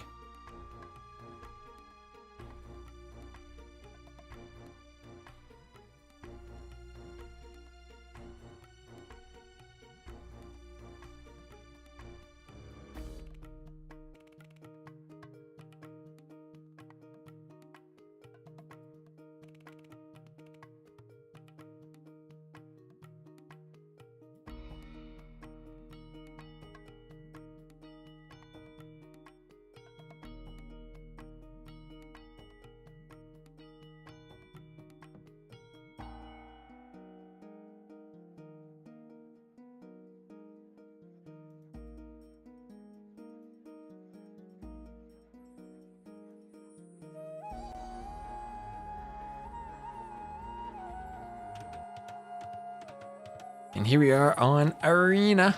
We'll have Siscon in the yellow this game, playing as the yellow Italians to the southwest, and Ganji maintaining his color will be as the blue Bengalis to the northeast. This arena, as I said, will have 1080 HP walls, and it'll be chickens! Oh, chickens, yes, will we see a funnel? 8 chickens! Oh, I hope we see funnels. Oh, let's go, funnel, please! Let's go. People tend to overestimate Lithuanian relic bonus unite, still easy to counter and predictable. Now they are still strong knights.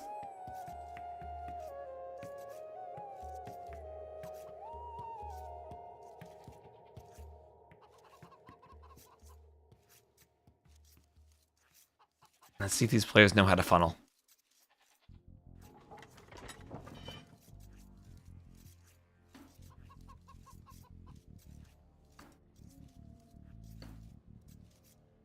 I'm just envisioning the funnel right now.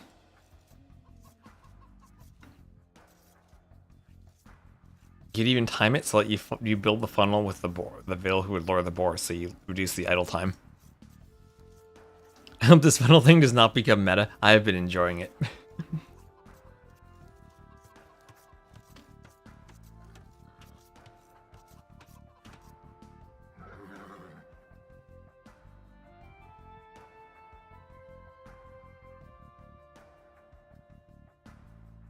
And couldn't just leave well enough alone with the deer. This feels like AoE2 fighting back against being changed. What's the funnel?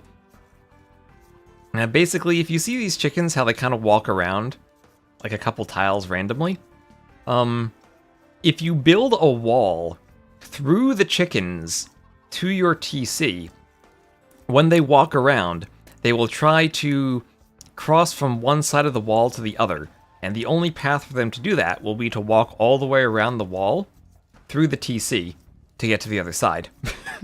So you can build a wall and it will make the chickens walk under your TC, where you can hunt them comfortably. If you check out my YouTube video, my most recent uploaded, not on the live tab, but on the videos tab, shows Phosphoro using the funnel. And here's another thing that, oh my god, my mouse wheel. I don't know if this is a capture age thing or a mouse thing, but my mouse always moves in the opposite direction. Move the wheel. So Ganji, he realized he was going to be housed, so he quickly swapped the Ville to do a house. But he's leaving that one tile gap between the houses as an anti-trush strategy. He's going to turn around now and just build them by the stone. Yeah, watching for tips. I need to record. Oh, no, no funnel, it's a mill. No, Syscon, no. We could have funneled.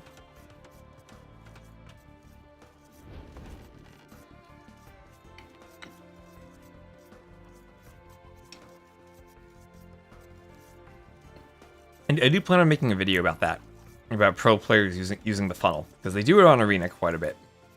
And I have been enjoying watching it. Ganji's just going to long distance take them. No, Ganji, you were my hope.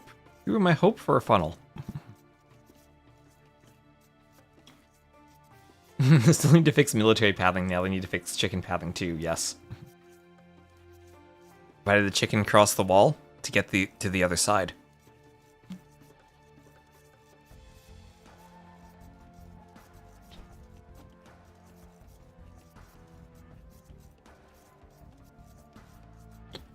I think Sling is OP. I don't know if I'd call it OP, but I mean, it was the team game meta for years and still is strong even after it's had a variety of attempts of nerfing it.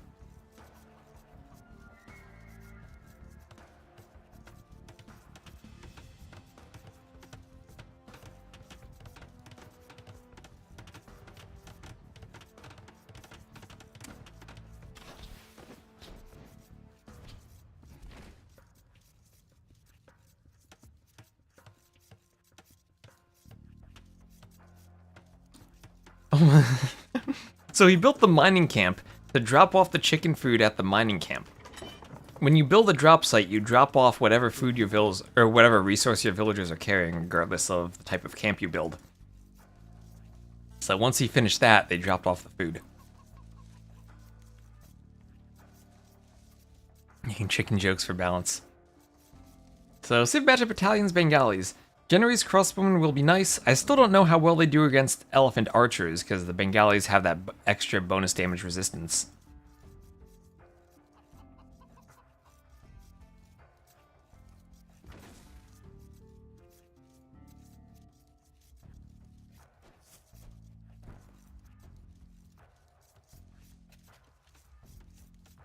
How do Generys perform against Ellie archers? That's the thing. I don't know, because they have so much HP, the Ellie archers do. But I feel like you get to full pop, they're still population efficient in fights against the Genbos. And you can make them from the ranges, so even though the Genbos are cheaper, they're limited to castles, and they're depending on the eco setup. Maybe ways you can actually amass the elephant archers more quickly.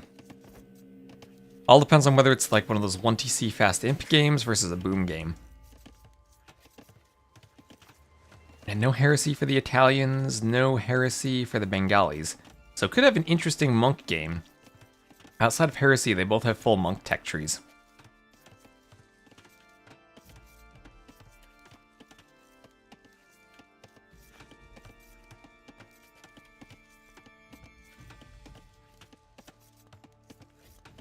So you can't run very far in arena, so you have to take straight head-on fights with the Ellie archers. Yep. Well, same also with Ellie archers versus Genbos. Whatever player is forcing the fight tends to be forced. Unless you have castles where you can use them as cover. And of course, here we are talking about archery units when maybe the metas just make skirms.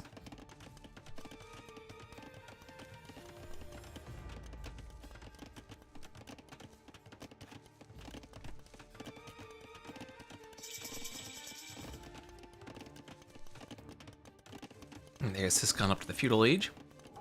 Has loom, double bit axe, or just loom.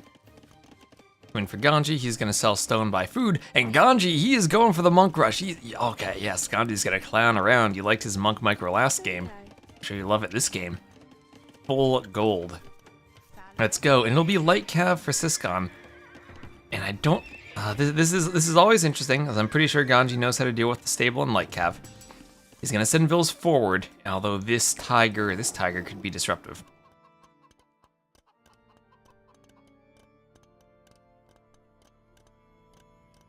And to condottieri even counter skirms, you gotta do your... Or wait, it's not a unitech anymore, they just get the armor? Yeah, they get +1 pierce armor.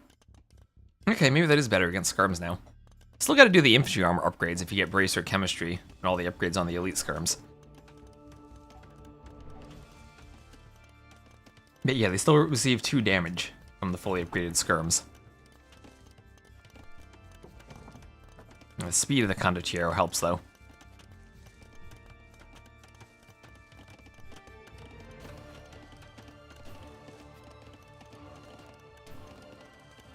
How's the Bengali swordsman line? They get full upgrades on the line. They get all the attack upgrades, but they miss the final armor upgrade. They do get gambesons, but they would die pretty well to archers, I think. So Ganji running straight into the tiger. I'm gonna try to do a house to get a better fight against it. Doesn't take a hit from it. Nicely done. So he had both. If you see what he did there, ooh, maybe I should do a video on that. He put 2 vills on top of the house foundation, and he attacked the tiger while it was walking off the house. And now he has a forward spear, another tiger, and scouts are just going to use the tiger there. But with 2 spears, no way the scouts can harm the vills. And the only way for Siscon to have taken this fight would have been if he committed to spears himself, and would have also had spears to disrupt the vills. But now the monasteries are up, the quick walls are there. And it'll be scouts against spears and monks. So Ganji adding in the spears, anticipating the scouts. Does he have loom? He does have loom. Shouldn't need it though with all the spears. Now it's monk time for Ganji. And 2 monasteries followed by a forward workshop. Look at his eco at home. 1 lumber camp, 11 on gold, 4 on berries, and he'll slowly be adding in the farmers around the TC. It's that 9 on wood. Ganji with monks is so satisfying to watch, he is.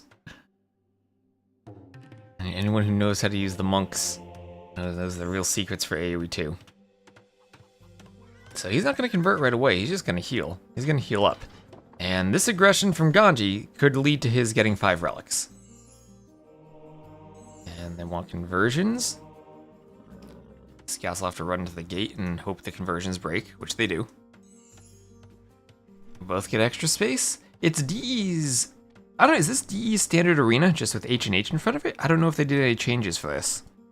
Usually for the John Slow tournaments, they use Vintage Arena. Maybe this is considered a hell map just because it's arena with chickens.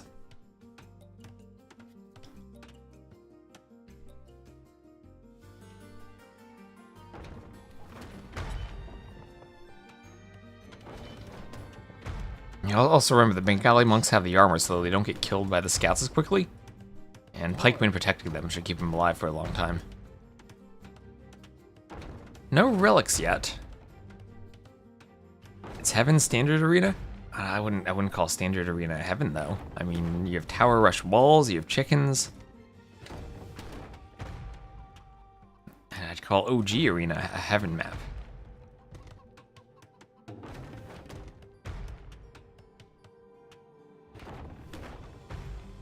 Well, Ganji at least is building a funnel, but it's a funnel to keep the light cav away from his reinforcements. I think he's missing a couple of spots of wall, but I like this. He's gonna build a funnel forward.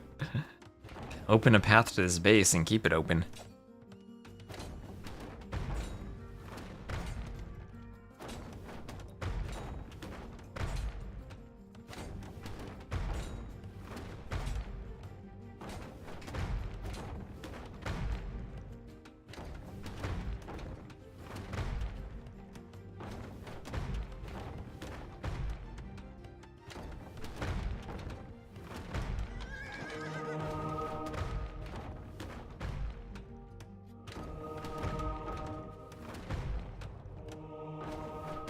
Oh, don't start eating your monks.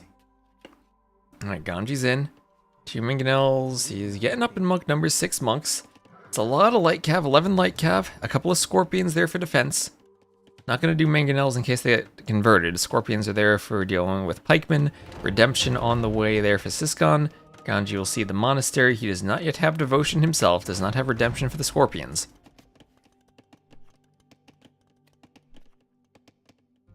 Who thought it an utterly useless unique tech when given for free to Bengalis would make them one of the best monk crush civs? It is insane how powerful the tech actually is. Right? It's, I guess, the same thing with longboats and turtle ships. Back when turtles were useful, it was because you never saw them because you required a castle. All of a sudden you can make them at the start of the castle age, and they became very useful. Suddenly very useful. Might be another fast GG if LightCav get converted. Ganji is still a hole in the back of his funnel, but he has now funneled his way forward into the space, making out this pikeman slightly. Gonna keep building on the inside of the funnel. Maybe be a bit scared of the workshop, more upgrades on the way. 13 light cav. All those pikes with healing should win, right? Okay, 2 monks want mangonel conversions. No sanctity. Oh, the monks have started charging. They're gonna pull back though. Ooh, that could have been devastating if they fully charged. The monks went down, they didn't have sanctity. More sanctity in the back, but no monks anymore. And double monastery. You do need monasteries to help against this. Atonement on the way for Ganji. He wants to convert the monks. Sanctity is a good tech, yes. If he had sanctity, Ganji would have needed to double target one of the monks, but since he didn't have it, he could just hit each monk individually. And Mangonel's one-shot monks if they don't have sanctity. Okay, Siscon thinking he's gonna run around the back and stop the reinforcement, and Ganji, who put so much effort into this funnel, is gonna find it futile if he realizes there's a hole in it. And there's gotta be a hole there, right? Yeah, there's clearly a hole. Light Cav come running on through. And Ganji's like, oh no, this is exactly what I didn't want to happen. And now, maybe they need to surround the monastery, but the reinforcements should be stopped. Devotion on the way. Monk goes for a conversion on the Mangonel. Mangonel gets a hit on a Vil. The Vil does have Loom. 1 Mangonel converted. Ganji immediately going to try to convert it back. Use a couple monks for it. He himself does have Sanctity, and he gets 1 back. The other goes down. To delete.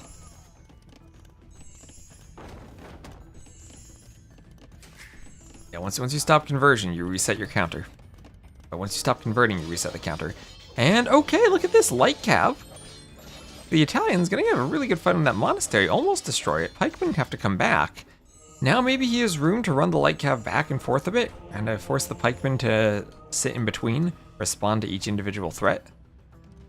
As without the pikemen here, the Light Cav maybe could take a fight. 17 Light Cav more on the way.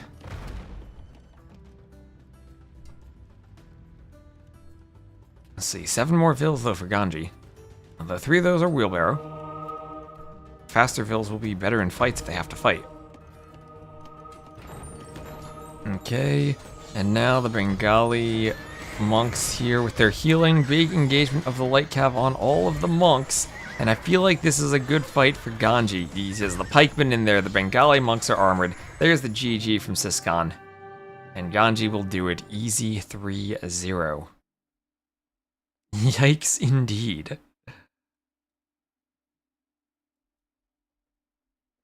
So 20 to 15 KD with 11 to 5 conversions. All of a sudden, military numbers dropping right at the end for Siscon. More food for Ganji. More eco, faster timing, GG, Ganji W.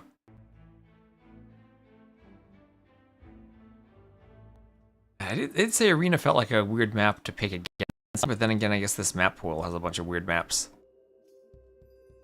Love the funnel idea. I did too. It almost worked for him.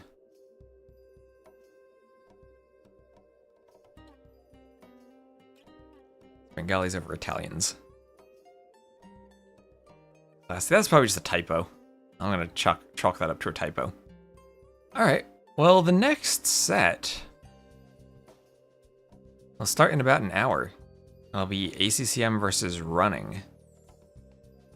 Is that going to be cast as Rex?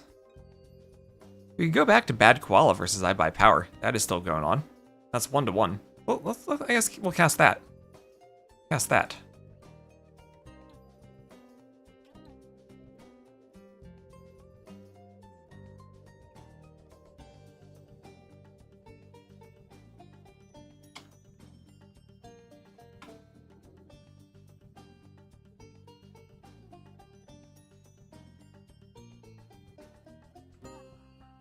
copy my title so I can paste it back easily.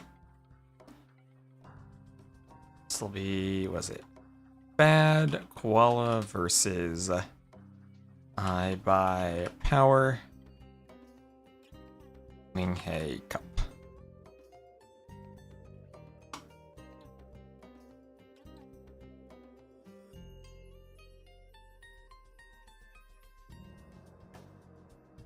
See, I think they just launched into game number 3. Or no, they didn't. I don't see that live.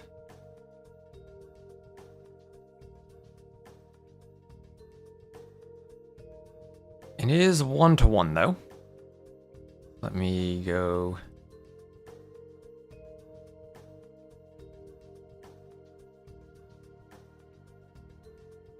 Just transition the scoreboard.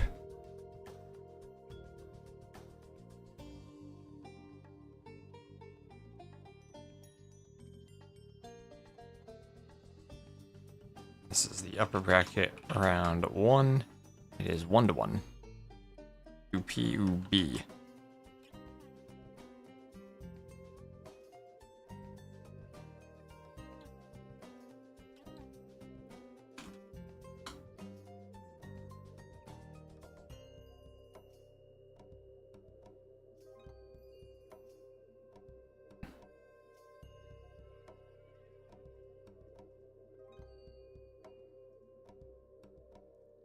Alright, and still just looking for them to do the next game.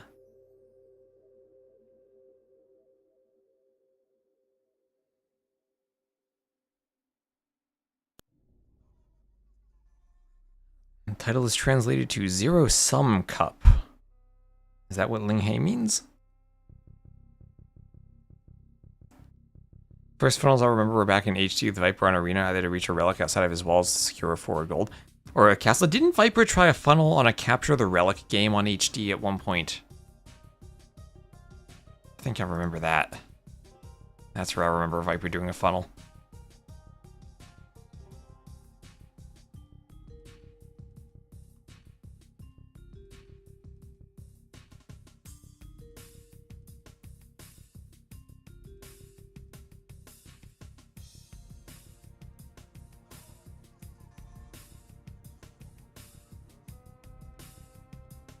And again, we'll give a shout out to John Slow for hosting the Heaven and Hell event.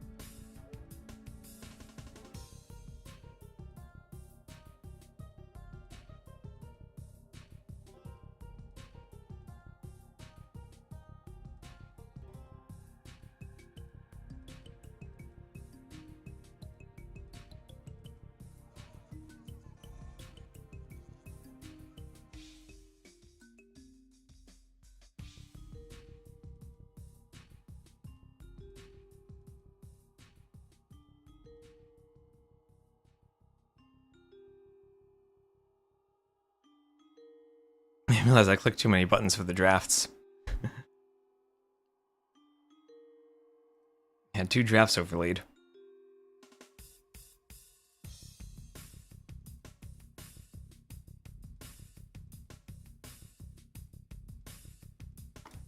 Here we go.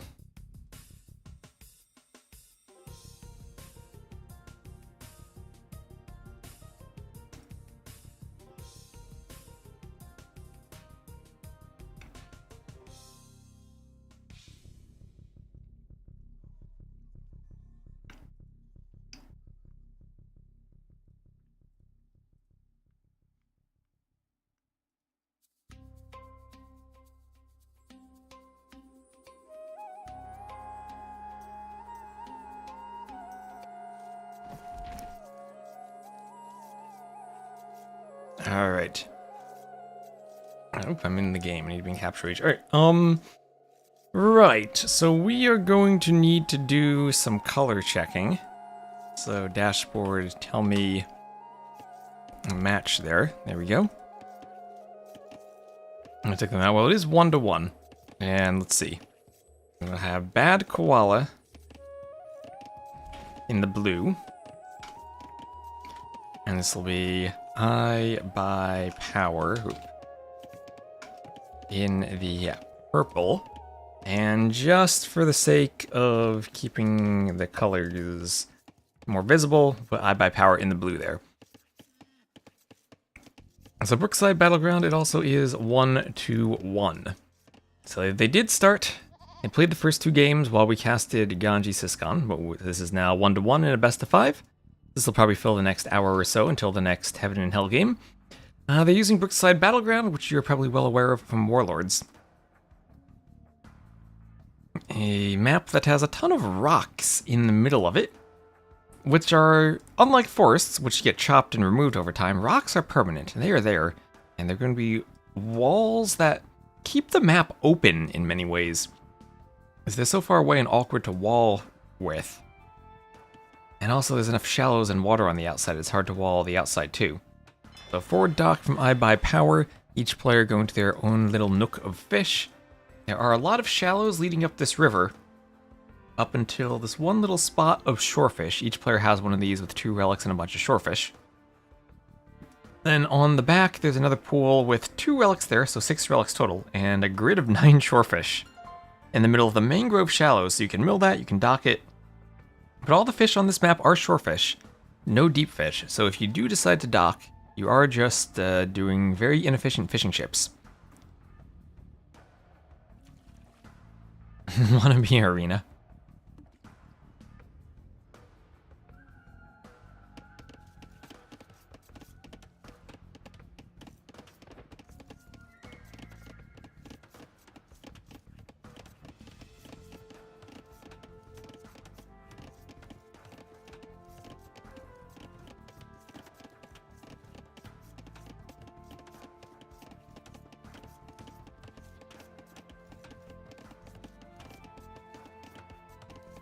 I like the TC on 9 fish strat. Is that consistent where there's always 4 tiles for the TC though? Maybe it is. Always a bit of awkwardness in ponds when you come up with new strats and then you realize they're not consistent due to resource generation. One of the things you have to deal with as a map scripter. I like Bad Koala's a gold. That is true. So all the golds on this map are to the south? Well, yeah, much better gold here for I Buy Power. He can even take it from the mule cart. Much better gold for him. I guess maybe that's just the way they decided to do their base, as we have the closer wall here for Bad Koala, and he's going to try to fully wall himself up. Going to be walled up fully. Okay, interesting walling there. Just won't have any gold in his base. We'll have stone. But if he just goes like scouts and skirms, then maybe that won't matter. Berries will be in the back as he's pushing in a gazelle. And that golden wood by the south are going to be what he has to secure in late feudal then as he makes a castle transition. He's going to have no gold, and that means no archers. That means if he wants to even go bloodlines, he'll need to long distance mine 50 gold. Maybe not as much of a problem if he has a mule. Oh wait, no, never mind. It's I Buy Power who's the Georgians for the mule cart. Yeah. You can't do the mule cart. So yeah, tricky gold situation for him. We did just see the Bengalis on Arena, now we get to see them on a more open map. This map kind of a mixture between open and closed. You can go build a sneaky mining camp on that gold in the corner. That he could, as he scouted that. He didn't scout that. It would be cute. A lot of walk time to go there though.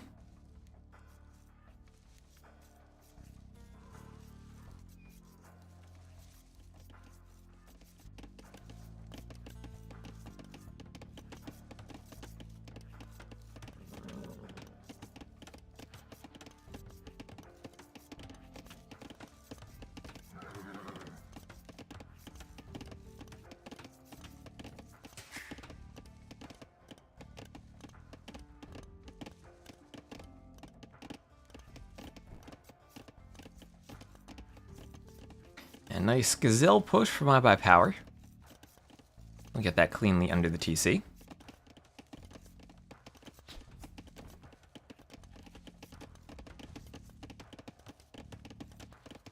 Now I never know how to decide what to do on this map because you're so far apart, and it's a map that feels like it's wallable even though it's not. Just the rock formations are so far away that the walling all the way out here is just extremely vulnerable because you're not going to have villas nearby to reinforce it. And Bengalis do need a lot of gold for their compositions too, so having that gold out here, even worse, at least it's not as bad as maybe Turks. They still do have options for scouts and skirms. I'm still very far away.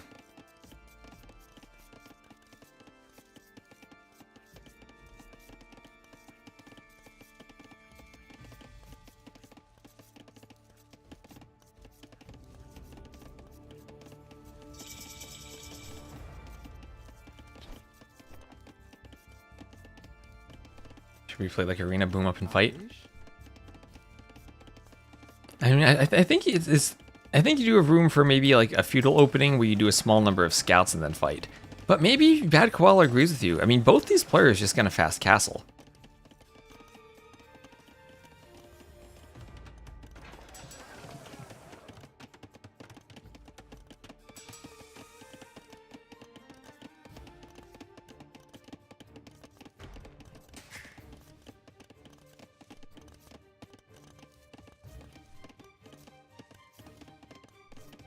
And Ville's moving out to the gold.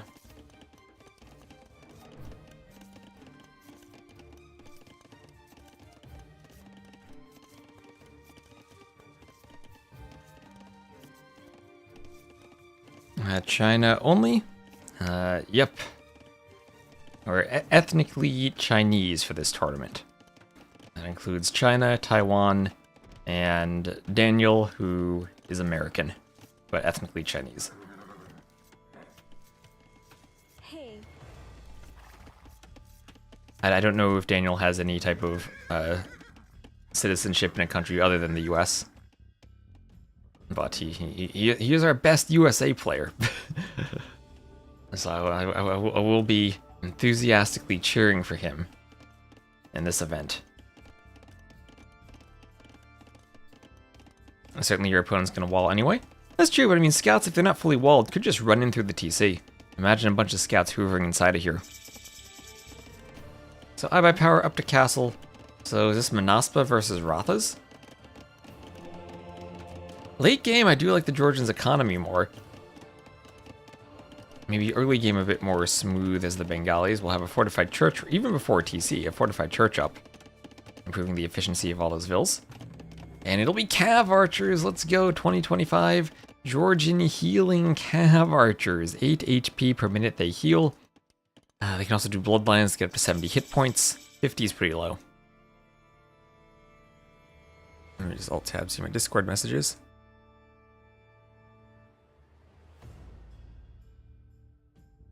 Game 2 was a pretty epic one, I was told. Okay. Well, maybe Game 3 will be an epic one too. As we'll have Vils going for the castle. Vils turning to fight the scout.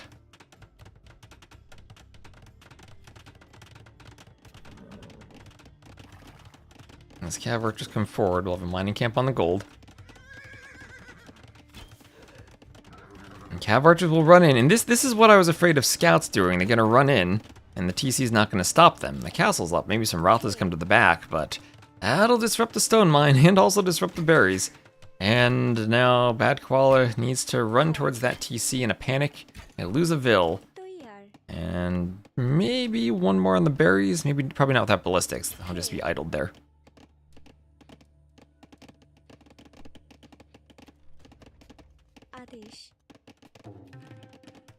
Hey.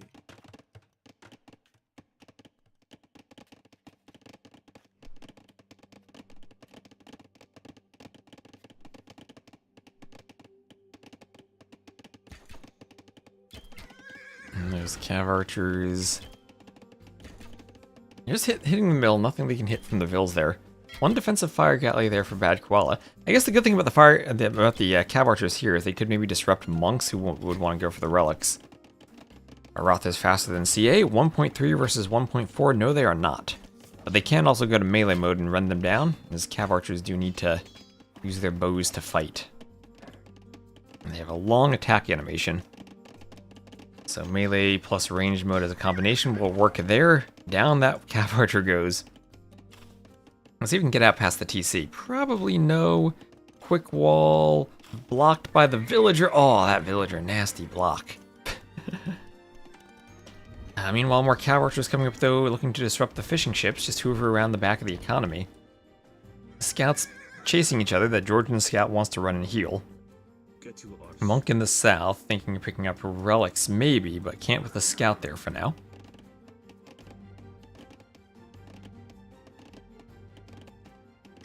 So ballistics and a wheelbarrow on the way.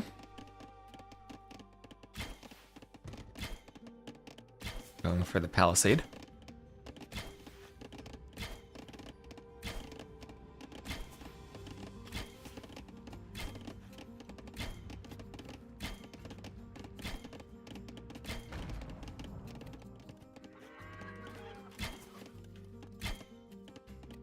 Hi.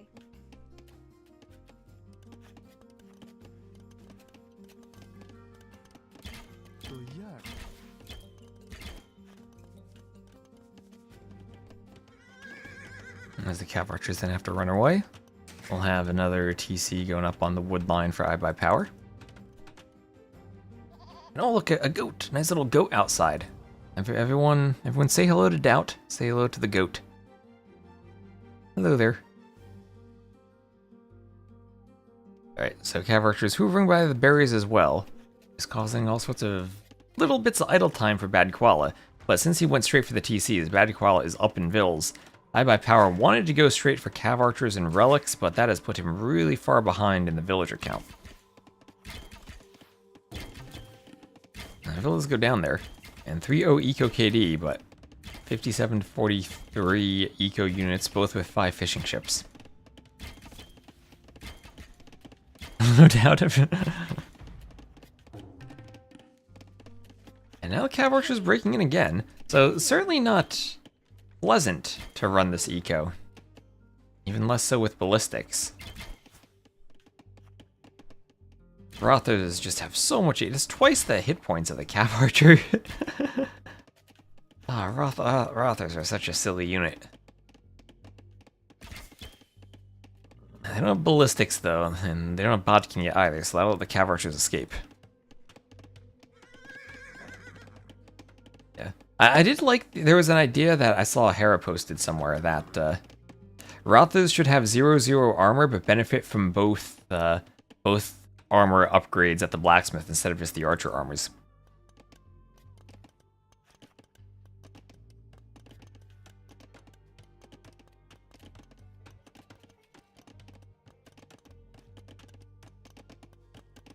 So I think that way overall in post-imp they're slightly stronger, where I think they already fall off a bit. But then the Castle Age they're a bit weaker because you need to invest into more armors for them.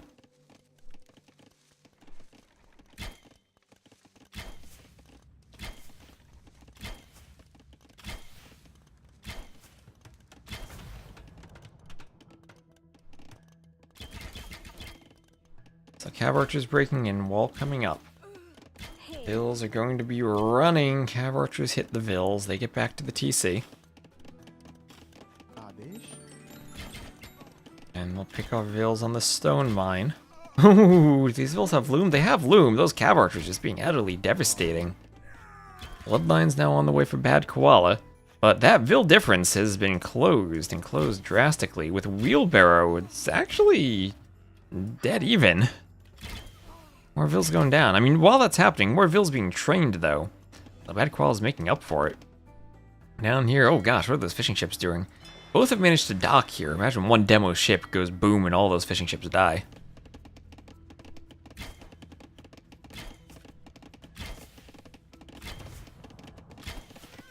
Cav Archers run out. Or could run out.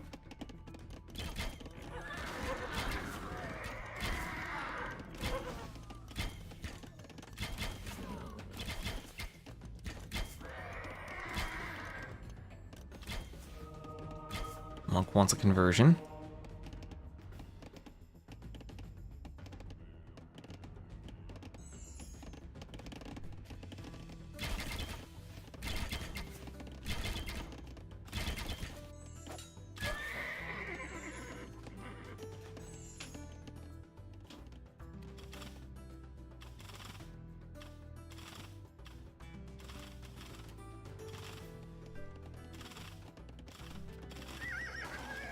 Better than in a straight up fight, they definitely do win.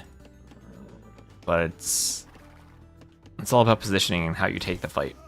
So I buy power with a nice score lead. I mean, he's only down 4 vills. He has his TCs added in, and he has the fortified churches for his eco. And he's still hoovering around with the cav archers. I thought Bad Crawler was in a really good spot earlier, but I guess not, as he gets 1 conversion of those cav archers, but loses 4 monks. I buy power is now hoovering around with the cav archers, getting himself into a nice spot and clicking up to the Imperial Age, up by 500 res collected. Man, that Georgian's economy with the churches is really smooth. Yeah, the Rothos are much tankier than CA. Okay, now here come the CA for the fishing ships. Is there a demo? No, no demo on the way. So those fishing ships should all go down. Bad Koala just tries to drop off at the dock. Everything sinking for him. And has now that eco bar. 65 vills to 64 vills. No more fishing ships for anyone. How the Rothos going to take a good fight against upgraded Imperial Age cav archers is probably not all that well. It'll be hard to raid this area as the churches go up too.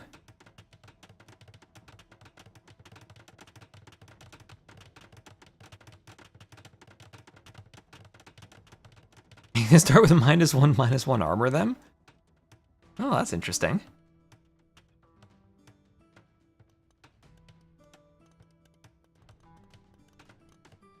Yeah, but how does that differ from what they have now, right? Because they start with 3 and 2. And they will get to, what, 6 and 6 with the final armor upgrade. So just be 2 more total pierce armor and imp. Which probably doesn't make a big difference, right? Because it's like 4 versus 2 damage from ARBs.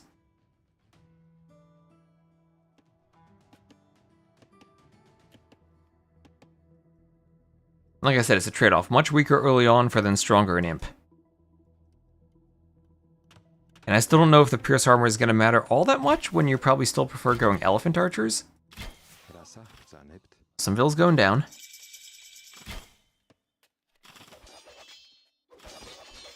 And forward vill from Bad Koala. He is looking to drop a castle, but he has 0 vills on stone and not enough stone for a castle. He needs to rebalance his eco to buy one. Oh gosh, that'll be a forward castle on 2 TCs, so right on I Buy Power's face, and Bad Koala's realizing, okay, I am down, I need to make something crazy happen, and that craziness is going to be a castle drop while fighting with Rothos under 3 TCs and a fortified church. And you know what? This is working. This is working. He's getting the castle up. And he's going to be applying a lot of pressure here as those vills are going to die. Well, there goes the vill difference back now in favor of Bad Koala. Okay, this is crazy. This has gone back and forth. You can go to melee mode and take out the TC now. Rothos are strong. That's what I'm saying. Maybe nerf them a bit in the Castle Age. Make more of an investment for them. Yeah, remember, they also died of skirms in late imp, right? So all that pierce armor doesn't help against the skirms. Because they take the archer and the cav archer bonus damage. Maybe remove their 1 cav archer armor, give them 0 cav archer armor. There's 1 skirm, you have bonus against cav archer as well as archer, or 0. Maybe that increases in later on.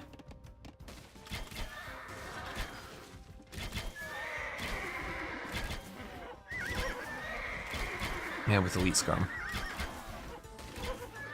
And this is where the HP and tankiness of the Rothos come into play. These cav archers have bracer and they still struggle to take the fight. Still goes down. Need to use their range there. Yeah, that's the plot twist we were waiting for. And all of a sudden, that's a 21 vill lead for Bad Koala, who has taken the score lead. And is pushing those cav archers back with the Rothos.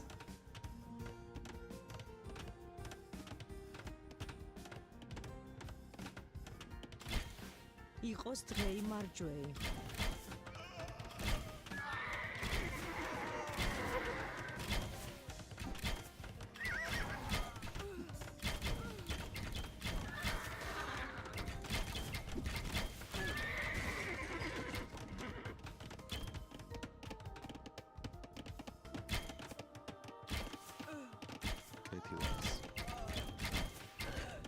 And he's picking off even more vills. 30 villager lead now.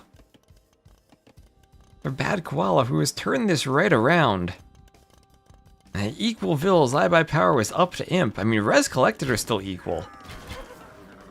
And all of a sudden, those imp cav archers still can't fight the Rathas. Need to make Skirm survive against Ratha, can't just keep making CA. I mean, that might have been a play, right? Skirm instead of Imp, and oh gosh, he's losing more vills. There's a second group of Rathas. These things are so cheap, they're only wood and gold. More Rathas.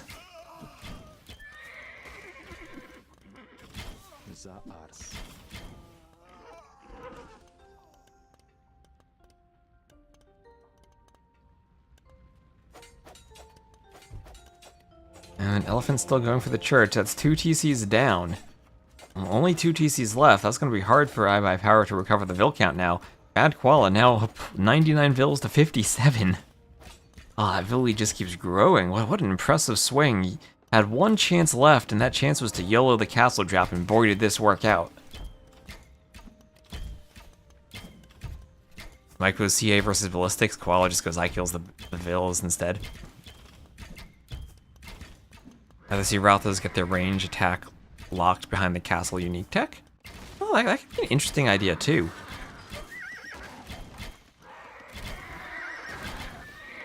Lock one of the attacks behind their unique tech. Or one of the mode swaps behind the unique tech. That could be pretty interesting.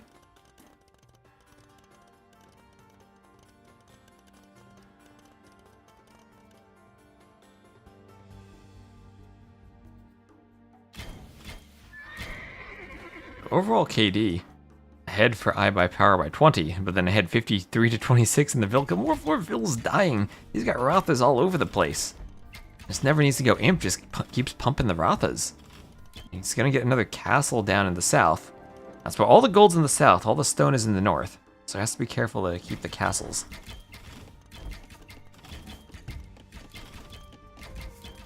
Increase train speed, but make elite train. When you say increase train speed, you mean make them take longer to train, I think is what you mean.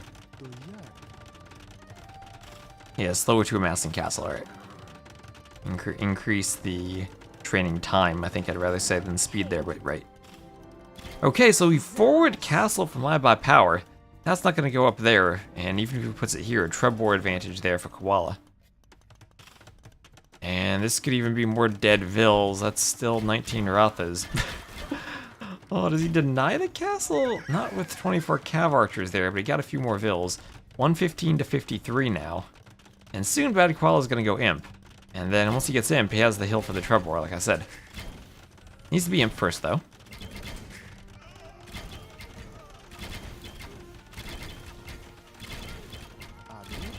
Okay, finally he's getting some Vills massacred. Now more Rathas. These are Rathas. Every little nook and cranny on the map has a Ratha in it. Or is only available in Imp, or only behind the Elite upgrade. I mean, that's how a lot of the original unique units worked, right? Like, Berserker Gang or Logistica unlocked the special ability of the unit, but was behind a unique tech. And I think that worked, honestly, a lot better than some of the new units that are kind of crazy and just have their ability right off the bat. And especially better than something like the Georgian Healing, which like everything just heals.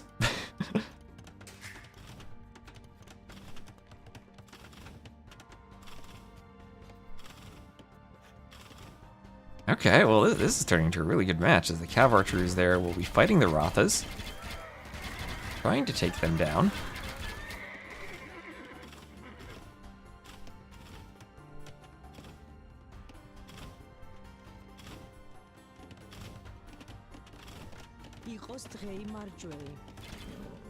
Rathas will run away, run back to the castle as the castle hits the CA.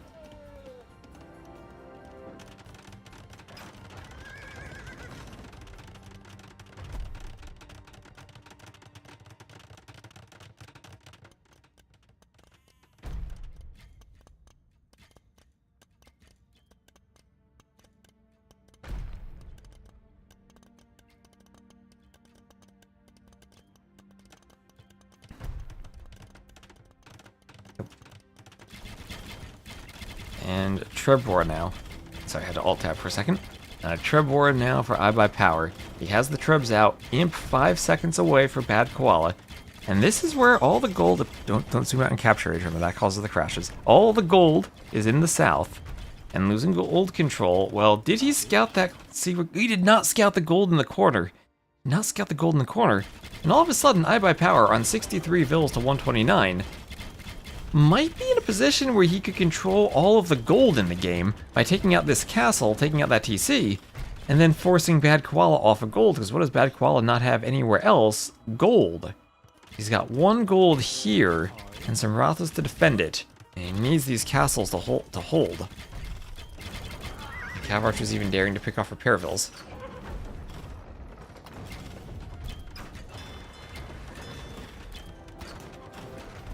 Tribs go to take out the castle.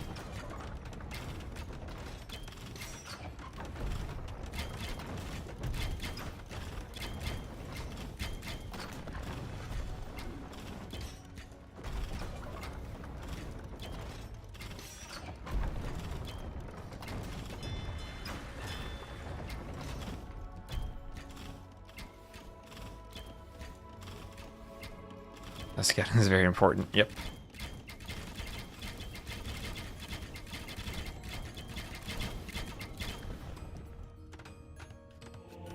And, oh wait, the Elite Ratha. I haven't seen this before. Look how gold and shiny they are. Oh, they're gonna dive a TC. Okay, Elite Ratha, it's TC sniping time. Now that these guys are elite, now they have 7 Pierce Armor, now they can fight the Cav Archers really well. And now it's 135 hit points, Elite plus Bloodlines versus the Cav Archers. And if they take a proper fight, they will absolutely shred them. It's what, 7 range to 7 range? Yep, the same attack. Oh, Elite Rathas are insane. TC going down, and to finish off the TC, Koala, don't leave the TC there. This is showing how ridiculous Georgian CA and Ratha is, how ridiculous. But oh, Georgian CA hitting the economy of Bad Koala. Just find an area away from the TC where they can just sit and melt the Vils. Look at all those Vils going down. Okay, and I Buy Power will call the GG there. He's able to push this castle, but still 2 gold mines and double castles down here for Koala, so he does have gold access. Hi. And still maybe eventually could have scattered that corner gold. Okay. GG. Military 161 to 130. Economy 10k more res collected. You can just see that imp transition. Where all the vills just suddenly died. And yeah, the militaries were the neck and neck, even slightly ahead for I Buy Power as he was doing the early raids that felt so effective. But Koala comes back with the aggressive forward castle drop with the Rathas. Alright, so GG. Remember, after this set, we still have another game of Heaven and Hell to cast, another set there. So that's a win for Bad Koala. He will win on Brookside Battleground. And Bad Koala's 2 home maps are the ones remaining. And let's just get the civs now. He had won with the Bengalis against the Georgians, and I can tab over to the dashboard and see the civs now. And game 1 was Persians against Italians.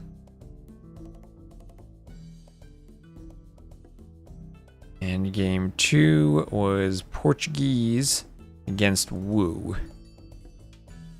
So they each have one of their top civs left, the Wu and the Persians, respectively. Yeah, I guess they had a 2 mirrored pick, or 2 blind pick at the start, or 2 parallel pick. I think that's the way to say it, parallel picks. They didn't see each other's pick while making the choice and could pick the civs. The next map shall be Moras, and it will be the Japanese versus the Wu. Still hoping to see longswords against the Jian swordsmen at some point.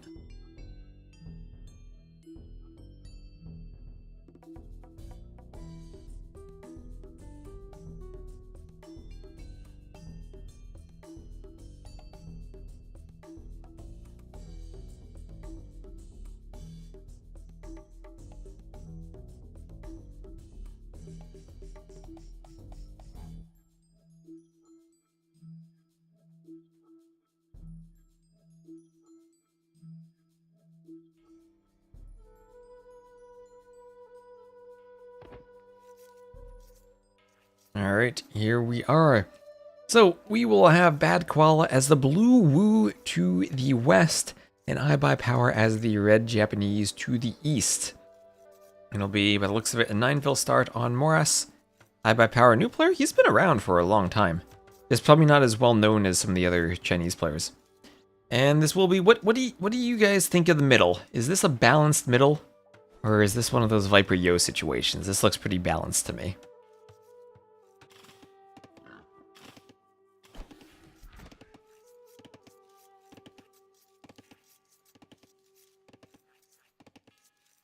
Relic situation, though, definitely favoring Bad Koala. 2 down there, 3 up here for him. So there's maybe 3 that are kind of contestable, but 3 that favor I Buy Power, 1 more in the middle, and 1 that favors I Buy Power, 3 that favor Koala, and 1 kind of contestable by both.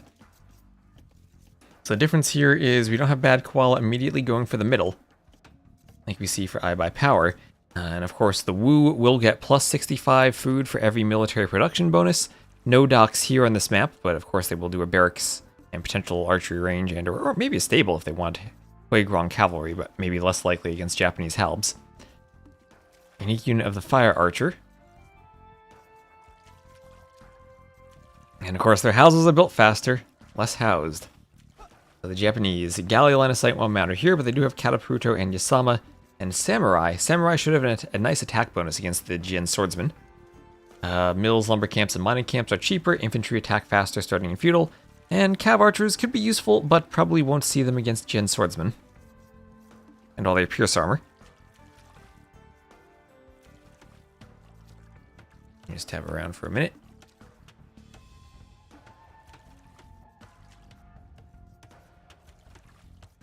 Doubt's doing a Battle for Middle Earth show match. That's amazing.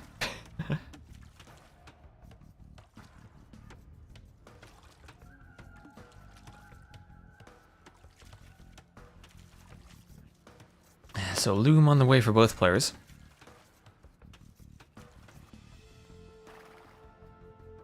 The scout will come around and do some scouting up here.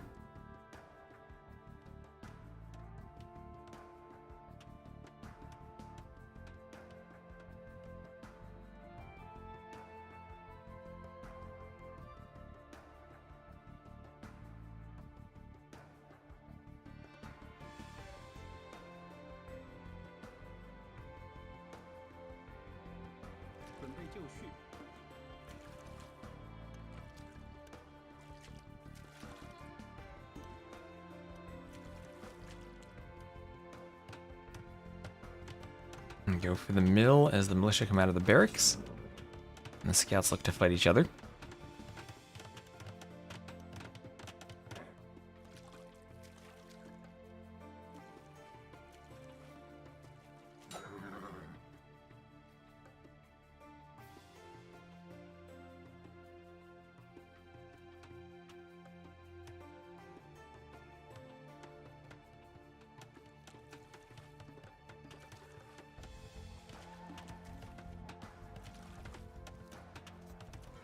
And the scout will run by the TC.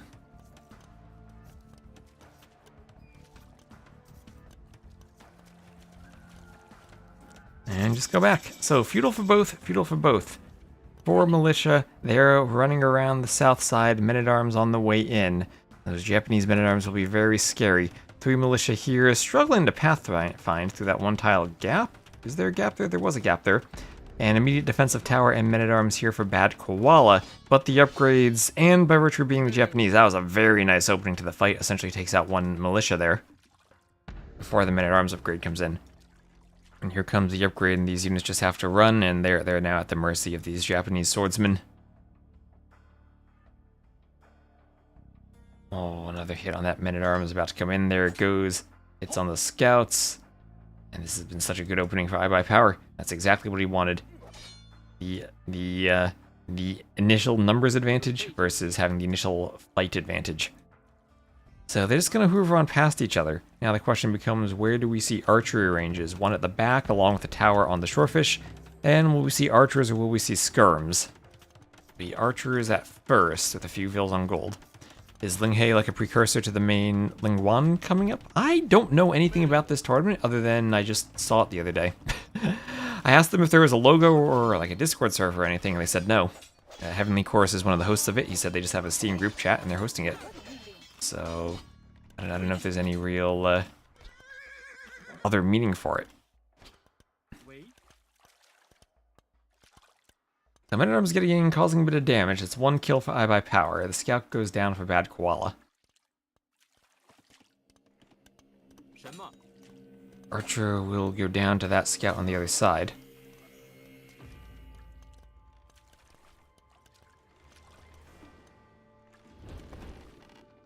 And the mill will go up down there for I by power. Chinese only? Yep, Chinese only.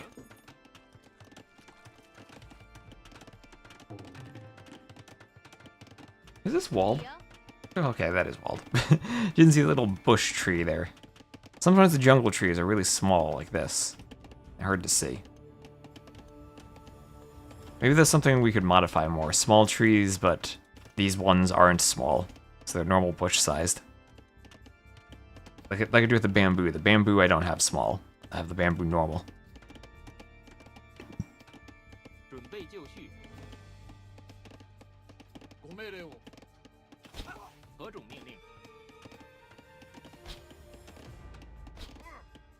Archer's coming forward, hitting the men-at-arms.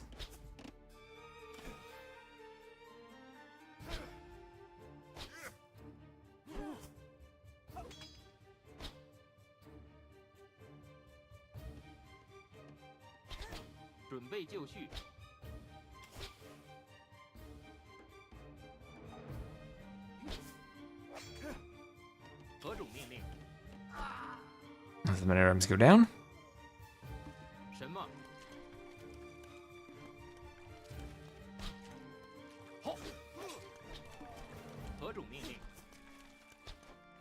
Archer will trade shots, but the archer goes down.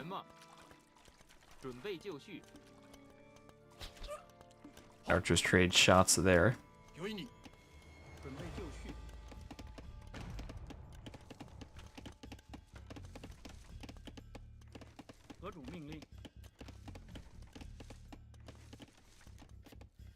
The unique, yeah, I hate the sergeant change that made now they don't feel much special for their own champions with shock infantry trains. They should have given sergeant the shock infantry armor class and made the unique tech give plus 10 shock infantry resistance. Were the sergeants changed recently?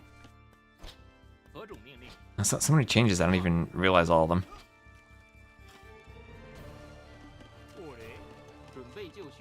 So I'm still hoovering around for bad koala.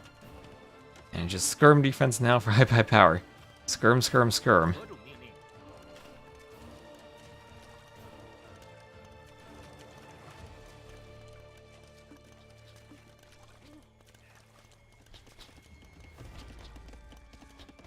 Ooh, archers on the wood line. That's why the skirms will be useful. Archers have gotten in on the wood line. You're gonna start whittling them down the HP on those villagers. Skirms come over, they'll hit the archers. Archers will go down. On the other side, archers just wandering around hitting the barracks. Things change, years pass, but Catans stay on top. I mean, Catans haven't been out for years. They've been out for a couple of months. They do make me miss the days when the Aztecs were on top. Aztecs were a lot of fun. And now these Vills maybe a bit trapped, scared of the archers. And I force that man-at-arms away, and then maybe run away from the archers themselves. Oh, pathing around the lumber camp. And tower gonna go up on the gold, as Castle Age is clicked for bad koala, so he'll be the first one up. Double barracks. I wonder if he dares go Jien swordsman against the Japanese, who could just go long swords. I bet power more res collected so far. This tower does have to go up to keep the Vills safe from the archers. Yeah, I think nice fight just to fight with the Vills. Nice decision to fight with the Vills. Just gotta pop them in and out of the tower to make sure that the high HP ones are doing the fighting. You can hide the low HP ones. That'll be one Vill down. Ooh, this just goes down. Final archers will be killed here. Could have maybe ungarrisoned a full HP Vill, garrisoned that one, but that's about it. As this tower is also in a much worse state, as a bunch of vills have come forward for iBuyPower to whack that down. And this Castle Age, a costly one perhaps, for Bad Koala. As he's now lost access to that watchtower and lost control of the fish with the archers able to hoover. Yeah, they made the eagle more expensive and Aztecs fell off. I mean, Aztecs also had a lot of changes, right? They lost their farming bonus, or they had that nerfed from +5 to +3 carry capacity. They lost their free loom. Any tips for you? Well, as long as you have a decent microphone and OBS setup. That's really all you need. Streaming on Twitch is honestly not that, doesn't require much technical setup.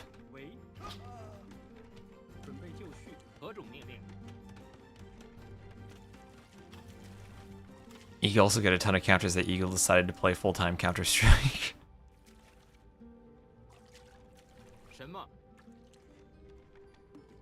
Turning it off and on again, that will be your chief debugging method if anything ever goes wrong. So Gen Swordsman, and I'm wondering, what does iBuyPower do? He's on 2 ranges. Do Cav Archers work against Gen Swordsman on a more open map? Defensive Workshop on the way up for Koala. He wants to clear the tower.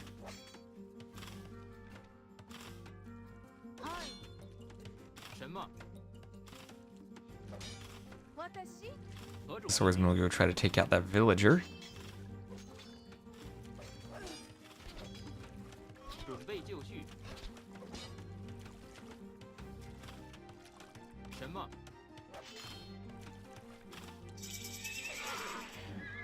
And the stable will go up. Doesn't matter, he has 60% more villagers. That does matter, yes. Well, 40 to 27. And now, Koala getting the tower. Knights on the way out. Knights against Gen Swordsman does open up the monk possibility. Yeah, Knights trade fine with them, right? It's the problem. The problem is, what do you do when monks start being added? These things destroy the tower. And it doesn't matter what he goes for, he has so much eco. No, I think, going for a crossbow here might not be the play. He needs to finish off the tower, don't just leave it there. Koala. What are you doing leaving the tower there? Hey, well, I know he wants to chase the vills and everything, but... Wow, still so frustrating seeing that tower remain standing. Light Cav, I don't think Light Cav trade well versus them. Maybe they trade not disastrously, but I don't think they trade well. You can add them into snipe off monks, sure. But okay, now trouble maybe for iBuyPower is how does he deal with the Gen Swordsman? I'm still waiting. I'm just waiting for someone to do long swords against this unit to make the unit that's supposed to counter them. The obvious play is skirms. They counter everything. They do counter everything.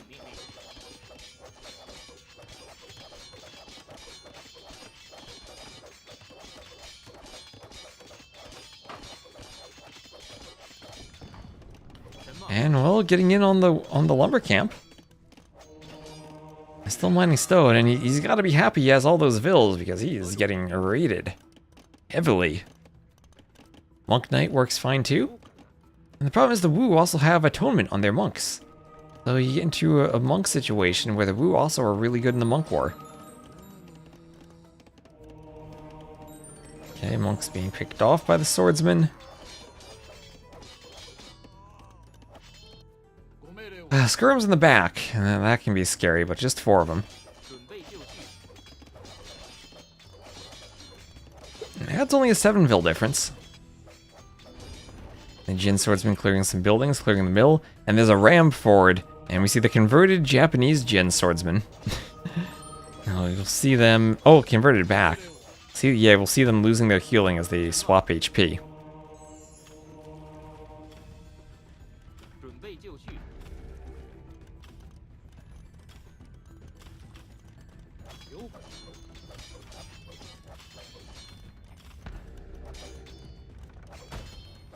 They get the attack. They get the speed bonus when they swap past either dropping below 45 or then a monk heals them above 45 HP again. Then they are replaced by another gen swordsman, but when they're replaced by the unit belonging to the civilization. Or the player's civilization who currently owns it. So when the implementation of the swapping between the slow and fast modes is done the same way villager swapping is, or by monk with relic swapping is. They're replaced with the new player's version of the unit, which means they lose their healing ability but get the attack speed. You can still heal them up with monks even if they don't have their healing ability, but to get the attack speed you are trading off the healing. Yes, it is very specific. So, Jin Swordsman in the Rams, Bad Koala continuing the Ram push, iBuyPower continues to have a Vil lead and a Res Collected lead. That still is maybe struggling to fight these off, he's down in military numbers, and his Vils keep getting raided.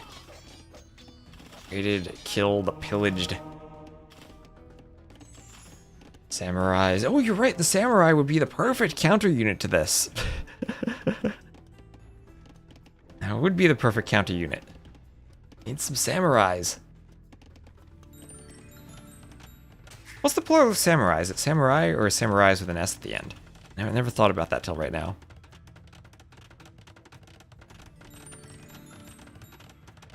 Japanese Jin Swordsman OP.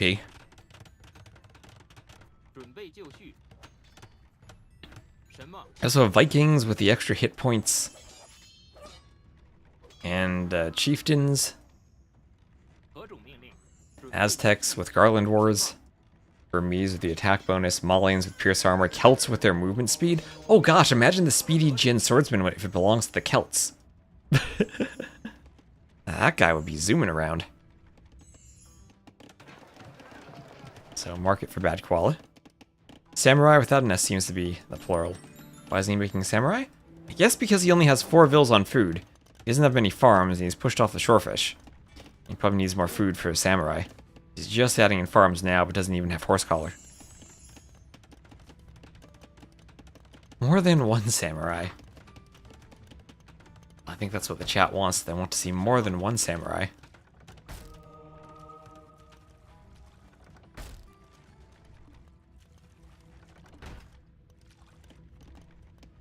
I mean, he still has a score lead. And now it's only a 2-vil difference. It feels like the push is working.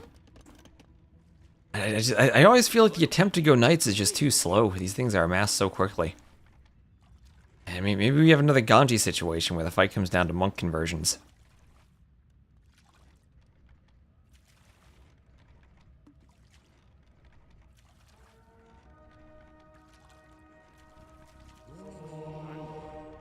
Is redemption in? No, so they can't swap to the Mangonel. Mangonel there is scary. But the knights take it out.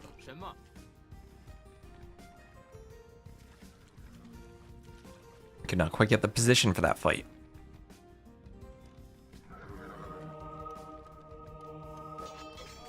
Monk doesn't get a conversion, swordsman force the knights away.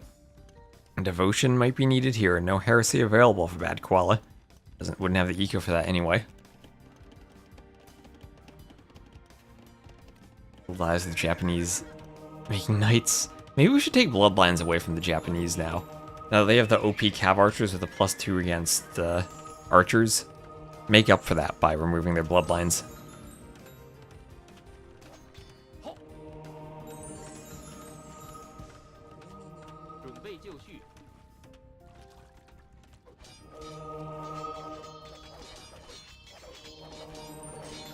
That's better than Viper Yell? Well, probably the same script. I don't know if there are any changes to it.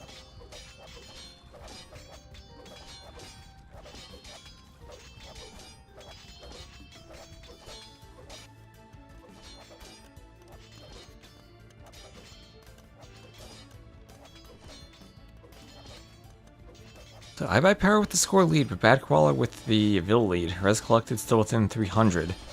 So he's still in a good spot. And well, that's gonna be a forward castle for my buy power. Alright, forward castle, and then maybe some forward samurai. So monk and samurai could be a potent combination against the Jin swordsman. I spy a samurai. Ooh, so do I. He's hiding behind the house, but he's out there in the open. Oh, he doesn't check his sword repeatedly. He has a normal animation. Look at that. This guy belongs on the draft. He should audition. Will Samurai alone wreck them? Yes, they will. They have to catch... Although they are zoomy now. How much does the zoominess last if they chase after something? A little zoomy boy there.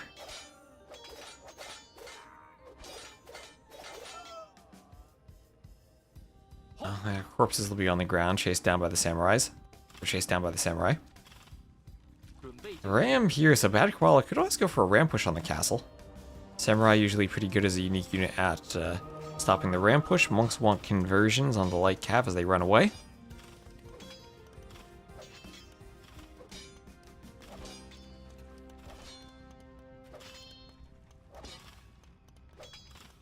Bloodlines. Well, remember, Japanese in AOC didn't have bloodlines.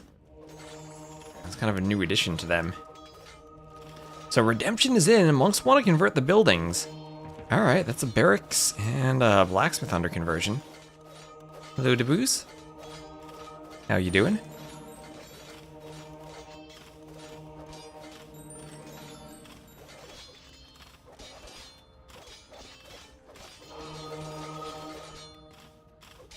Monks want some conversions on light cav.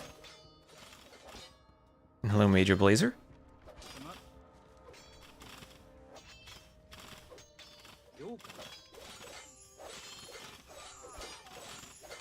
Hot and humid, same for me. That's Jersey over the summer. And hello, Red Cliffy. So bloodlines on the way for Bad Koala.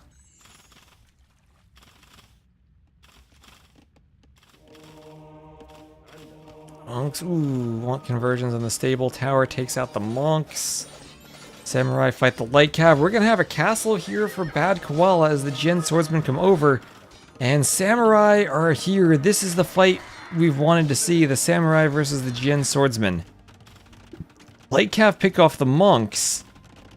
And the Jin swordsmen not quite taking the fight. Samurai forced back. Neither of these players anywhere close to imp. And with a melee unique unit, the samurai should be good at defending against the ram push. Rain today followed by highs in the 60s Fahrenheit tomorrow. Yeah, that doesn't sound too bad. I like some rain. Oh, it's fun to go running in the rain.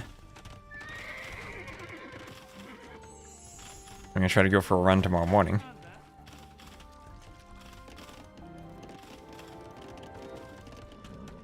The light cav running around.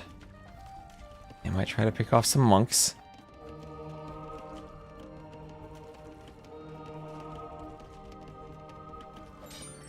The monks convert them instead.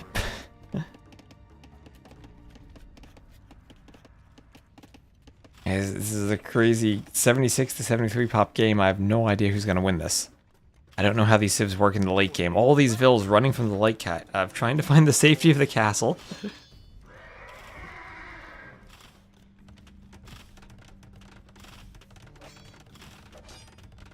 Are there some pawns on the backside? Yes, there are. Yes, there are. But there's no... there are some box turtles in them. Not all these little bits have food in them. You have to go to the box turtle ones.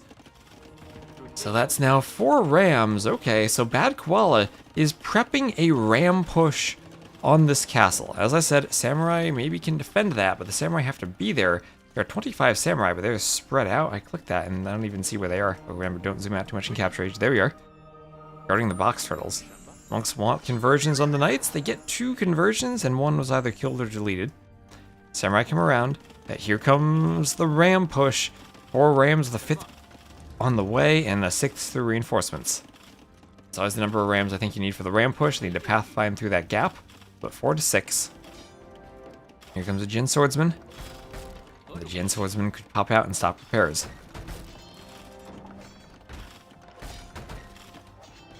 And the only thing that could stop this right now would be some samurai, but no samurai here.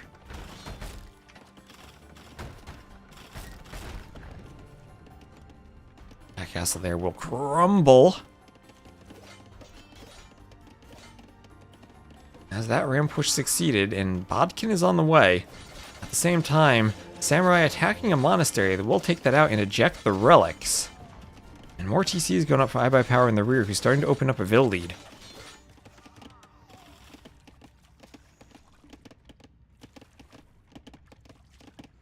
Has the husbandry removed? I mean, they've always had husbandry. You go back and do that from, like, maybe Vietnamese. Now that they're pretty strong, remove the husbandry like they originally didn't have. I really like removing stuff that Civs have had since AOK, AOC. Okay, now forward castle time for Bad Koala. We saw how effective this was in the previous game. Samurai is trying to stop the ram. Stop the ram train, but they can go for a tower, go for the TC.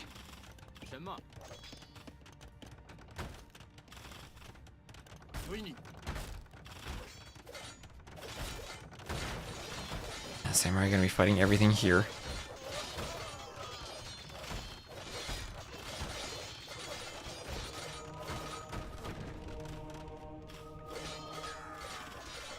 Playing for the official org? Is that an official org? I thought it was just his name. I don't know if it actually represents anything.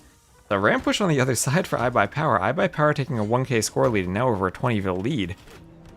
The ramp push kind of falling short as the GN swordsmen have all just died.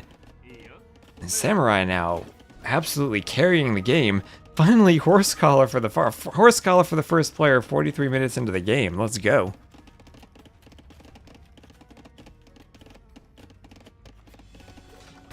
And here Ram's pushing the houses still. I'm going to go for the tower as the Samurai surround it. This might be headed to a game 5. I also want to cast Heaven and Hell, but maybe we'll just finish the set, as it looks like a good one. And there we go, I by Power is victorious. There's the GG from Koala. 44 Samurai versus 44 GN Swordsmen. Finally, it might not be the long swords, but we do see something perhaps even better in the Samurai. Swordsman countering the GN Swordsman. And then Eco just pulls ahead as he got such a big Vil lead at the end. GG. 43-minute Horse Collar is the new meta, noted. Well, don't note that for Arabia. That is for a more where there are a ton of shorefish all over the place.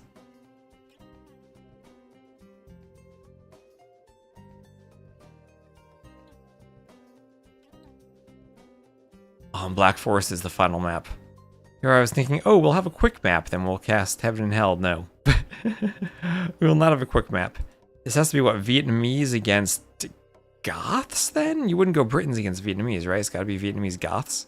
Goths being the counterpick to Vietnamese and Persians not being used. What would Persians do against Goths, even? What is happening with Arabia? I cannot explain why Arabia goes out of sync. Supposedly they fixed something, but that doesn't stop the out of syncs. So I wish I had an answer for you. Hosting Fortress needs to host Black Forest. Does Samurai have a bonus against the Gen Swordsman? Yes, because they are both unique units and shock infantry. So Samurai have bonuses against them for 2 armor classes.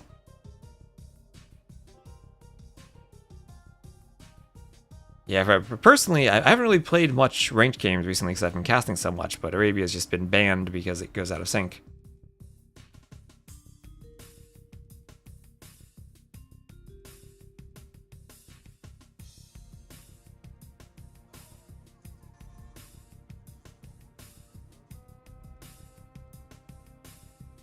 What is an out of sync and how does it happen? For Arabia, it's literally just the game launches in and both players lose instantly at the start because the map generates differently for the players. And since they don't have a compatible map generation, it goes out of sync. It seemed like it was something like the random number seating wasn't correct and was generating differently for both of them. But okay, also going to keep an eye on Heaven and Hell for the moment, because we will be casting that next. That's ACCM versus Running. They're in the middle of their Civ draft now. This is Wall and Beast Tree, the maps for Running. Okay, they're just finishing the Civ draft there. So hopefully we'll hop into their game 1. Why did Blue surrender? His eco was completely destroyed at that point. Did the TCT2 controversy get resolved? From what I heard, some other people stepped in to pay the players. And that, I think, resolved it. Obviously, it was annoying for, I guess, everyone involved there. But from what I heard, everyone who did like play the tournament all the way to the end did get paid, or at least will be paid. Does this cup have a Wikipedia page? Yes, it does. It's called the LingHe Cup. You can search that on Wikipedia and should be able to find it. Just got back home, went to the gym, and eating lunch now. Nice. I'm gonna go to the gym. I'm either gonna go to the gym or go for a run tonight. I gotta check the weather for this week and plan out my schedule.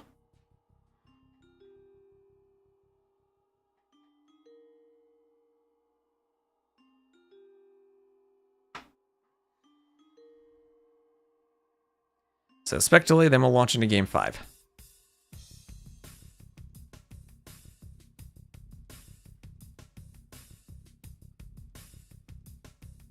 These are peaceful times, we need more drama.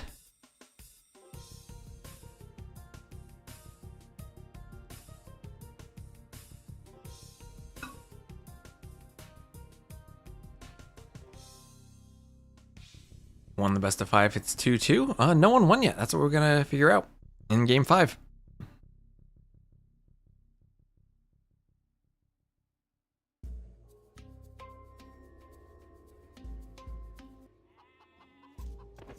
And what is this Black Forest? What the heck? There's no little random pockets in it. It's all here. What? What? This isn't Black Forest. This is like random passage. Alright, so 9 villager Vil fight at the start. YOLO everyone forward. 7 Vils for Bad Koala as the Goths. 5 for iBuyPower as the Persians. And Insta-Loom for Bad Koala. And he's gonna insta-win this Vil fight here.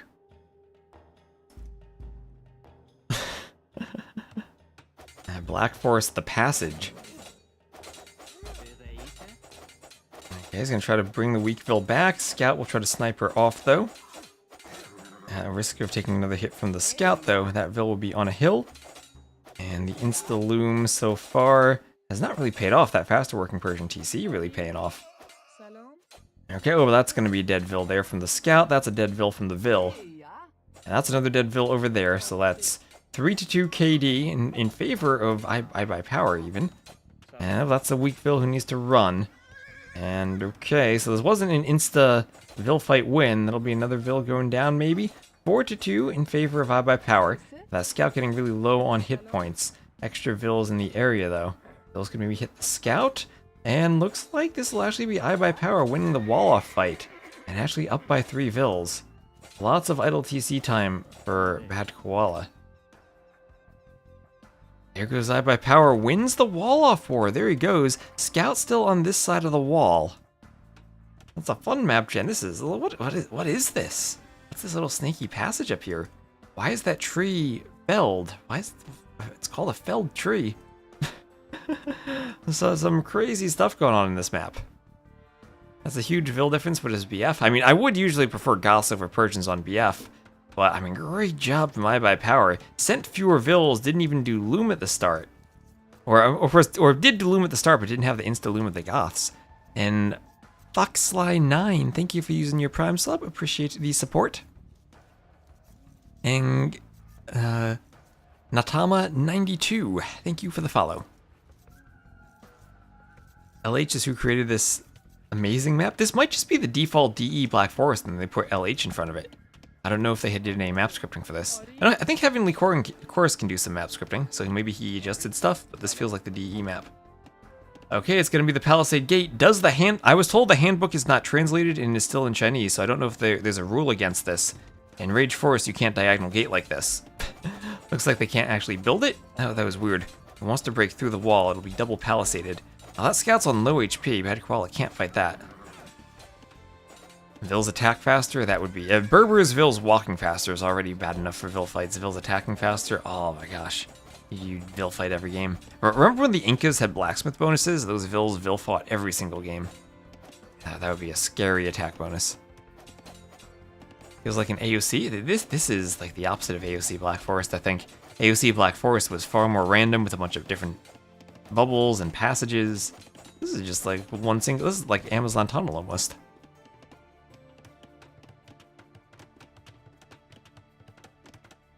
Why can't you gate like that in Black Forest? It's just a rule in Rage Forest that they play you can't do a gate like that in the wall-off fights as the scout goes down. So diagonal gates are different in DE than they were in the original game. One, you can rotate them. You use the mouse wheel to rotate them. And two, the corners are filled in. Originally, if you placed a diagonal gate, the corners would not actually spawn in until the gate was finished. So you could actually walk through the corners. That was changed at some point in DE. They did a couple patches for that. But you can still build them diagonally over walls, which I think is maybe just something the game should maybe prevent instead of having rules for it. But yeah, the Black Forest players usually play without that, but it's up to the tournament to determine if there's a rule for that or not. And from what I've told, the handbook is not translated and still is in Chinese, so I have not read the handbook myself.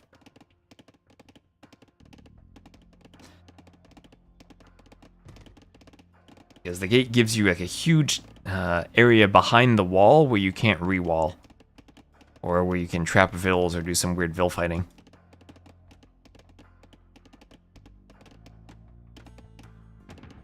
Goths are doomed, really. Well, down 4 vills. Definitely the better economy for the Persians. I would still usually favor Goths on Black Forest.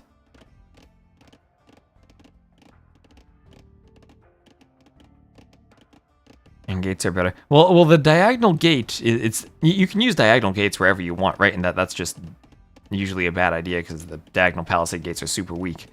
But specifically, it's the diagonal gate behind a wall to prevent re-walling. That's the issue there for the Rage Forest players. If you have 2 tiles of palisade here, you can still build the diagonal gate. And that's something where maybe that could be changed and that could maybe be disallowed. So I think usually you can't construct buildings behind diagonal walls like that. So I think that's more of a game engine thing.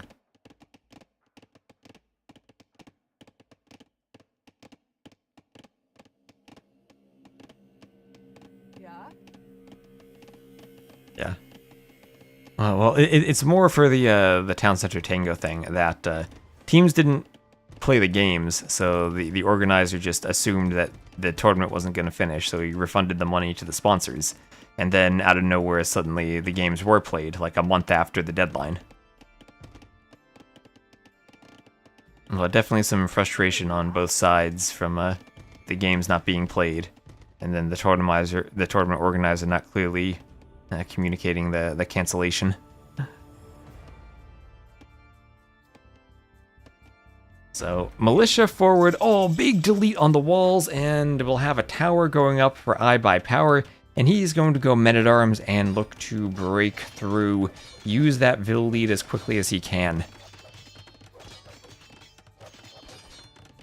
Just due to how tiles are made, even the reason why you can tower hop on Arena. Well, the diagonal walls themselves are a special case, where you actually cannot tower hop over a diagonal wall. It needs to be a wall and something else, like a wall in a house or 2 houses, a wall in a gold mine, or a wall in a gate. The original AOC Arena, you could just tower hop because the gates spawned in the corners. In DE, the gates spawn in the middle of the walls, so you do consistently have 2 wall pieces on the corner. Occasionally, you'll have a short wall where you still could tower hop, where you just get the gate on the corner. But now the gates spawn in the middle. So, Men-at-Arms break in. I buy power is looking to go for a power surge push. End this game in the feudal age. Arson Men-at-Arms. Does he have Arson? He does have Arson Men-at-Arms. Not even bothering for, like, forging. This is going straight for Arson. And now Persian Men-at-Arms. If we see Persian longswords, that would be amazing.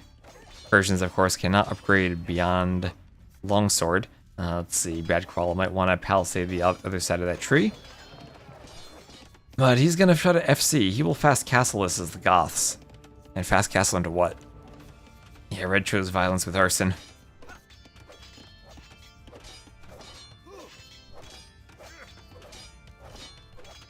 Now repair the palisade. As the Men-at-Arms come forward.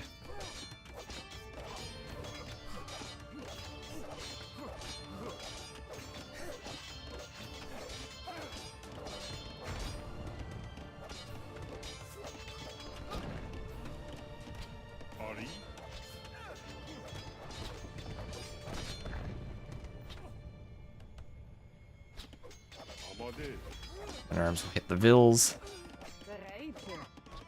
The Vils will go down.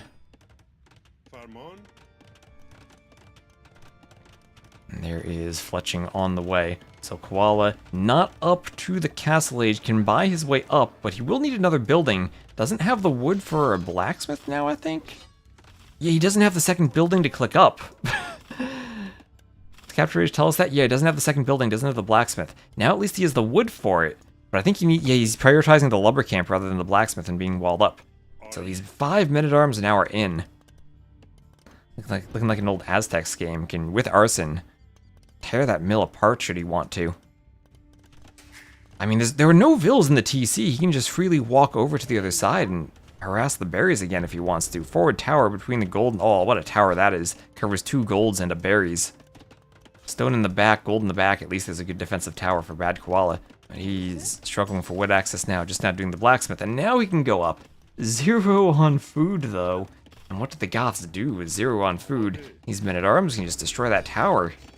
5 men-at-arms will tear that to shreds, especially with an archer there. Bills can try to fight and repair. Just need to stay in the minimum range.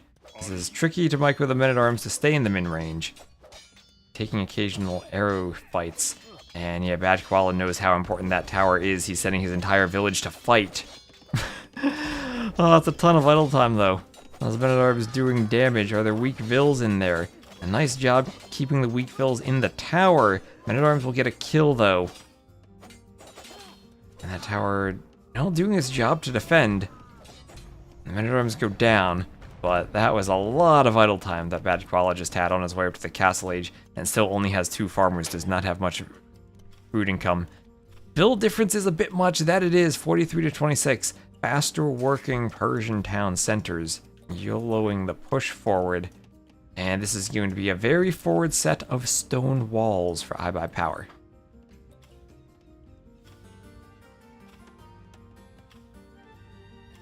Even doing a gate in it. And he's got more archers ready to hoover their way forward. He's not going to be up for a while. Well, then not like Bad Koala is going to be able to pressure him.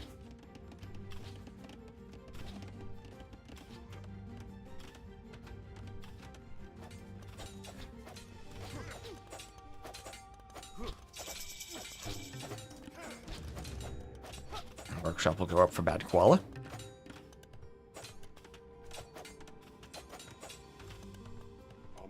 Archer is going to run under the TC, take some arrow shots.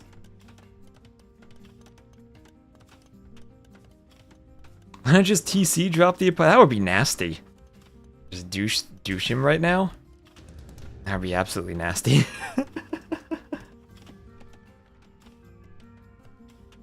I mean, the way iBuyPower is running this, he's still feudal. He needs to click up. But he could Castle Age TC drop him. Is that a walled-in relic in the north? Yes, it is. Bad. Is this not played on Explored? What's he doing walling there? Is he just preventing him from stealing the relic? His wall didn't get started, so it's not even gonna prevent anything.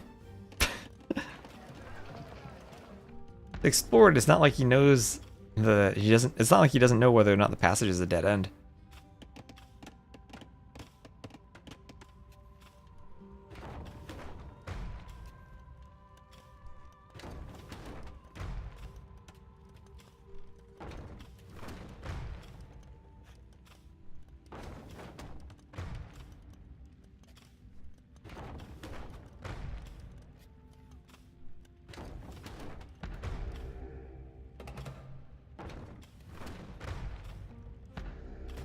Scorpion will come forward and hit the tower.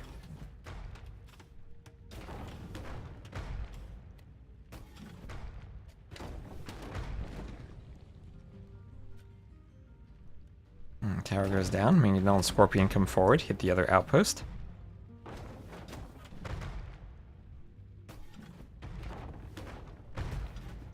The lead feels like iBuyPower can afford to delay Castle a bit. Well, won't have to delay it too much because he is up. And, well, it's just going to be Siege here from Koala. So, can we afford TCs here? Oh, he's walling the passage. Oh, wait, look at that, look at that. This is a stable. The archers, they're looking for something up here. Not going to find anything. This is a complete Jabate wall from Bad Koala. iBuyPower is like, I'm going to find some vills hiding up here. He walled himself in. But no, nothing up there. Absolutely nothing. But double stables right here. I don't think Bad Koala has scouted that. No, he's not aware of it. The walls can't see it. The outpost can't see it. He's gonna think, oh, he stonewalled me here. I'm safe behind this. I'll do a TC, but this can just be a good mini boom into a night push. Or even into light cap. People do light cap these days.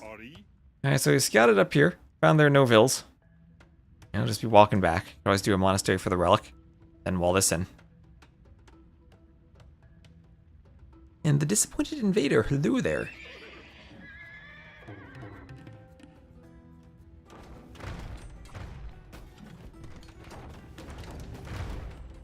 So workshop there for iBuyPower.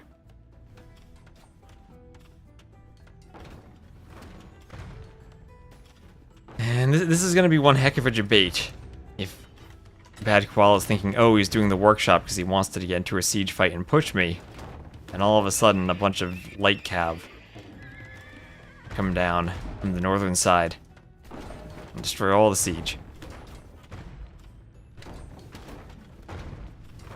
So much for a peaceful game.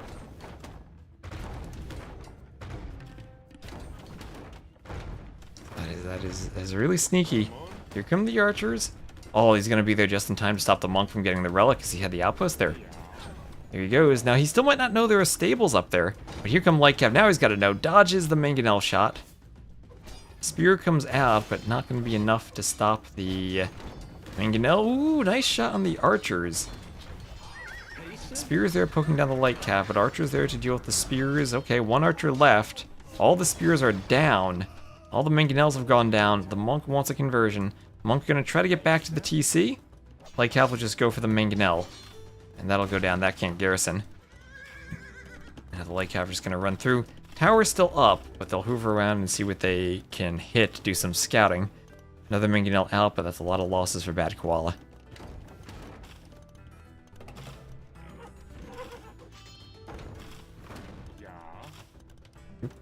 And there go the monks. So hops inside the TC too. There are two monks there. Who's iBuyPower? He is iBuyPower. Probably not as well known as the other Chinese players, but he's a high-level player in his own right. And then forward castle, mangonel is destroyed, so it can't one-shot the castle. And if we see war elephants, that would just be the icing on the cake.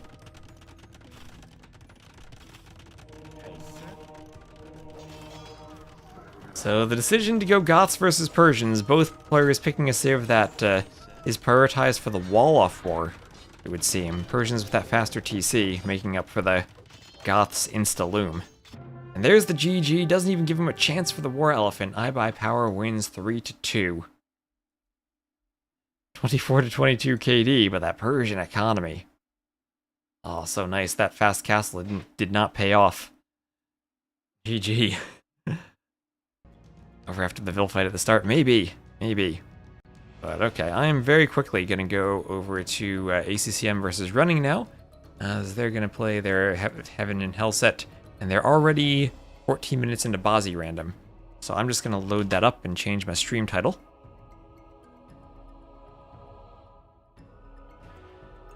So excuse me for a moment, I'll settle with the overlay afterwards. Oh, and what is this? It's like Mediterranean. Okay, and they start with a longboat. Oh gosh, it's purple versus cyan. No, they start with Leif Erikson. All right, let me update the stream title. I'll try to catch up to real time here. This is ACCM versus Running. Then update on Twitch, update on YouTube.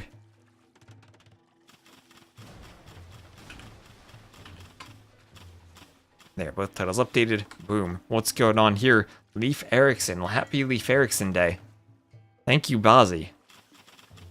Oh, there's hills. There's hills for Leif Erikson. The fishing ships go down. He heals 30 HP per minute. And he's got 320 hit points. So lots of armor, too. Lots of attacks. Okay, they're both up to feudal. I don't think they can fish with Leif Erikson out here. They also have a monk. A feudal monk. Wonderful. So Leif Erikson and a monk is what they start with. Scout's gonna have a scout fight. Running wins that. Mongols versus Koreans. So Korean's probably the better water civ for ACCM. Oh, and he's doing one of the crappy turtle ships. How do these things do against Leif Erikson? I have no idea. This thing feels like he needs ballistics now. Well, he's repairs on Leif Erikson. Turtles hits the Vils. Okay, now we're back to real time. The turtle is microing against Leif Erikson. Leif Erikson can run away and heal if he needs to. Does he need to, though? Yeah, he does need to. He needs to heal a bit. Okay, so new turtle ships. Only I'd be happy with it. They did the turtles dirty. These updates. He was careless with his leaf. And his leaf was raked by running.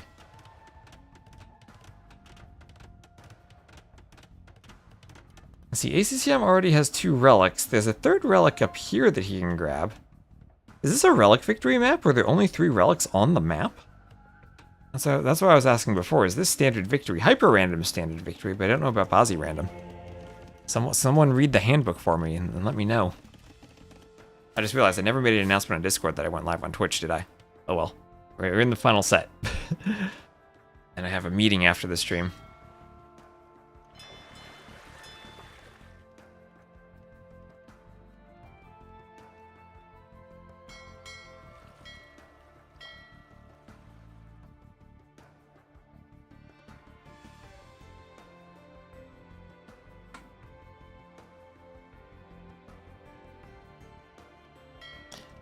That turtle.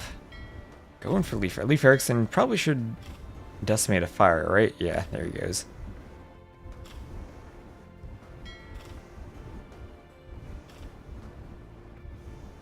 So 4 relics to 1, okay. Not relic victory situation then. Running did get a relic and Running's on 5 TCs. ACCM adding in his 4th TC.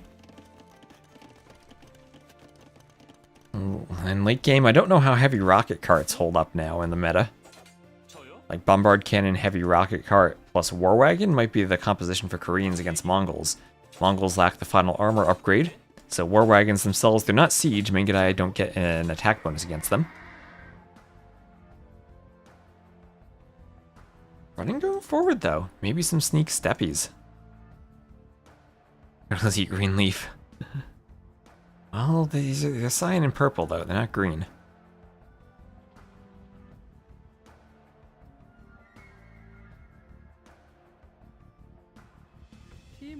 I'm gonna come over for the Vils.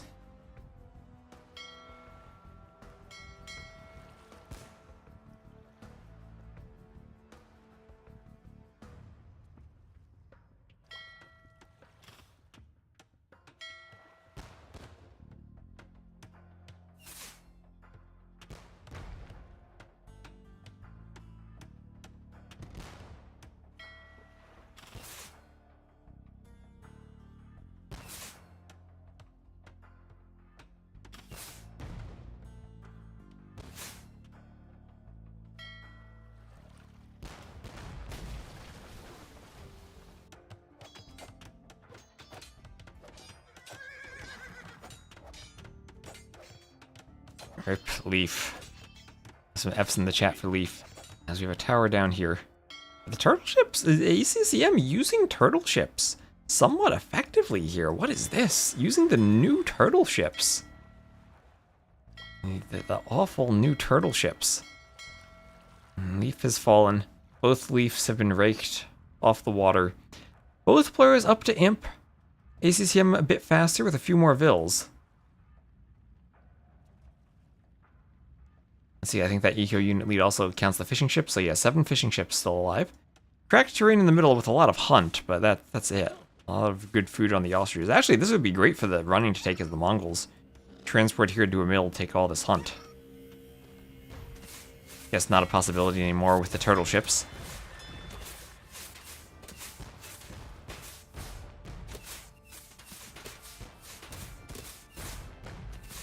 Vikings don't have fire, so turtles are better in this matchup. Well, remember, there's no Vikings here. That's just the hero they started with. It's Mongols, Koreans. The Mongols do indeed have fast fire ships. No dry dock though, so they don't get. They're not the fastest fast fire ships in the world, but All the upgrades you'd normally click in a 1v1 they have.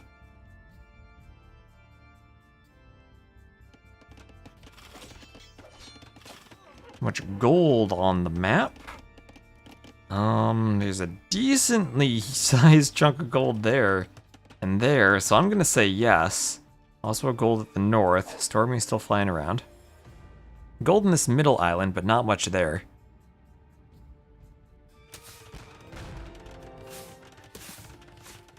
I mean, the way this map plays out and the fact that it is ACCM, we could be in for a long game.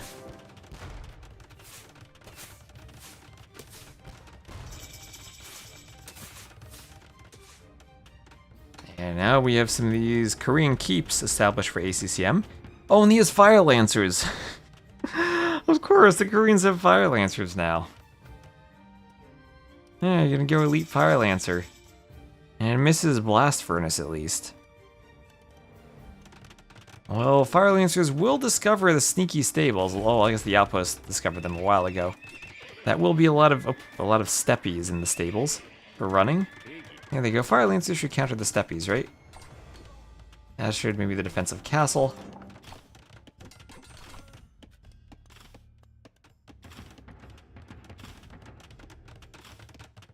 We're barracks going up, and it feels like ACCM is ready to repel this raid.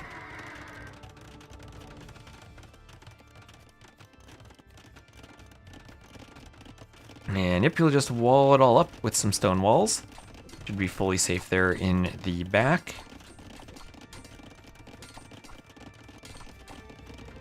Forging for running. Description chemistry for ACCM. It feels like ACCM has the map control now. Has the relics, has the water. Also has the steppies as he gets conversions. 3 conversions. And then some Fire Lancers along with the steppies to help finish this off. Fire and Step Lancer. Now that Treb is deployed and starting to hit the stables. More Fire Lancers out to try to help against the steppies. That Ville's ever picked off, that'd be great for ACCM.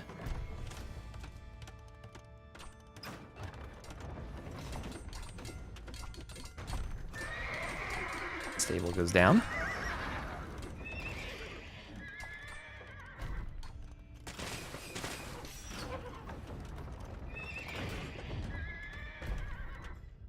Stable getting tribbed.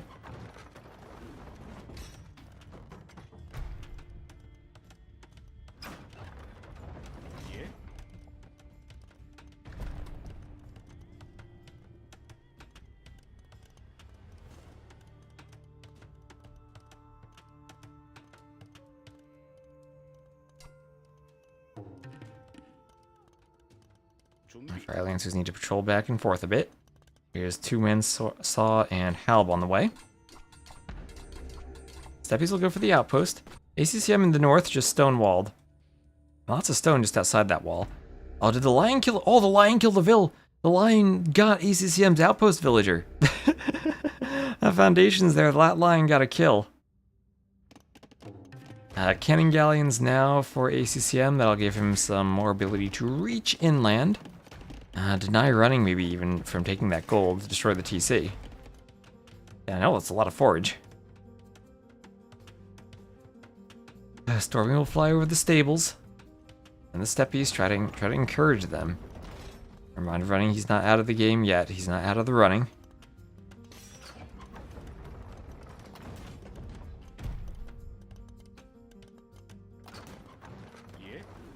And just waiting for the Fire Lancer Halb combination to come forward. Armor for the infantry, Blast Furnace attack for the steppies. And also Elite Cannon Galleon on the way.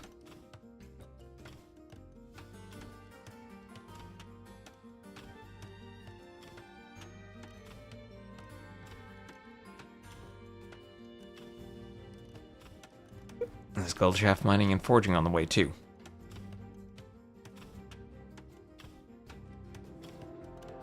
And ACCM wants another castle, keeping this area safe.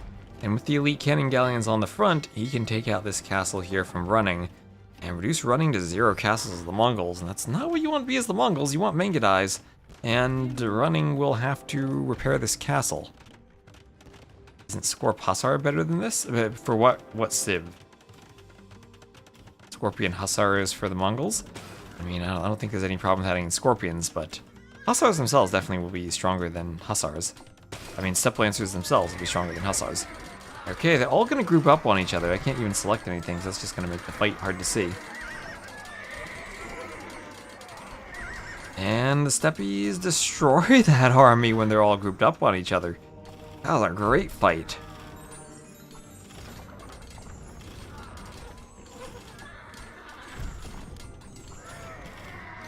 Tesla takes out the halbs. Steppies go for the halbs, go for the trib maybe.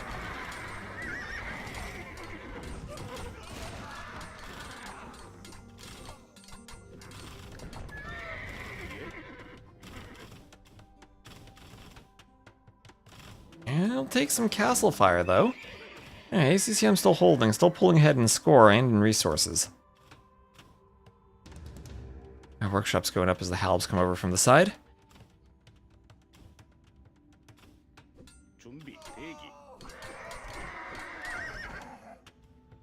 Steppies kill some villagers. We'll do a nice patrol dance.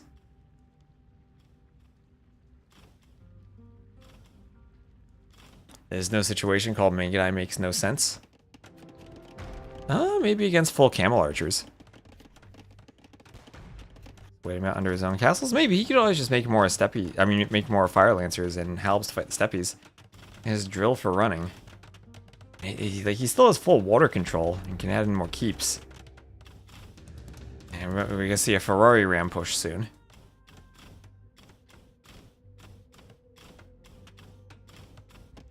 Now running still has a ton of gold that he can't access because of that cannon galleon and navy control that ACCM has. Only 3.2 stone. Well, that's a lot of stone for more Korean towers. Are bombard towers better than keeps here against all the Steppe Lancers?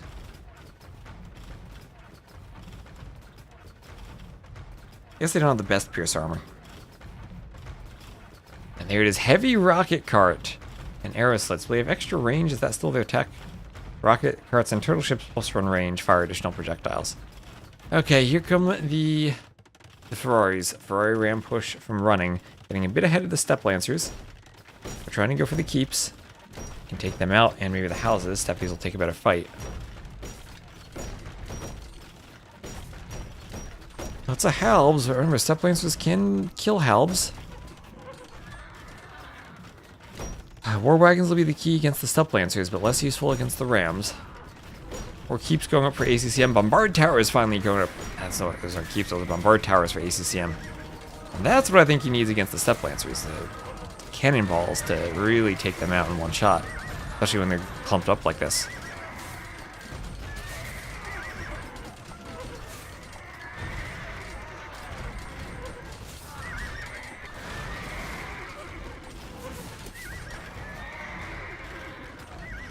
Rams still want to push forward. The Lancer's gonna get some hits everywhere on the towers on the Rams. Our tower is in the back. And Steppe Lancer numbers are thinning though. Running's not gonna have resources to replenish his army. ACCM will take the game there. Steppe Lancers finally melting under all the towers and castle fire. Do they do splash damage? With the Byzantines' unique tech they do. I don't think they do otherwise. So GG. ACCM holding on. Interesting Leif Erikson. And finally we see the Mongols losing a game on Bazi random. They've been pretty dominant on the map. Alright, so this is a scoreboard we need to update. ACCM probably on the left. This will be running, this will be the quarterfinals. This will be the Heaven Hell logo up there. And get rid of the drafts for now. There we are, and let me see if I can find these drafts on the dashboard. Should be able to, no problem.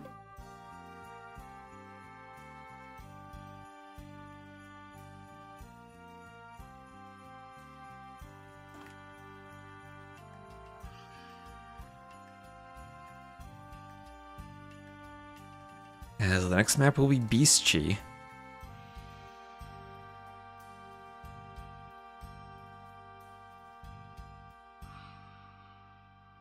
get the maps up.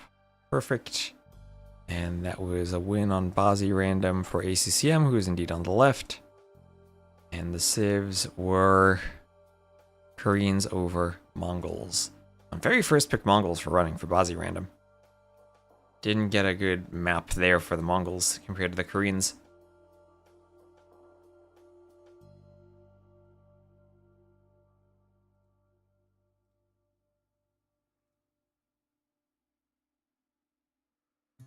Treb felt like an obvious addition? Yeah, but he went for the sneak stables, right, and didn't have the castle there. He only had one vill. Yeah, that is true. It did feel like maybe the Trebs were missing from that push to actually push the castles, and just had to go for the Rams instead. As good as Mongol Rams are, it was into a full melee composition, right? So kind of tricky to pull off the Ram push.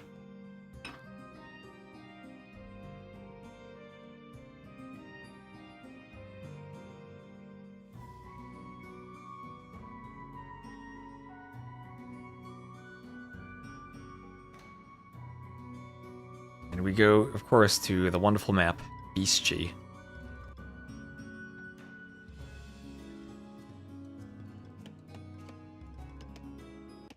Oh, did he get a random pick? I guess so. That's a middle of the draft random pick. Alright, so welcome to Beastchi. We'll have a whole bunch of bears in the middle. Cows at home. Cyan Khmer for ACCM to the northwest. Purple Jurchens for running to the southeast. Each player will have a neutral market in the corner. That market is very well walled off. Only a narrow passage there for ACCM. He needs to do a lumber camp and chop through to there. Or ballista LE cut or something. Yeah, I know exactly what you mean with the red die. That was a random pick, so I guess he must have ran out of time in the middle of the draft. So what do we think of this Civ matchup, chat? What do we think of this Civ matchup? Also, before I forget, let me just do a shout out to John Slow. Also, hello Mouse Puddles. And Tram Hijacker. And Google Fee TV. They eat every army, but they cannot eat the castles and towers, right? Give another shout out to John Slow.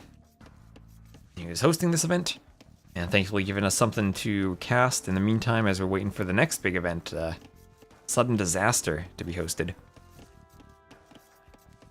Yeah, I mean, I've been told that Jurchens have a good late game. They do have Fire Lancers themselves. Let's see, they attack 20% faster, so that could be good against the Khmer Elephant plus Light Cav. They'll have, what, Thunderclap bombs for their heavy rocket carts with Siege Engineers, so maybe a good counter to Ballista Elephants. I don't know how good the Iron Pagoda is. I've not really seen it yet. Meat doesn't decay. That'll, for hunted animals, I guess that helps. Yeah, I've not figured out these civs either.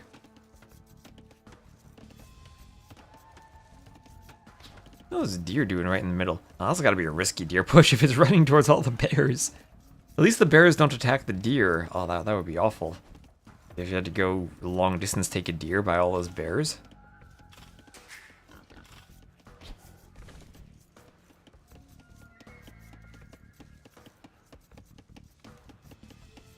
You grenade the bears. Maybe. I mean, could go for the Grenadier push in the Castle Age, I guess, but I don't think that would work. All the push through the middle Castle Age strats I've seen have failed.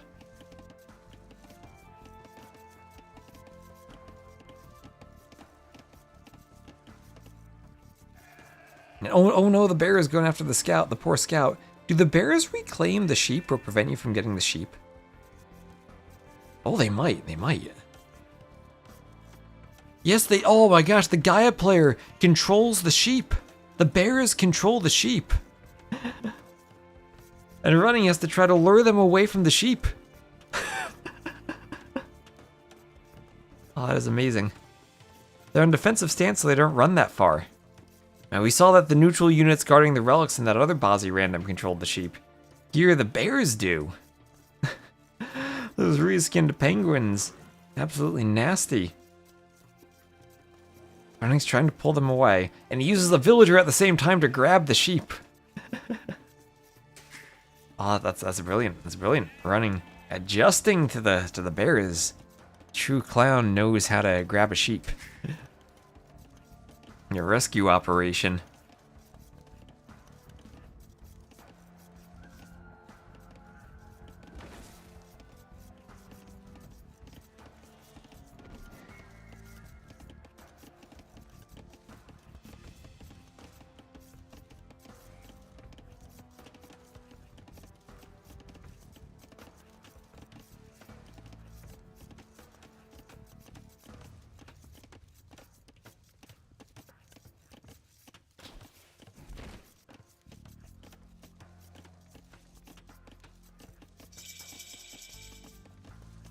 And as you see, I'm up to feudal.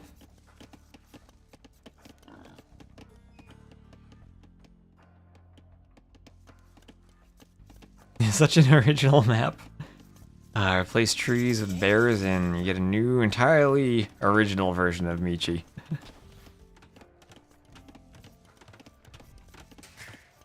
I enjoy normal Michi too. Imagine Beast G in a team game, like 4v4 Beast G. I'll have to try that out sometime.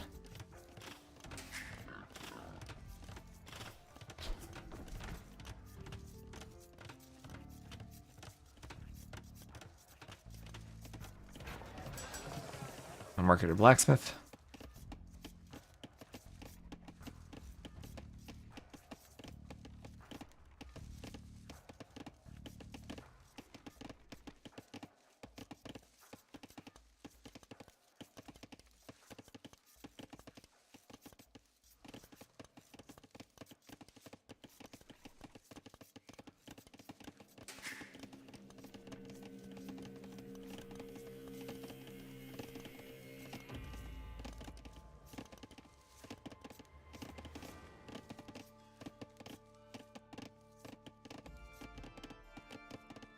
And horse collar, castle age on the way.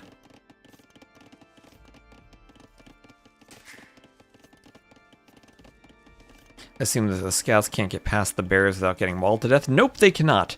These bears are reskinned penguins that attack scouts. As you can see, the bear there chases after that scout for a bit. Now these are all on defensive stance, so they don't chase forever. They do chase for a good bit. Oh, right there, I'll see it again. Skeletons, I guess, roughly give you a distance of, hey, you gotta avoid this area because the bears stay on it. It's like, remember those anti-sea bear circles? It's like the anti-bear non-skeleton area. They won't chase you beyond the skeletons, roughly.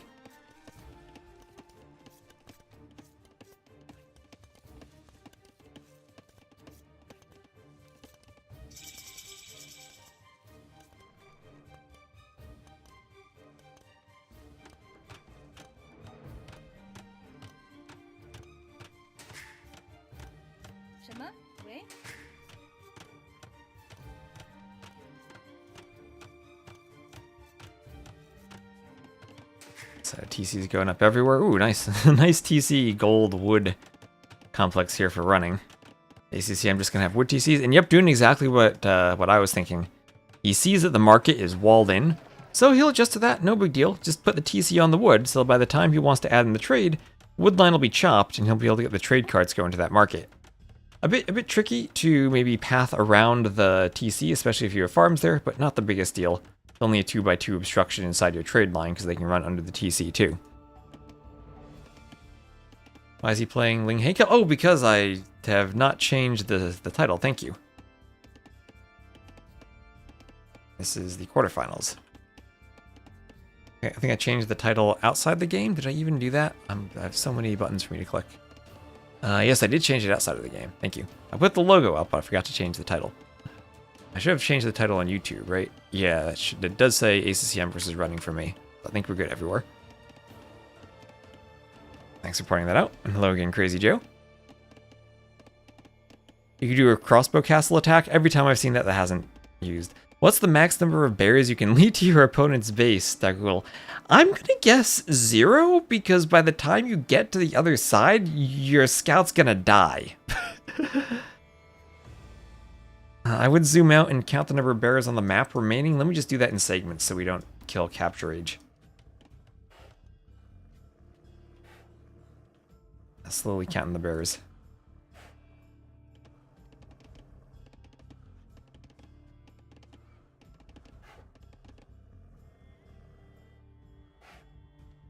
So 861 bears left. And if you could lure all of them somehow, they're on defensive stance so they don't chase you that far too. But somewhere between 0 and 861. Where is heaven, where is hell? So far all the maps I've seen have been heavenly.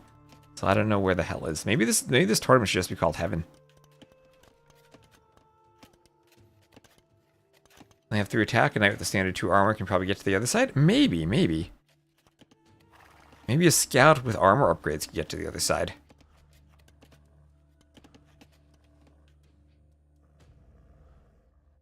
So 4th TC for ACCM, he'll build it on the golden stone in the back.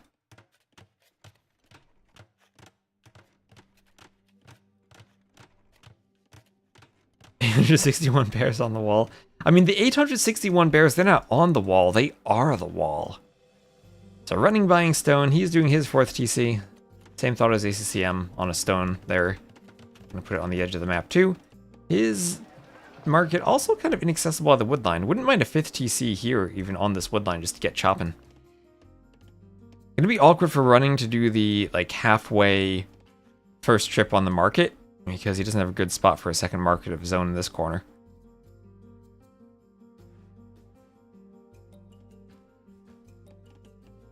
Thank you very much again for using your Prime sub. I really do appreciate the support.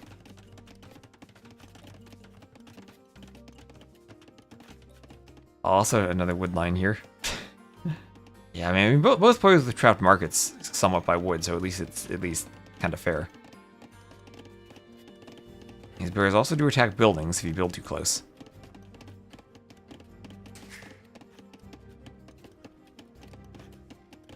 And Zru, thank you very much for using your Prime sub.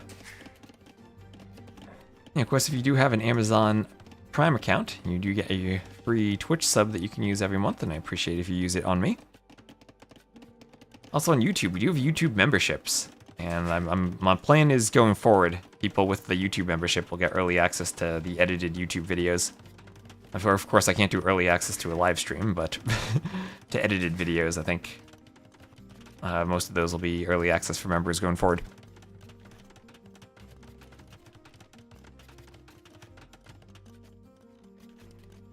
So 5th TC for both players, running slightly later on his. And you can see that earlier TCs giving ACCM a bit more of a villager lead, but not all that much. I guess even with Wheelbarrow, running closes that gap a bit. I think the Bears will win. Ornley would love to see that if you were talking about Chicago football.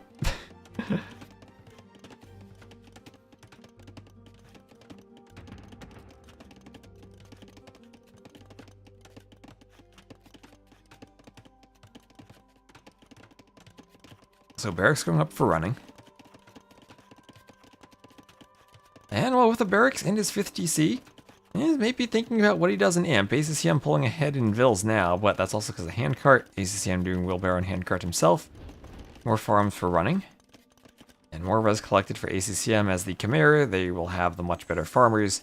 Urchins, they have an eco bonus after their hunt bonus. Their siege and fortification upgrades are cheaper, that's it. So late game ACCM will have the much better farms, and will have, the res collected will be better for him. Which bear is the best bear? Is it the black bear?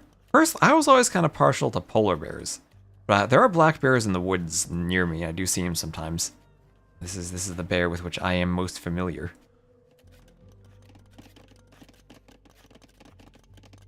So full walls for everyone, everywhere. Houses for ACCM, some stone wall too.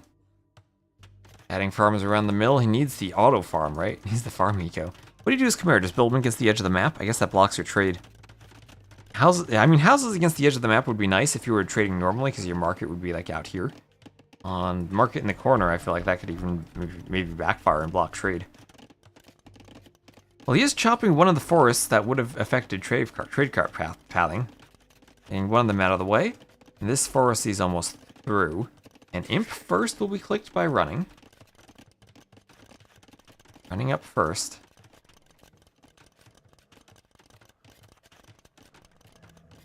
And there's Imp from ACCM.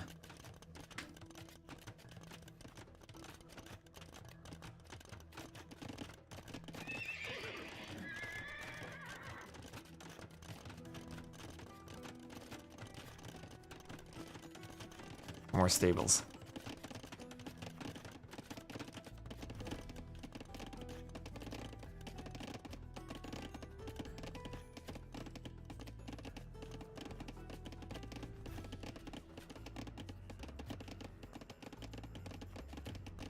No idea which is best, but worst. Worst is the panda. You don't like pandas?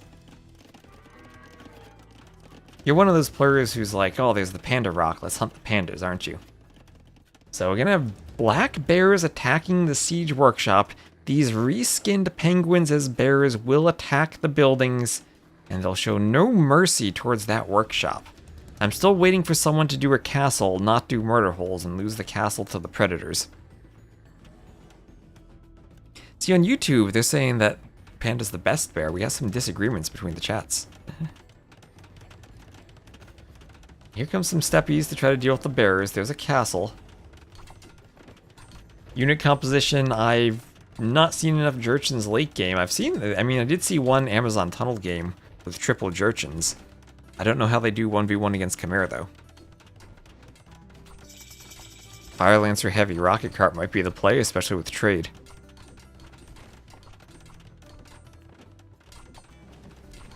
Steppies will be killing some bears.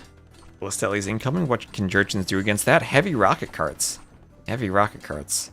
I think Ballista Ellies will be no problem for the Jurchens. I'm more worried about the Hussar raids.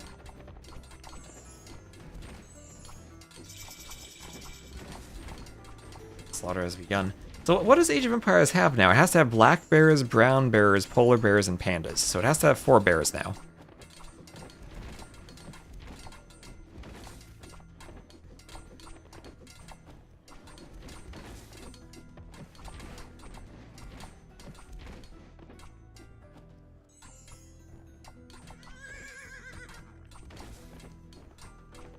Are there pandas? There are. Not as an animal, but there's a scenery object with a rock that has pandas crawling on it. Yeah, I guess they didn't want people killing pandas. Oh, the steppe has so many bears. So all the bears count as kills. Both players fighting through the bears, and now the steppe lancers are through. They're just going to find fortified walls, though. There are no holes in there. And ballista elephants will come forward. Ballista Ellie's even going for these bears, horses, and elephants and bears all fighting. Yeah, these units might be a bit overbearing in the middle of the map. And some quick gates from ACCM, those will keep the steppe lancers out. Steppies will try to fight the elephants. I think the Ballista Ellies should probably win that fight. These things look like such a downgrade without their elite upgrade. They need their elite Ballista Ellie just so they look cool. And heavy rocket cart. Do we have the unique tech? We need thunderclap bombs now.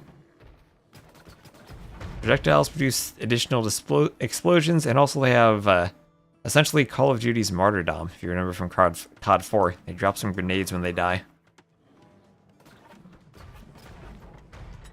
Or Modern Warfare 2 with the death streak.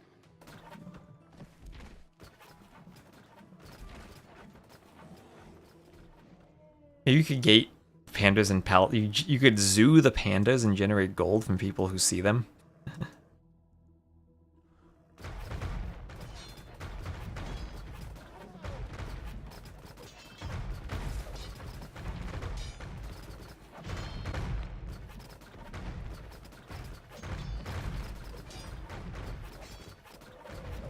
Oh, well, bear. Oh, bear. The bear's gonna kill. The bear's gonna kill the Hussar. There's crop rotation Hussar for ACCM, so it's going to be Ballista Elephant Hussar. We have two different passages being carved through the bears. You see this weird shape on the mini-map.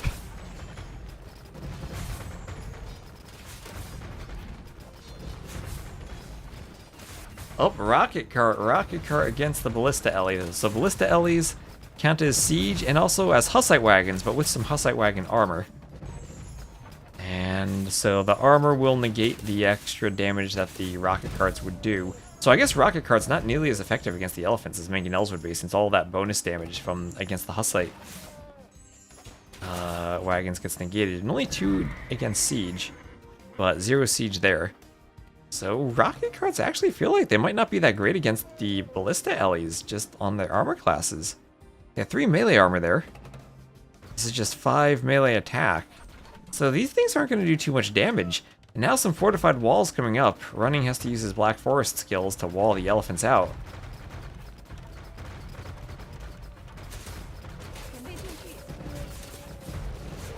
Rocket cart's doing some damage here, but not all that much, honestly. And those walls not up in time. The elephants are through. Steppy's trying to chase with the rocket carts. And meanwhile, in the middle, ACCM gonna build a castle and try to take out more Gaia units. Leaving the rockets. What can they do against this reckless hate? You can ride out and meet it. They'll need to change from defensive to aggressive stance. And the elephants will go down. Steppies feel like they're more effective than the rocket carts. I thought, oh, heavy rocket cart. They're like siege onagers, but not quite against those ballista elephants. Normal battle elephants, that could be your problem. Egyptians probably need some fire lancers there. Yeah, I didn't even take that much damage from the rocket cart barrage.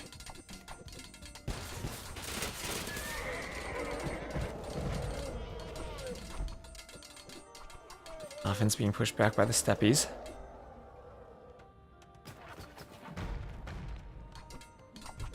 Feeding pandas is very expensive. They lose millions of dollars every year. Whoever captures a panda should lose gold slowly. Oh no. Maybe gain gold but lose food. I think those rocket carts not getting off full barrages. Those elephants just feel like they're avoiding the rocket carts. But the steppies feel like they're killing the battle elephants. Oh gosh, step lancers are insane. So I have no idea how to judge the KD, because they killed a lot of bears each, and that counts. I'll say ACCM more deaths, and they've been elephants, so probably slightly better fights for running, but ACCM a much better economy, and that'll be reflected in the score. Also 10 trade carts to 7.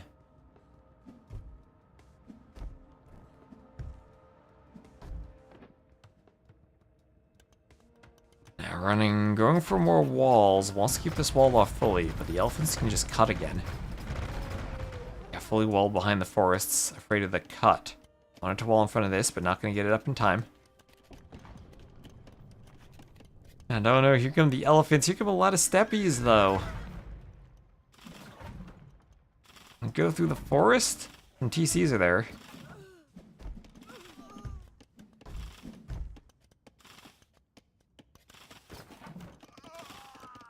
And Vills have to run. Elephants will hit the Vills. What's the Jerchin's answer to ACCM's composition? Monks? What are their monks? No redemption. No heresy, otherwise decent monks. So yeah, I guess monks could be useful here. Running's still trying to defend, but now his eco is just being hoovered around by the elephants. He's dropping a bit in population. He's got 40 idle villagers. Oh, he can't keep his vills working. And now the trade raid. Okay, you can't destroy the market. But he can sit there and go for, don't destroy the forest, that blocks the trade. There you go, that's what he wants, trade carts.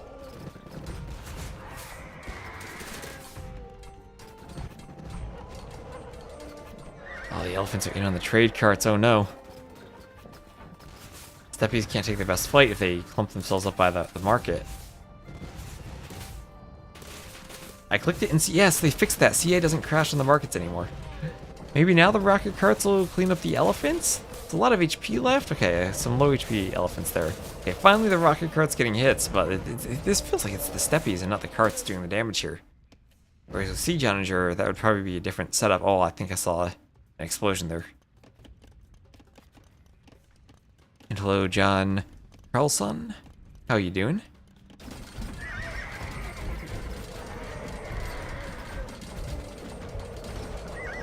So elephants fighting down here is a steppies push. And running feels like he's kind of pushing this back with pure step lancers. 12 trade to 17. As long as he has eco for step lancers, ACCM's gold units feel like they're losing. It's best of 5. Yes, it is best of 5 indeed. Should be 5 dots there, even though I know some of them aren't visible. I wish they were all the same color as this dot. Steppy's putting in work. Also, heavy scorpions. Those will have an attack bonus against elephants. How much? Plus 10 against war elephant. Do these count as war elephants? Yes, they do. What about these? Indeed.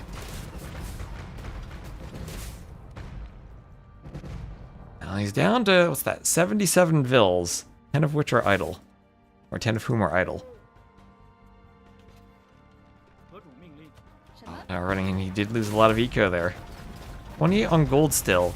Let's see if ACCM can capitalize on this. Opponents would line with sea jellies. That would be a fun strat.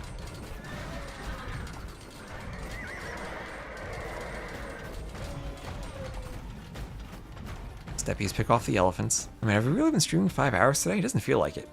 I feel like this has gone by kind of fast. Maybe just because I started early.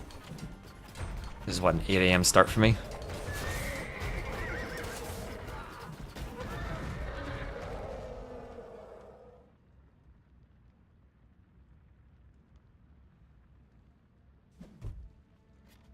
Elephant still in the back, doing some raids on the trade.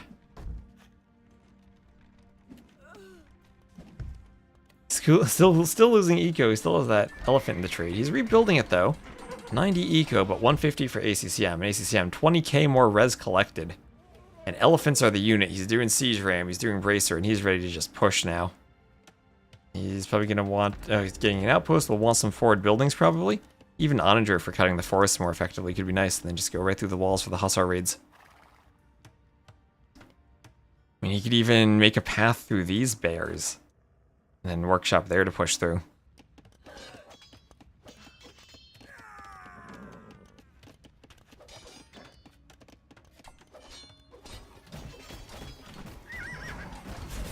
Elephant's still pushing, but at least Scorpions will be decent against the elite battle elephants. Maybe not as much against the ballistas. They do have...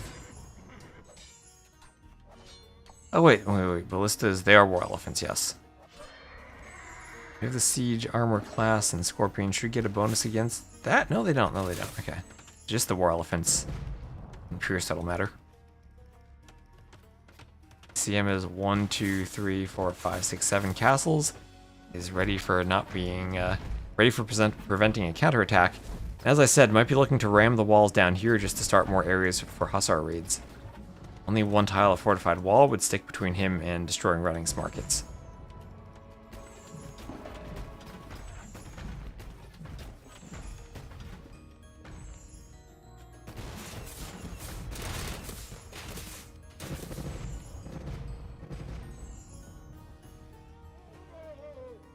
Okay, Monk wants to heal up some of those ballista allies. They are low HP, so that Monk will be valuable.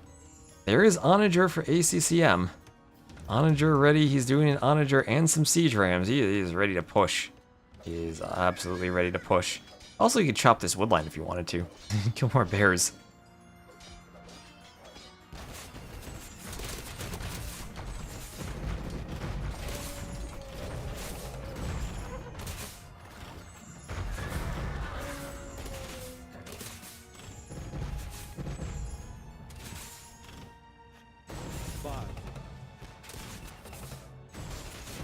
Okay, rocket crit's going down.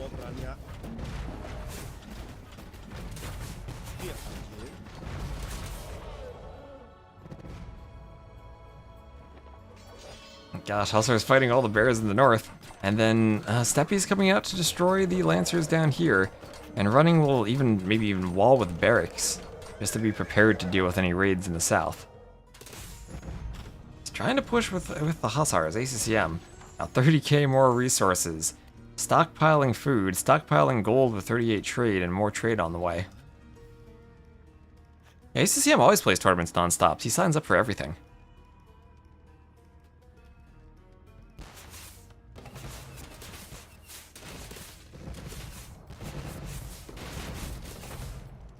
L shot on the rocket cart.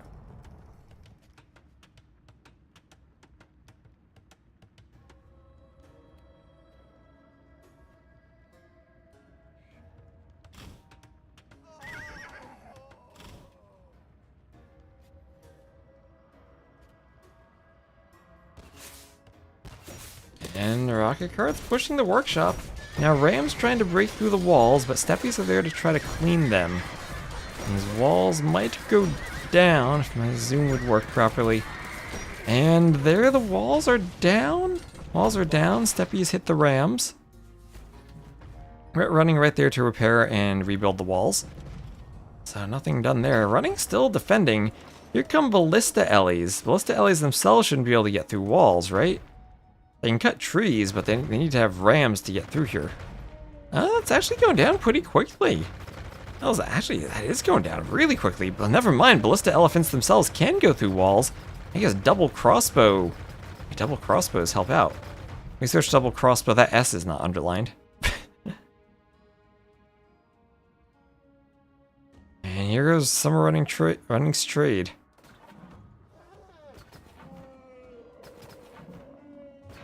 And those elephants can sit there and destroy the market, destroy more trade carts. In the middle, Running destroys the castle, though. He has a few trebs. There's that siege you wanted. And the... Oh, he's going to call the GG, though. Oh, Running, you pushed out in the middle. Okay, I mean, he's down by a ton of resources. But this trade raid, then, is what's doing it in for him. He's down to 25 trade carts, and he'll lose the market. So double projectiles and siege engineers. As soon as he started pushing in the middle, Ballista elephants destroyed the market. Needed extra layers of stone wall down here, I guess. We would like to have seen it going on, but he's going to be out of gold. Right? He doesn't have the production there. He does not have the stockpile ACCM has. So trade raid ends the game. ACCM killed a lot of bears. Much better eco, though, Khmer farms and not being raided. That's 2 for ACCM, so he's on the brink of eliminating Running here. He needs one more win in this best of 5.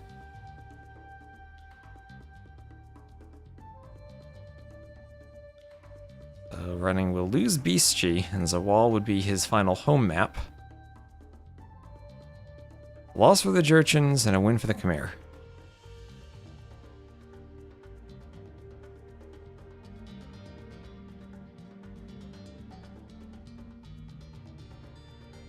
And Zawal indeed will be the next map. Alright, we have a 60-second spec delay. Just gonna open up Capture Age then. And after 5 hours, I'm going to take a quick bathroom break before this game. I'll be right back, just in case they have the Dark Age.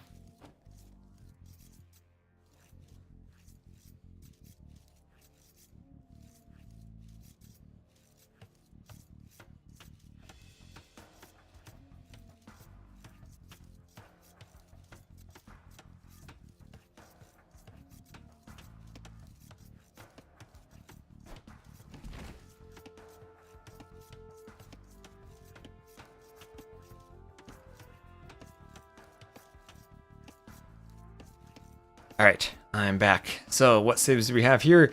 It'll be ACCM playing as the Cyan Aztecs to the northwest, and running as the Purple Portuguese to the southeast. Ooh, interesting matchup. This could be a simple Monk skirm game from ACCM. Monks to defend organ guns. Her cage is so comfy. So, oh, what the heck? This is a lot of double walls on the wall. That can happen in this version. Usually it's single walls, though.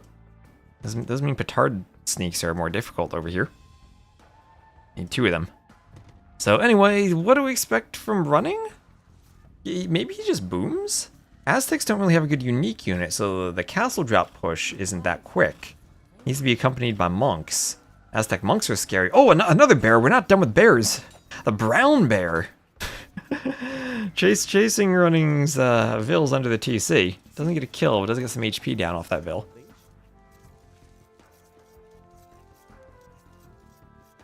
Another Vil from running coming back here for the wood line.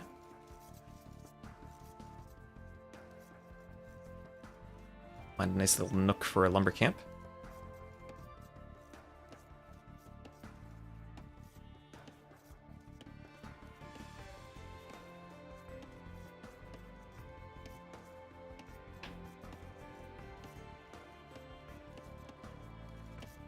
And what is he gonna do to the lumber camp? Really masterpiece the Vils? Oh, don't walk back. Run in there. Yeah, he wants to masterpiece this somehow. He doesn't have the spot for it though. He misjudged. No, running. It's running. Just build it there. You're fine. Yeah, there he goes. He misjudged that. He definitely misjudged that. He wanted to get like a double tile lumber camp, but didn't work out for him. And what's that Vil doing? You didn't lose a board, did you? Okay, no, he's fine. Well, ACCM up on 19 population. What is this build from ACCM? It's the wall. Remember, the Vils repair the wall. I know ACCM knows this. I know he knows this. What is he gonna do? Tower rush the wall?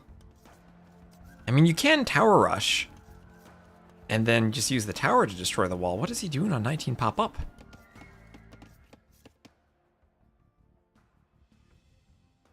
Game pause. Is that ACCM forgetting the map?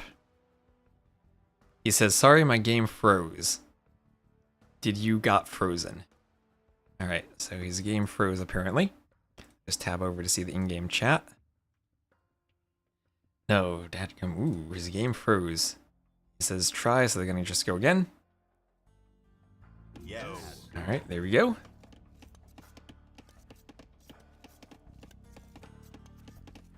Harlan to shoot the wall feels really slow. Well, I mean, it is still a low HP wall, right? It's only 1080 HP. It's only HD resolution.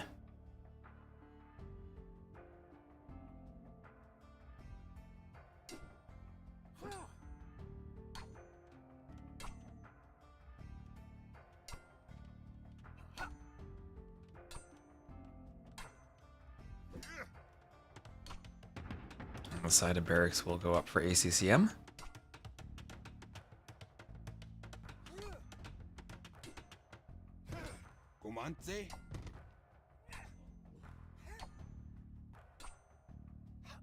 And 2 bears there. Does he have? He does not have loom. He's gonna run into 2 bears. That could be a problem.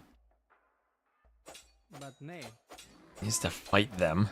Here he goes.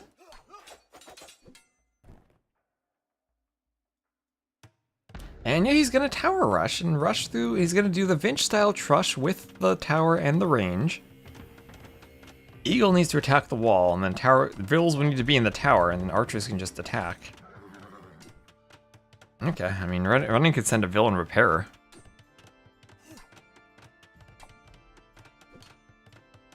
My 768 attack? No. Walls do not have 768 attack. Although maybe they should. Like melee attack to stop the Vils from trushing.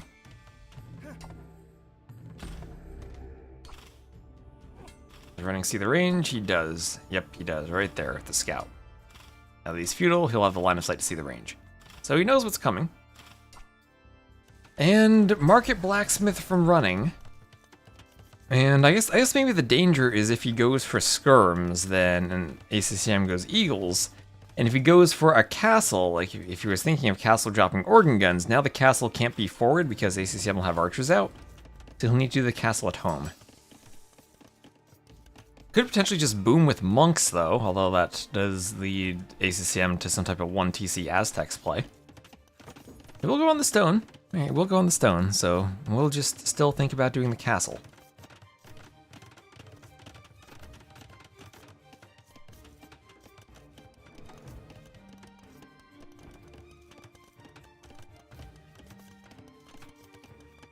Also, welcome to the chat, Macrobean.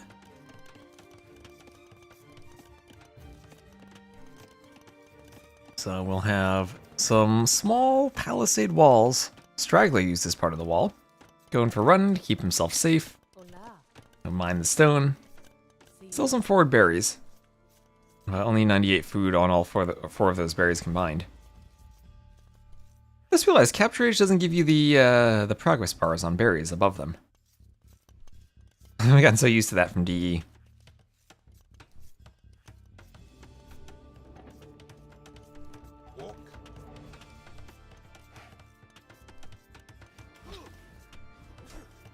The bear goes down. We'll have a forward outpost from ACCM getting some vision. Does he have Town Watch? Where is that? Defensive, no Town Watch yet.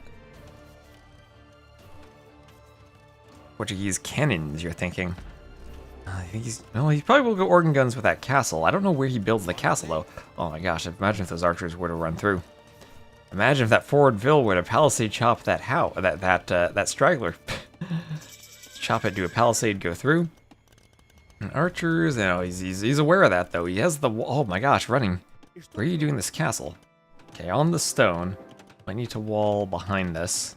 But that'll go up. One organ gun should be more than enough to clean the archers. ACCM not even bothering to attack. He just wants to be like on standing ground to attack the Vils, but didn't bother to right-click a wall. Up as we pause again. ACCM might be freezing again. ACCM says it's frozen. He's trying to type in the chat. So ACCM, his game froze again. Those archers were not quite attacking. And he asks better now. So the ASDAS is ACCM typing the keyboard, and he's going to be waiting to see if the chat message appears.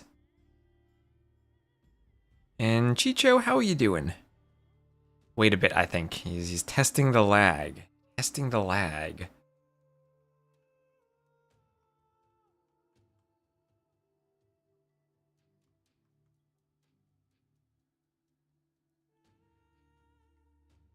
So he's going to hope to play a game without lag.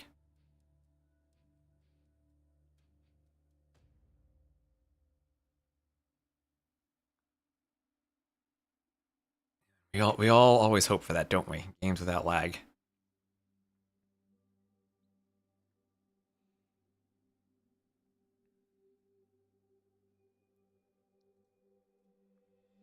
What these panels do we like? Maybe the resource panel? Just these panels have so much information spread around, where really you need like this panel with the military, like the KD, and the military counts, just combined with this one. Combine them and you'd have like the perfect panel in one spot. Alright, so we're getting back into trying. It says try, running says yes. Archers are going to run forward, and they cannot be frozen when they're trying to run forward and run away from the castle. They will dive and run away. And ooh, 2 more archers go down. This is him connected to Mars.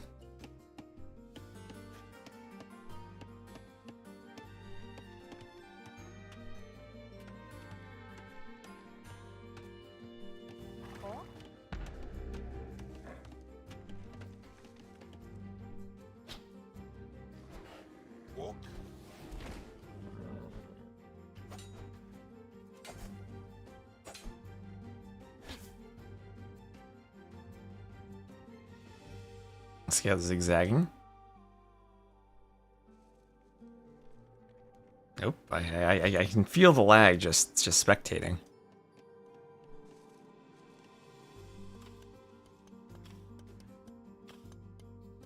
Archer running around.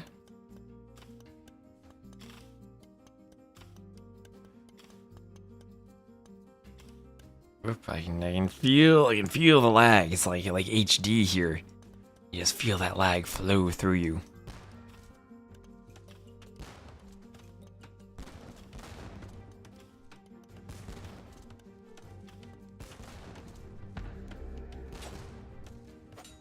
I think ACCM needs galactic internet. I can feel for ACCM. I'm someone who does not have great internet myself. I feel this pain.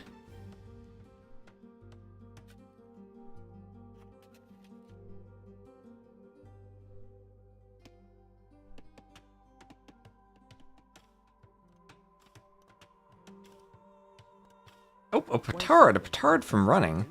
Okay, he's gonna try to open another hole, but this is where I said, like, having the double wall up and down here has to be very frustrating. It makes it so much harder to find a spot for petards. Anyway, when I do the map, I try to make sure it's a single wall up and down as much as possible. There he goes, and I think he'll be able to get through there. Yeah, there he goes. Now he's through. And now ACCM in Feudal has to contend with organ guns. That'll be walls and towers. And, well, what's he gonna do then? Monks? The good thing about the tower rush is that the castle producing the organs is in the back. Maybe he can defend with mangonels because there won't be monks here. But yeah, the organs are just gonna say, we don't care about the TC fire, you can quick wall all you want, we'll just snipe the Vil. We'll just just run around. Okay, one organ gets in. Probably could have destroyed the village, or killed the villager. Organ guns do have a minimum range, and if Vils have wheelbarrow, they'd be faster. Oh gosh, the lack of... if you had wheelbarrow, you'd probably kill the organ gun. Right, because minimum range of 1. That guy will slowly push that heavy organ gun away from the Vil faster than the Vil can run. Oh, the 10% faster 0.88 speed of wheelbarrow would matter here. Now, that's something I just learned. You do wheelbarrow if you're gonna fight organ guns with Vils.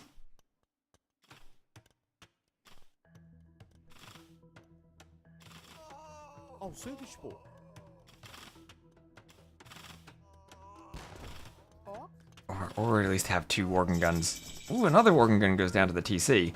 ACCM needing to do lots of quick wall in here. And immediately he goes for the monastery. So not going to be the mangonel defense, it'll be the double monastery defense. So he'll need redemption, and he'll need more towers to defend.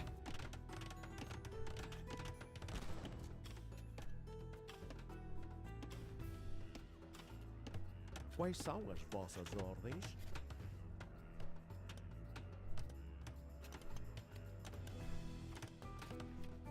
Ao seu dispor. Sim.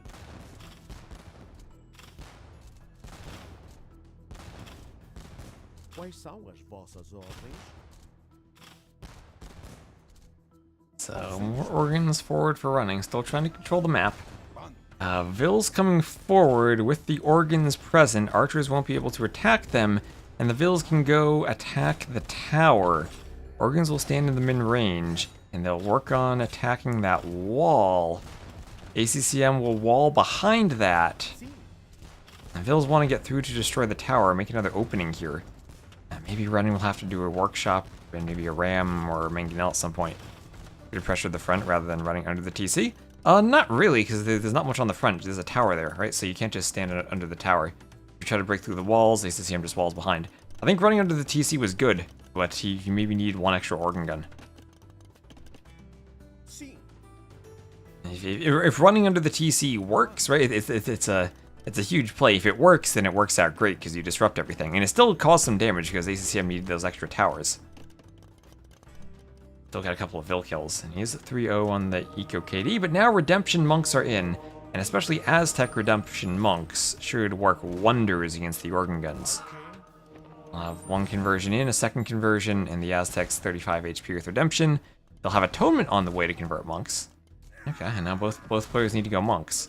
Aztecs, of course, with a full Monastery Tech Tree, and the extra hit points. Portuguese will miss Illumination and Imp.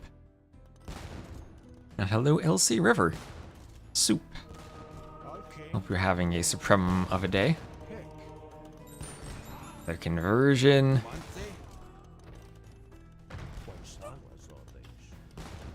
And yeah, running did have to go for the mangonel to clear the tower.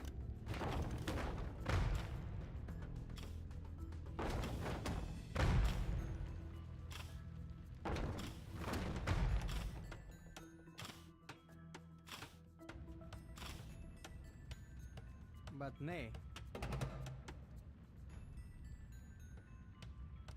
Crazy lag. I wonder if the lag ACCM is having is felt by running at all. That might affect some of the running under the TC. Oh man, a fish destiny, thank you not just for subbing earlier, but also for the follow. Cool monks. Yeah, the Monty Python Spanish Inquisition skit monks getting converted by the Aztecs and then blasted by their own organ guns. So devotion on the way for ACCM. The organ guns continue pushing forward. That's the great monk Michael from ACCM. Conversions everywhere. Is it heresy there? No, not heresy. That's just elites. Elites from running as his organ guns need to live up to his name if he wants to avoid the conversions. It should be red. Running is a purple player. He always picks purple. All those monks, they're continuing the conversions. They're still in the line of sight. As long as the monks keep... Oh my gosh, those monks, they're holding the conversions so far. ACCM, what an amazing job holding the conversions. Capture Rage doesn't even draw the arrow that's so far. He can just swap targets and convert the monk. Yeah, there he goes. Is that going to be an insta? That might not have been the same monk. I see conversion target swapped. Mangonel there. And there is heresy for... You can maybe run away until he gets heresy. Check on Skirms. I know Skirms OP. Okay. So no sanctity even, just atonement redemption. They get to 45 hit points. Here's a conversion. Oh, that conversion coming just before heresy. And there is heresy. Now the monks will die.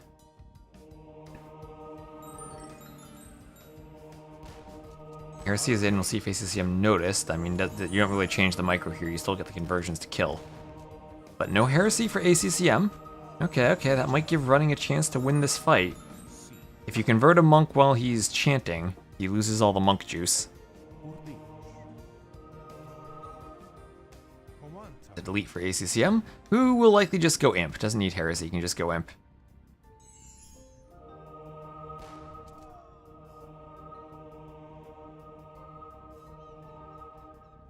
And Don Patopesta, hello there, thank you very much for the sub. That'll be one of our tier 1 subs that counts towards Partner Plus, so thank you very much for the support. Appreciate having your Burgundians knowledge around. Don't have Burgundians, we do at least have a purple player in this game.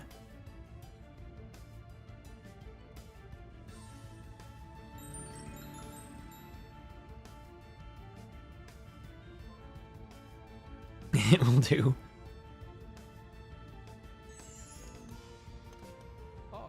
I mean Portugal isn't that far, right? You can take maybe like a day trip. Nice car ride from the region to Portuguese. Were there Burgundians earlier in the set?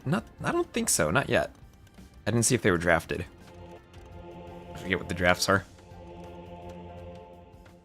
So there's Heresy as well as Imp for ACCM. Oh, one heck of a set of monk upgrades. So both players with Heresy, do we just stop making monks now? Which means Eagles versus Gunpowder, which then means Skirms, which then means like Onager and Cannon? I don't know. Where does this matchup go now? Running's actually ahead in Vils. I mean, if Running ever gets to a point where he can click Imp, he's going to have Pretorius for his eco. So I definitely wouldn't count out the Portuguese yet. Dijon Lisbon is like 1,700 kilometers? Yeah, like I said, a day trip.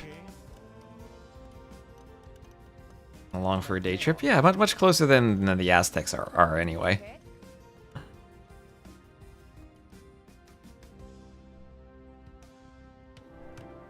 So castle on the way. You just gotta go with multiple people and swap off the driving. It'll go by in no time.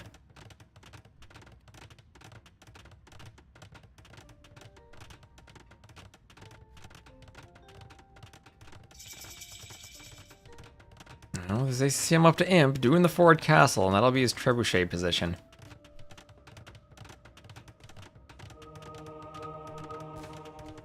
Monks want some conversions on the Vills. Okay, they get 2 kills on him at least. That castle won't go up, but we'll get a monk. We'll get both monks? No, he's just out of range. So with Theocracy, Illumination, Block Printing, the Imp upgrades for ACCM on the monks, those will give him more HP. Then he will be missing only Herbal Medicine and Faith, so his Aztec monks will have 90 hit points. Let's see, what does he have a monk? There he goes. Or will it be 90? He's missing something still. Oh, he's missing Sanctity. He's missing Sanctity. 20 hit points, ACCM, do Sanctity. I guess maybe you don't need it in the monk versus monk war, so he's just conserving gold as much as he can. So, yeah, it doesn't even help against the Mangonels with all the HP they have already. Maybe it would help against the Orcans. Nice, maybe start to the monk fight from running, everything just kind of dying. Running not close to Imp yet. Could sell wood and go up maybe. Probably wants the stone for another castle. Yoxie for ACCM is well. Ooh, double kill on the monks. Okay, running defends, and he maintains his forward presence with the organ guns. ACCM, well, ACCM's problem, he's gonna be out of gold soon. That's his main gold. His other 2 golds are forward. And yeah, I guess he has a castle in front of him? Okay, there it is. There's Running calling the GG. Running's deciding, you know what, I can't go Imp. There's no way I'm gonna make it there in time. ACCM, 3-0 win. Trying to hype you up, Running, saying maybe you had a chance. But yeah, ACCM has gold under the forward castle. That's all the gold he needs. 29 to 14 KD, but 22 to 7 conversions. Better conversions for the Aztecs player. And there we are, GG. Oh, that's the wrong scene there. There we are.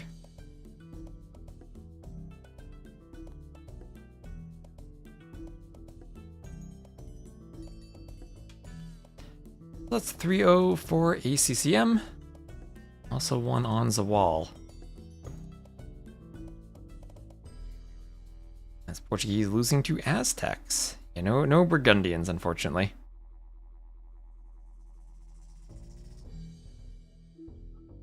AGGM.